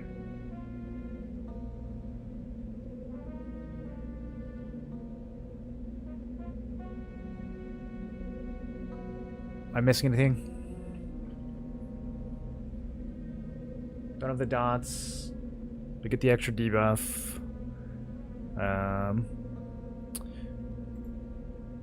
don't even know that we need to overchannel. I might just start the fight in Spellblade. Or even an inversion. Ooh, yeah, let's try this. Let's try this. Okay, if it doesn't work, my pet's gonna get blown up, so...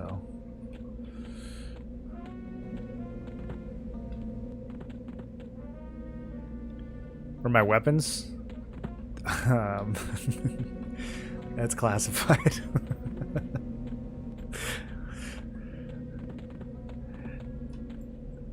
You don't want to see my weapons, dude. They're too good. They'll make you feel inferior if you see how good my weapons are. You'll never be able to get weapons these good. So you might as well just not try. We have a Ghoulblane +2. Drops in Upper Guck. I don't know if you've heard of it. And then we have Whitened Treant Fist +3.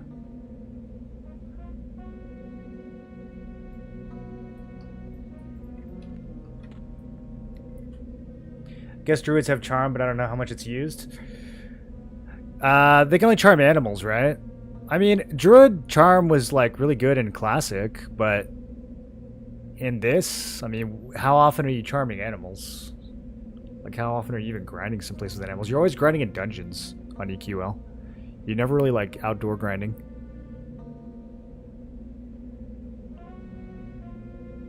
They give druids better hots and dots to differentiate them. One of the other streamers was suggesting stuff that druids get in later expansions that they could just like bring up early. I forget what it was called, but that seemed like a good suggestion.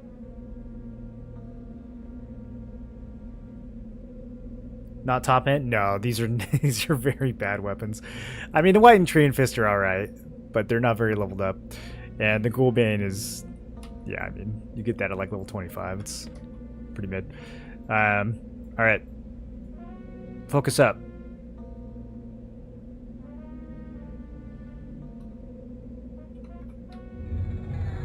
Go eat the Harm Touch. Oh, that worked. Wow, okay. Then, yeah, I'm just going to stay in Inversion until he's totally debuffed. Yeah, his magic resist is not high. Okay, okay. And then let's go Spellblade.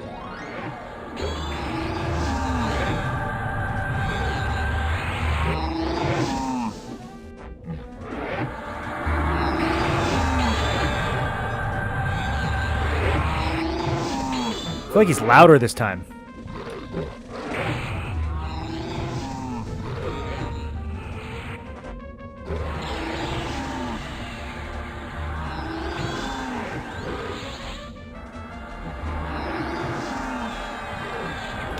Okay, let's start burning his mana. I keep forgetting. I'm so used to like not needing to burn Innies, but yeah, let's burn his mana.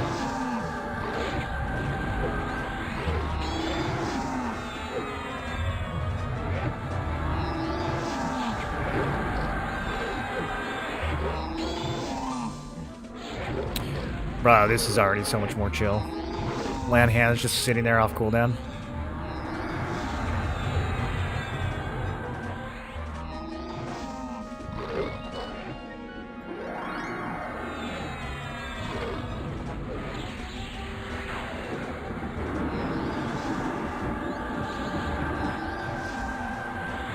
I probably could have greeted that a little bit more, but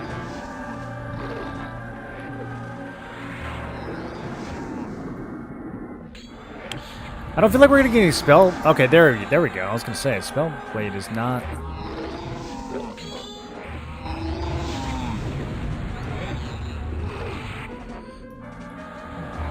Okay, we're almost done taking his mana, and then I don't have to eat any more of these stuns or nukes.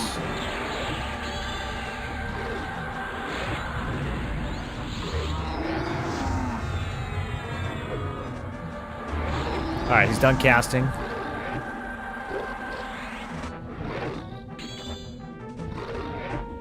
I never know if I should greed with Bend. Because, like, there's a 30% chance we get a double mend, so, you know, do I let my health get lower, or is it better to just get the cooldown running? Kind of depends on how fast the health is dropping, like, how long it's going to take.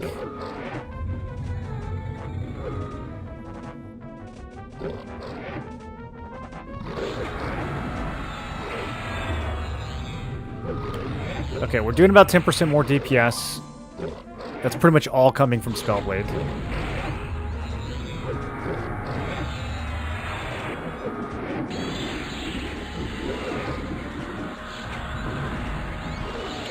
Stamina's looking really good. Mana could be better. So let's re-up Wandering Mind and then sit and recover. Just to be on the safe side here.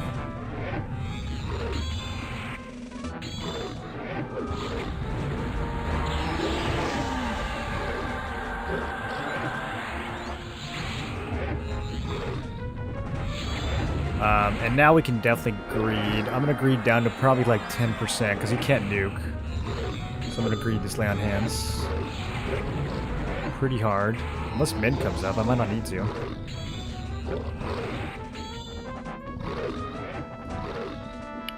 Now let's do it, let's do it. Okay, 11%, that's good enough. Mid is already ready.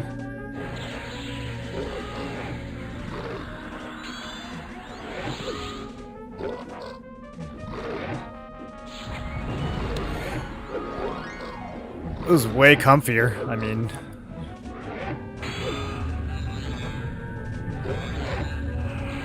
As long as he stayed slow, we're like in zero danger here.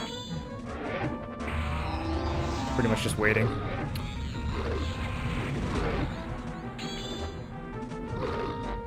Get a little bit more mana, and then we're just going to Spellblade for the rest of the fight. I want to use Recover while Wandering Mind is on.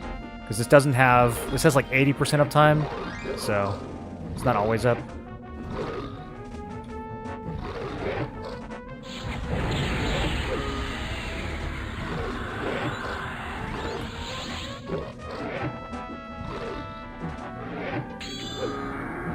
Okay, mana's like 10% ahead of his health. I think we're good now. Let's go back to Spellblade. It's re-slow.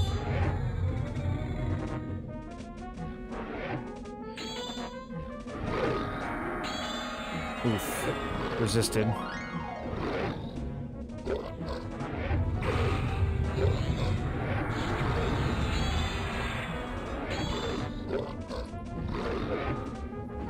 Wish I could lock these. Can you lock these?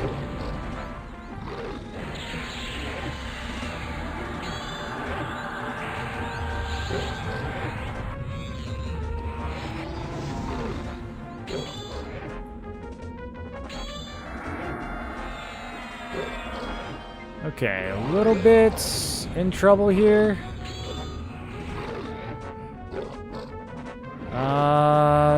Just to be safe, I'm gonna throw out 2 hard casts.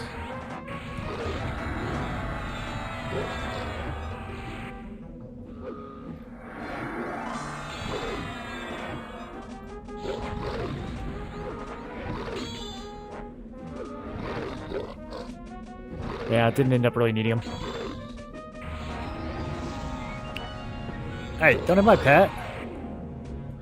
Bro, my pet is at 97% threat. Is that what that means? That's so funny. What's he doing over there? What are you doing, Garn? Garn, you're making him so mad. That's a big mend. Yeah, see, now Lay on Hands is just chilling.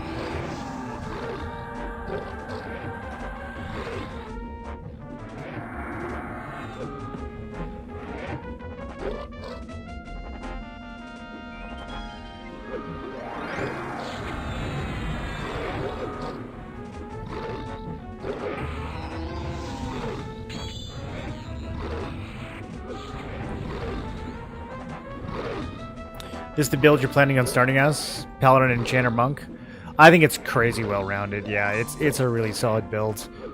This might even be the build I run for hardcore.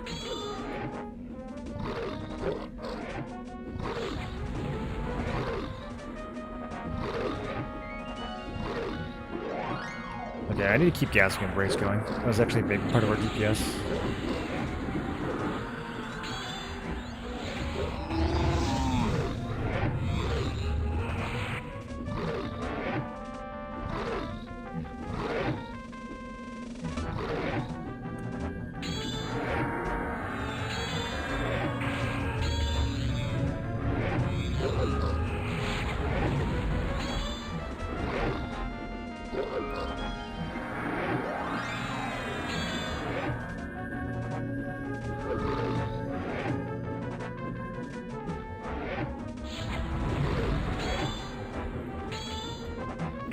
Whoops! Wasn't paying attention.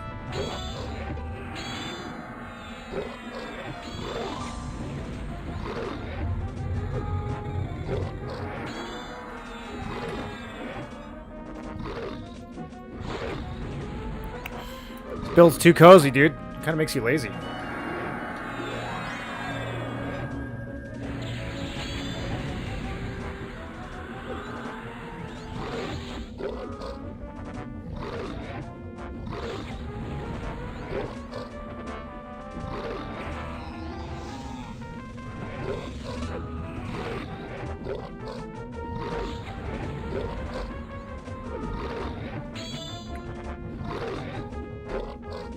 Alright, what did we stop at last time? 3%? I think I'm just gonna kill him.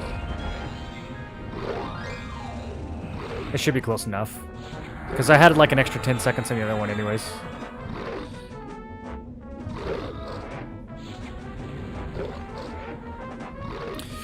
This is it, boys. This is the last D4. Unless you count Sky, but D4 Sky doesn't like have any reason to be farmed right now. So this is kind of the last challenge that this character needed to beat.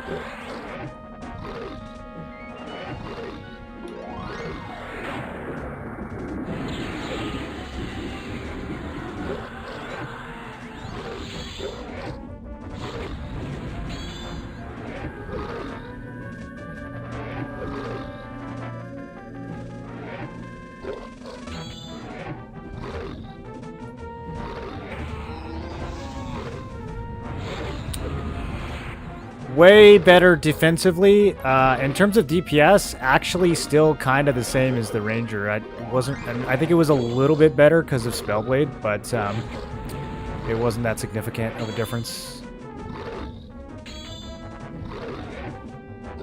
It's kind of surprising.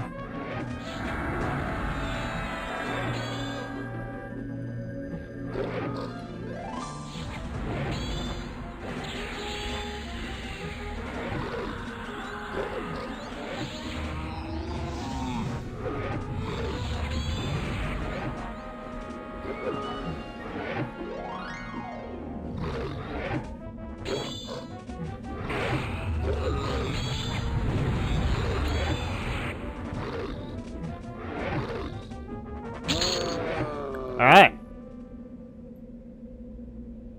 Rainbow shields. Some druid thing. Some bard thing. And some shaman thing. What does rate plus 64% mean on this? It procs more often than other procs?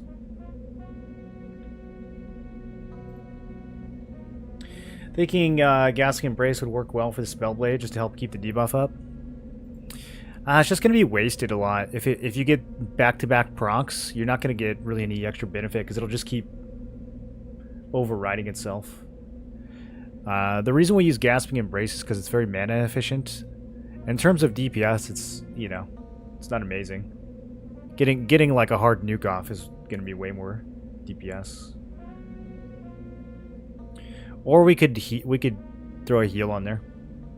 That's something I haven't played around with in a bit. We tried it a while ago and it wasn't good, but I have better gear now, so it might go off more often.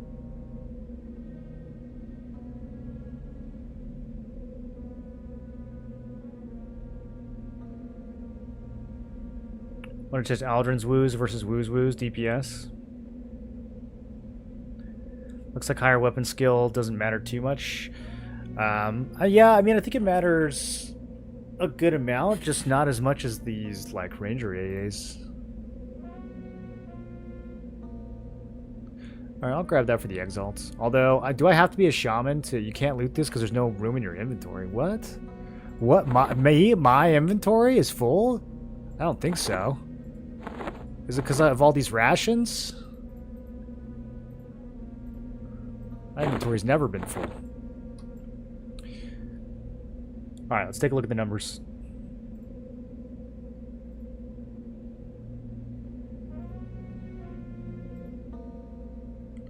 Clean CT. Oh, what up, Knight? We got here just in time.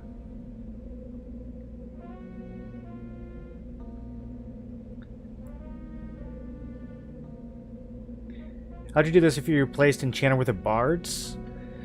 It'd be pretty similar. I mean, the Bard still has the slow. It's still got haste. You could put a Mana Song on. Wouldn't be as much as Clarity, but it would be decent. You'd still get the dot damage. Probably more dot damage on the Bard than you would get with just Gasping Embrace. You could put a bunch of dots on a Melody. And then, I don't know. What else would you run? Damage Shield Song or something? I don't know what the top 5... songs are that people use for rating, but you might be able to put the stamina regen one in there. Although I heard bards aren't doing it, so there might be better options. But yeah, for what you just saw, it would be very similar. I think the big difference for Enchanter, which we're not doing here because I'm just parsing, but the big difference is the ability to charm. Because like if I had the Froggy or the Boogeyman in that fight, we would have killed him literally twice as fast. Like, charming is pretty sick. So that's really what Enchanter brings to the table that puts it head and shoulders above Bard. If you're not going to charm, I mean, you could charm with Bard too, but I don't think it's as reliable.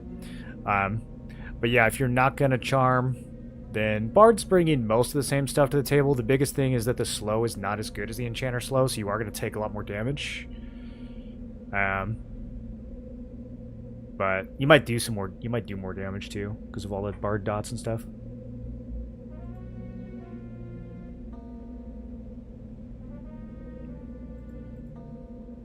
Monk is doing less damage because you have a slash weapon in your main hand, which means it's using Pally for main hand and Monk damage for offhand with Fist, or am I wrong? Well, it's using your skill for that. Like, you're both classes. You're not like a Paladin or a Monk. So it's using whatever the highest is. So it uses 250 one-hand slashing for the slash, and it uses 270 hand-to-hand for the White and Treant Fist. But I mean, that's the only fair way to compare it, because with this particular builds, we're never going to use a hand-to-hand main hand. We would use the Paladin weapon from the sky because it's really good. I don't know. Is there a way that using 2 monk weapons is better than using Aldrins? I guess it's possible. I just assumed that we would always use Aldrins in this build, so that means that in order to pick a class to go with Paladin Enchanter, the offhand is really the only thing that matters. So I gave the Monk the White and Treant Fist, which is 1828, and then I gave the Ranger a Serpent's Tooth +4, which is 1827, so they're like almost identical. The Monk gets the extra dual wield skill and gets the extra hand-to-hand, so they are, in theory, doing more damage with the offhand because of that. But actually, the Ranger bonuses kind of just keep up with it anyways, so the Ranger bonuses are really good. Really good. Here, let's look and see.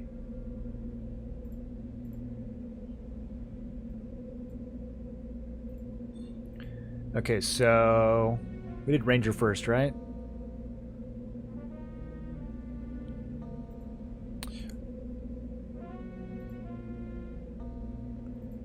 Yeah, there's only like a 3 or 4 DPS difference this time. Monk was slightly better, 3 DPS better. Way safer though.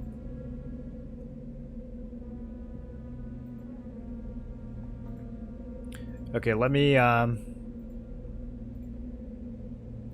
snag all this real quick and then we'll go over it. I just want to make sure I remember to save it.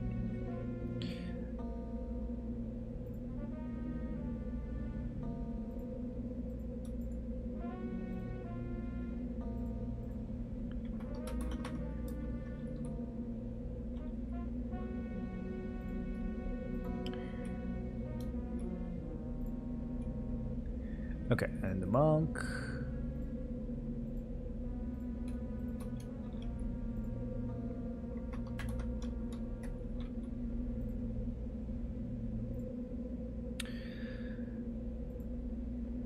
Okay, so we did 2k less damage on the Ranger because we ended the fight early.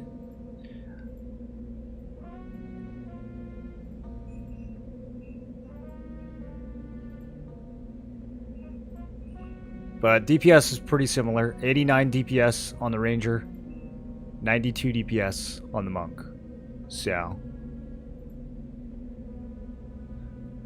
almost exactly the same. Honestly, if I had like a little bit cleaner execution on the Ranger, because I was going into this with a little bit less knowledge the first time. If I had a little bit cleaner execution on the Ranger, I feel like the DPS would have been pretty much identical. As far as the breakdown, 16k from Smite. The Monk got almost 18k from Smite, which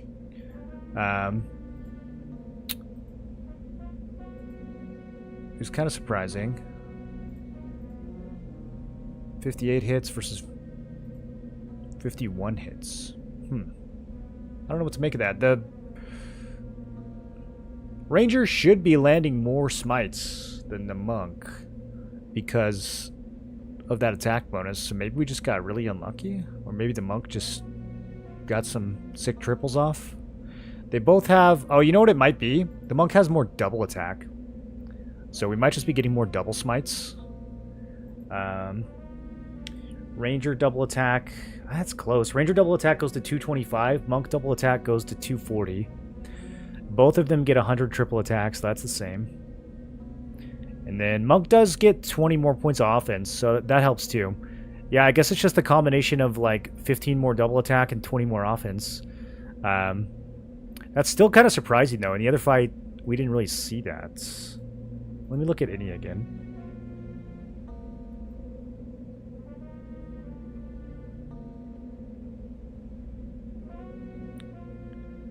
So against Inny, the Monk had...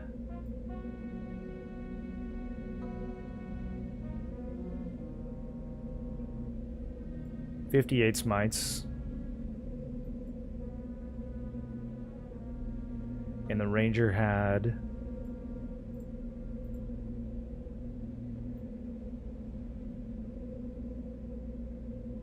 ...51, but the Monk fight was quite a bit longer.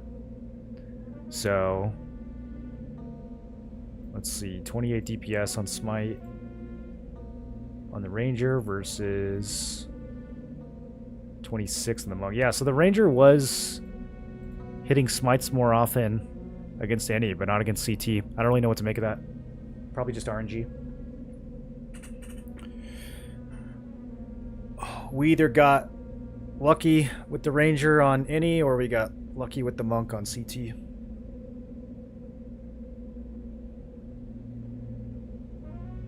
Chanter versus Shaman. They're both really good. If you need a healer in your build, I would go Shaman. If not, I mean, either one is good. It kind of just depends. If you want to charm, Chanter can do that, which is a lot of fun. If you don't, Shaman's probably more straightforward. Probably brings a little bit more to the table. If you're using a lot of mana, Chanter's really good. That's why I like it with Paladin. Ranger get the ambidexterity AA, the Monk doesn't. Is that a Ranger thing? That's... Monk gets it too. Yeah. It's considered an archetype AA, not a class AA for this. I don't know if it's different from live.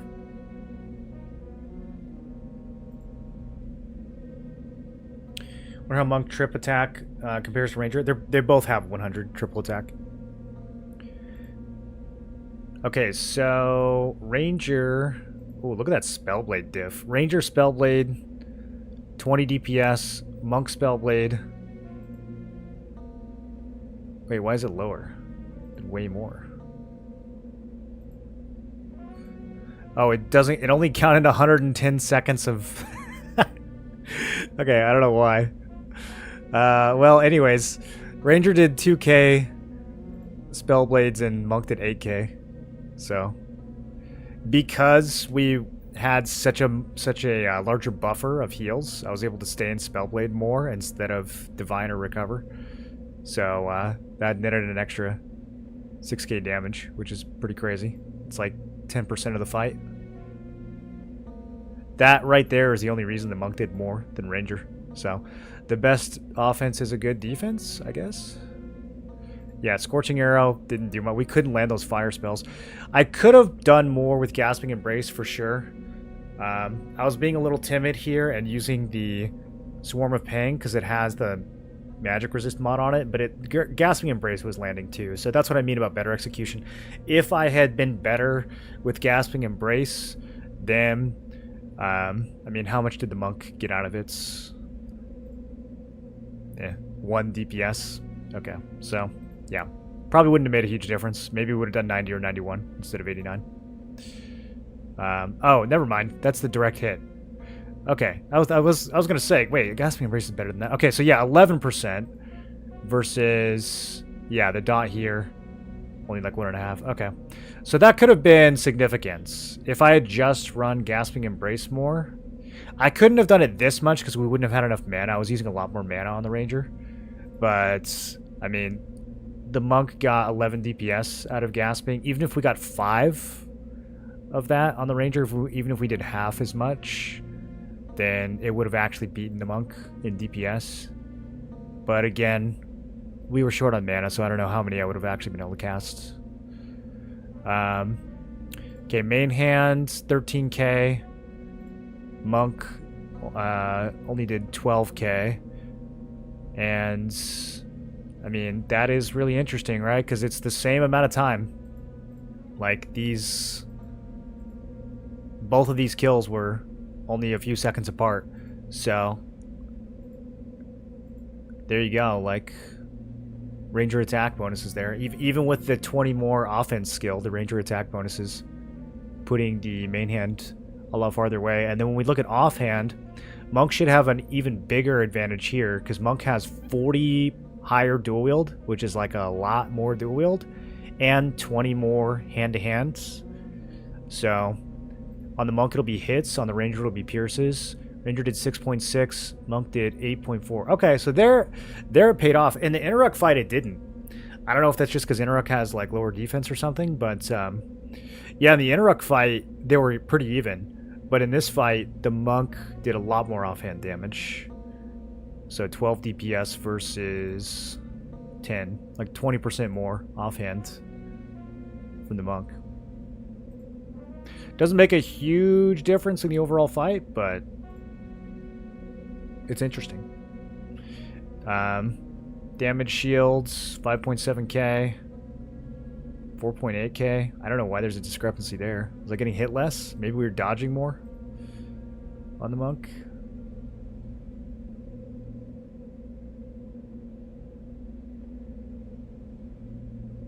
I don't know. Maybe I used evasive stance for longer.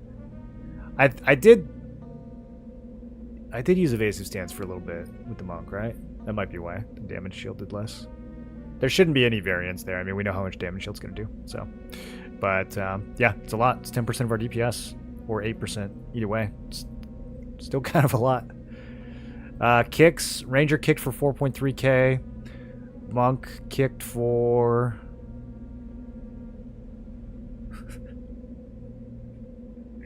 You guys, we didn't kick or strike because it doesn't save your auto skill when you swap builds.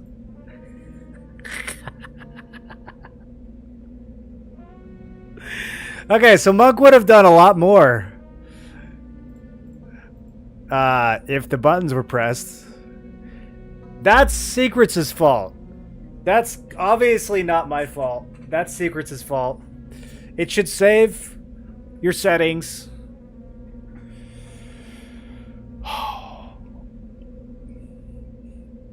This is why I love Moral. Oh, God. Well, it would have been cool to see how much... I mean, we could guess based on the Inny fight. If the Ranger kicked for 4.3k, the Monk probably would have kicked for 5 something, and then the Strike would have been around the same. Let's see. For Inny, it was 5.2, and then the Ranger kicked for 4.3. Yeah, so we would kick for about 25% more. Wow. So we could have got like 5,000 kick damage. I mean, the fight would have just ended a lot sooner. Instead of the DPS being equal. Let's see. Yeah, the Monk would have had... Okay, so the Monk would have been like almost 100 DPS just from kick, and then when you throw Dragon Punch in there, it's about the same, right? Dragon Punch was a little less on Inny. Alright, so let's say the kick is 7 DPS and the punch is 5. That would have put the Monk at like... Yeah, like 104, 105 DPS. That would have put him way higher than Ranger at that point. Okay. Good to know. That's embarrassing.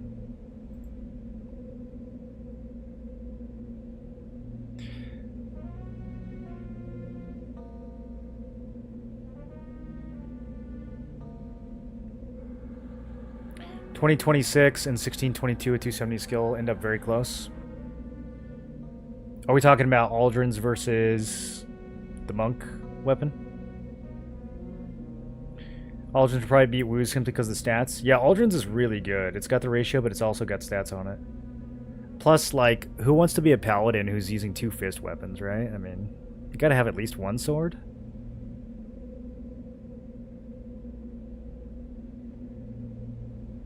Flying kick much larger than kick?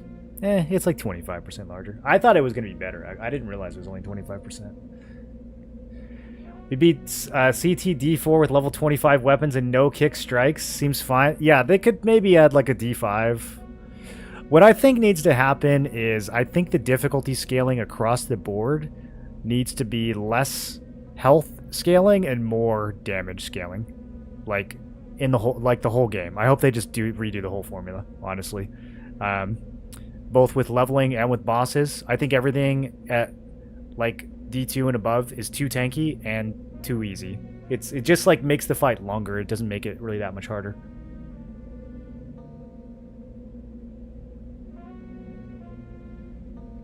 But then again, is that just a cleric buff? I don't know.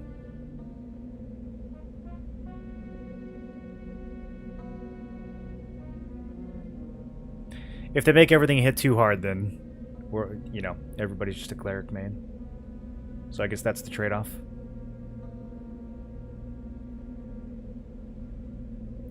This weapons don't have good procs either. Well, can't you just put procs on them? Or I guess it has to match the class. If they're monk only, then you can't put non-monk procs on there. Lay on Hands from Paladin is still doing a lot of work. Yeah, we can look at the healing next. Are we done with this?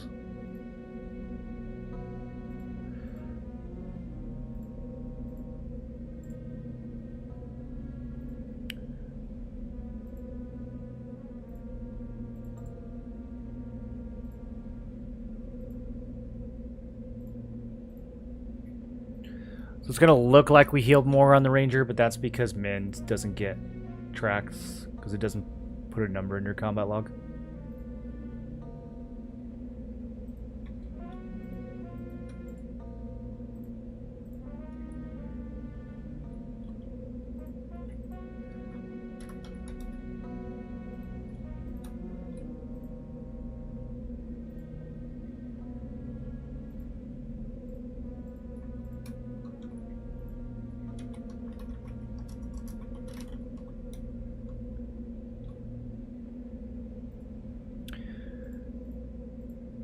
Okay. Ethereal was a little bit lower on the Ranger, so that's just execution. That's just too much stuff happening. Probably when I'm like panic healing. We did a lot of hard cast healing on the Ranger. I mean, this is like too much. Too much. 8,000 heals from superior healing. That's all mana and time that could be spent damaging and dotting and doing other stuff, so does make me a little bit curious about putting it on Spellblade for the Ranger.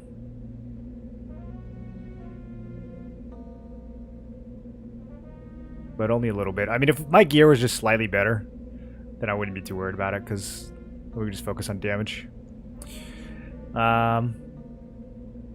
18k from Lay on Hands versus 13k from Lay on Hands. That's just because the Ranger Lay on Hand 4 times. We had Lay on Hands up at the end of the fight with the monk and just didn't use it. I was just waiting to see if I even needed it, and I didn't, so. Yeah, the rest of that was... I mean, yeah, not much to say about that.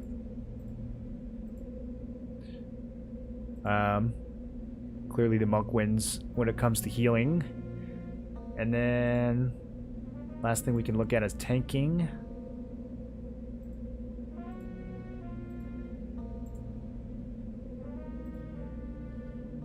That's the wrong button.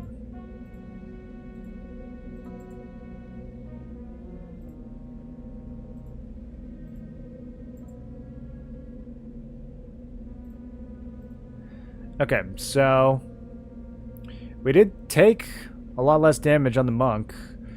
Again, that might just come down to more time spent in evasive stance. The stances do kind of throw this off a little bit.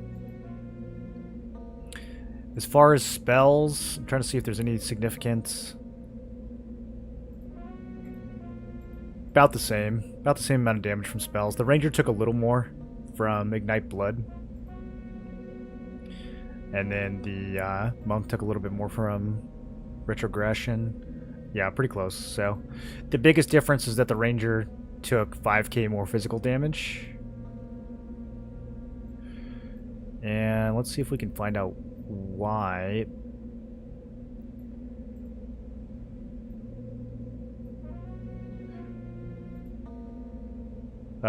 What is undefended? Does that just mean you didn't dodge, parry, or block?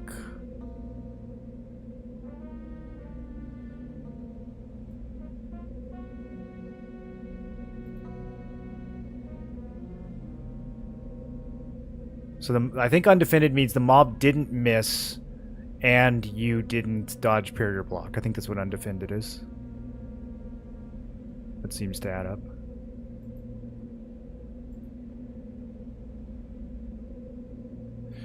You just threw less hits at the monk. I don't know. I didn't let slow fall for that long. If anything, I feel like I let slow fall on the monk. I don't think I let it fall on the ranger. At the beginning of the fight, I did an inverted slow instead of a regular one, so that's probably like, I don't know, maybe like 8 swings or something that he didn't get his full speed for, but shouldn't be like a 50 swing difference. I don't know what to make of that.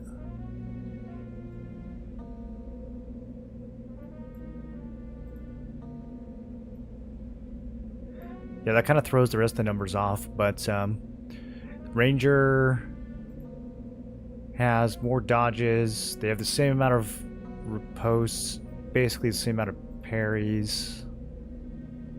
I mean, the monk has a higher dodge skill, but I don't know, the ranger just took a lot more swings for some reason. I don't know. I'll have to see how this interacts with evasive stance, because that's the only thing I can think of. I don't know if it counts that as an attempted hit, or if the parser just like misses that swing altogether. Do the plane of Everquest for the monk. Monk gear, and you're way tough. Is that what you're saying? Proc has to match the weapon requirements. You can't use a pal enchanter weapon, proc, and a monk weapon. Yeah, it inherits the restrictions of whatever item it came off of. That actually causes me a lot of issues with. I don't have extended enhancement on this build because I can't find a good place to put Rocals.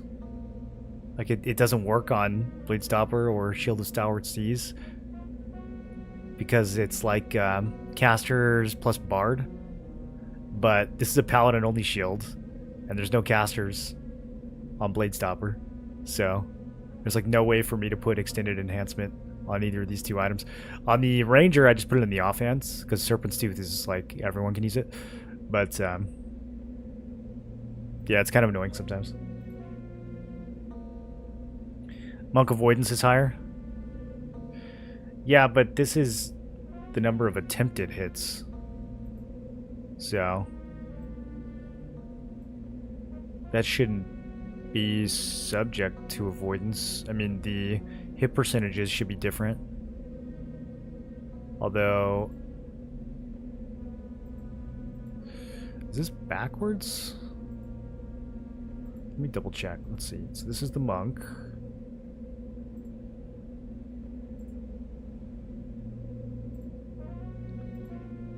No, that's right. Yeah, I don't know why 60%. This is the boss's accuracy against me, right? I think something's getting messed up with evasive stance, because these numbers don't really make sense.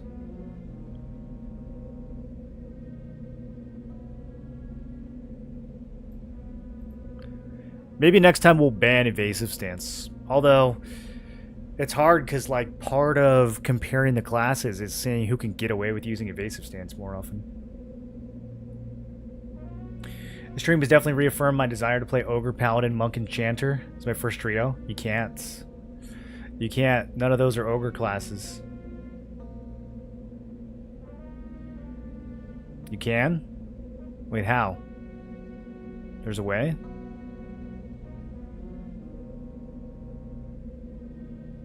If you unlock Dark Elf before 10, you can do it? Well, yeah, you can do it at 50, but he's talking about doing it for his first combo.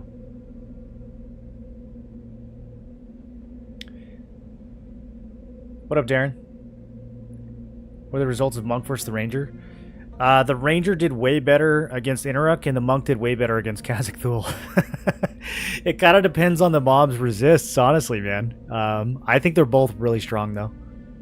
The Monk definitely lives better, even against Inaruk. The Monk lives better, so... There's going to be some fights where the Ranger outdamages the Monk, but overall, the Monk definitely is easier to stay alive on. So, kind of depends which of those things is more important to you. You have to do faction stuff at 10. So you have to start as Dark Elf and then go unlock Ogre. Did they make it easier to unlock Ogre? Because it involved like a whole bunch of trade skills and stuff before, right? Wasn't it like a huge pain? Start Ogre, level to 10, unlock Half Elf using Muffin, White Wine Quest with Human, Illusion, swap to Paladin, Half Elf Paladin, Ding 11, swap back to Ogre. Yeah, but you would still have to have... When you select Ogre in your loadout, doesn't it still have to match? I don't have a way of testing it because I don't have any other races unlocked. I thought your primary class had to match the race when you selected them. Is that only a character creation?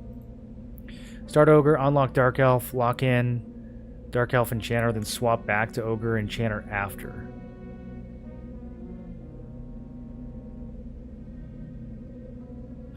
Oh, okay.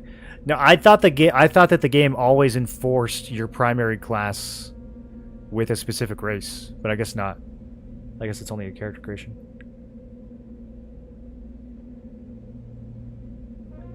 Only a character creation. Once you have the primary class unlocked, you can change to any. Oh, okay. Because people were saying that the primary that you unlock at 50 is independent of race. So that implied that the one that you start with is not independent of race. But maybe that was just a weird way of phrasing it. Okay, well, that's good to know. Yeah, that opens up all kinds of options then. Ogre Paladin. What a time to be alive. All right, boys, I gotta go. I'm supposed to meet some friends tonight. I'm kind of running late, actually. Let's raid somebody. I'm glad you guys enjoyed this. I hope you like the nerdy streams. That's kind of what we do. Let's go and visit Keston. And I'm going to be posting some stuff on YouTube in the next couple days, and then we'll be on Wednesday for the next beta. So keep an eye on YouTube, and other than that, I will catch you guys on Wednesday. Hope you guys enjoy the rest of your night. See you again soon. Join Discord if you want to. Bye-bye.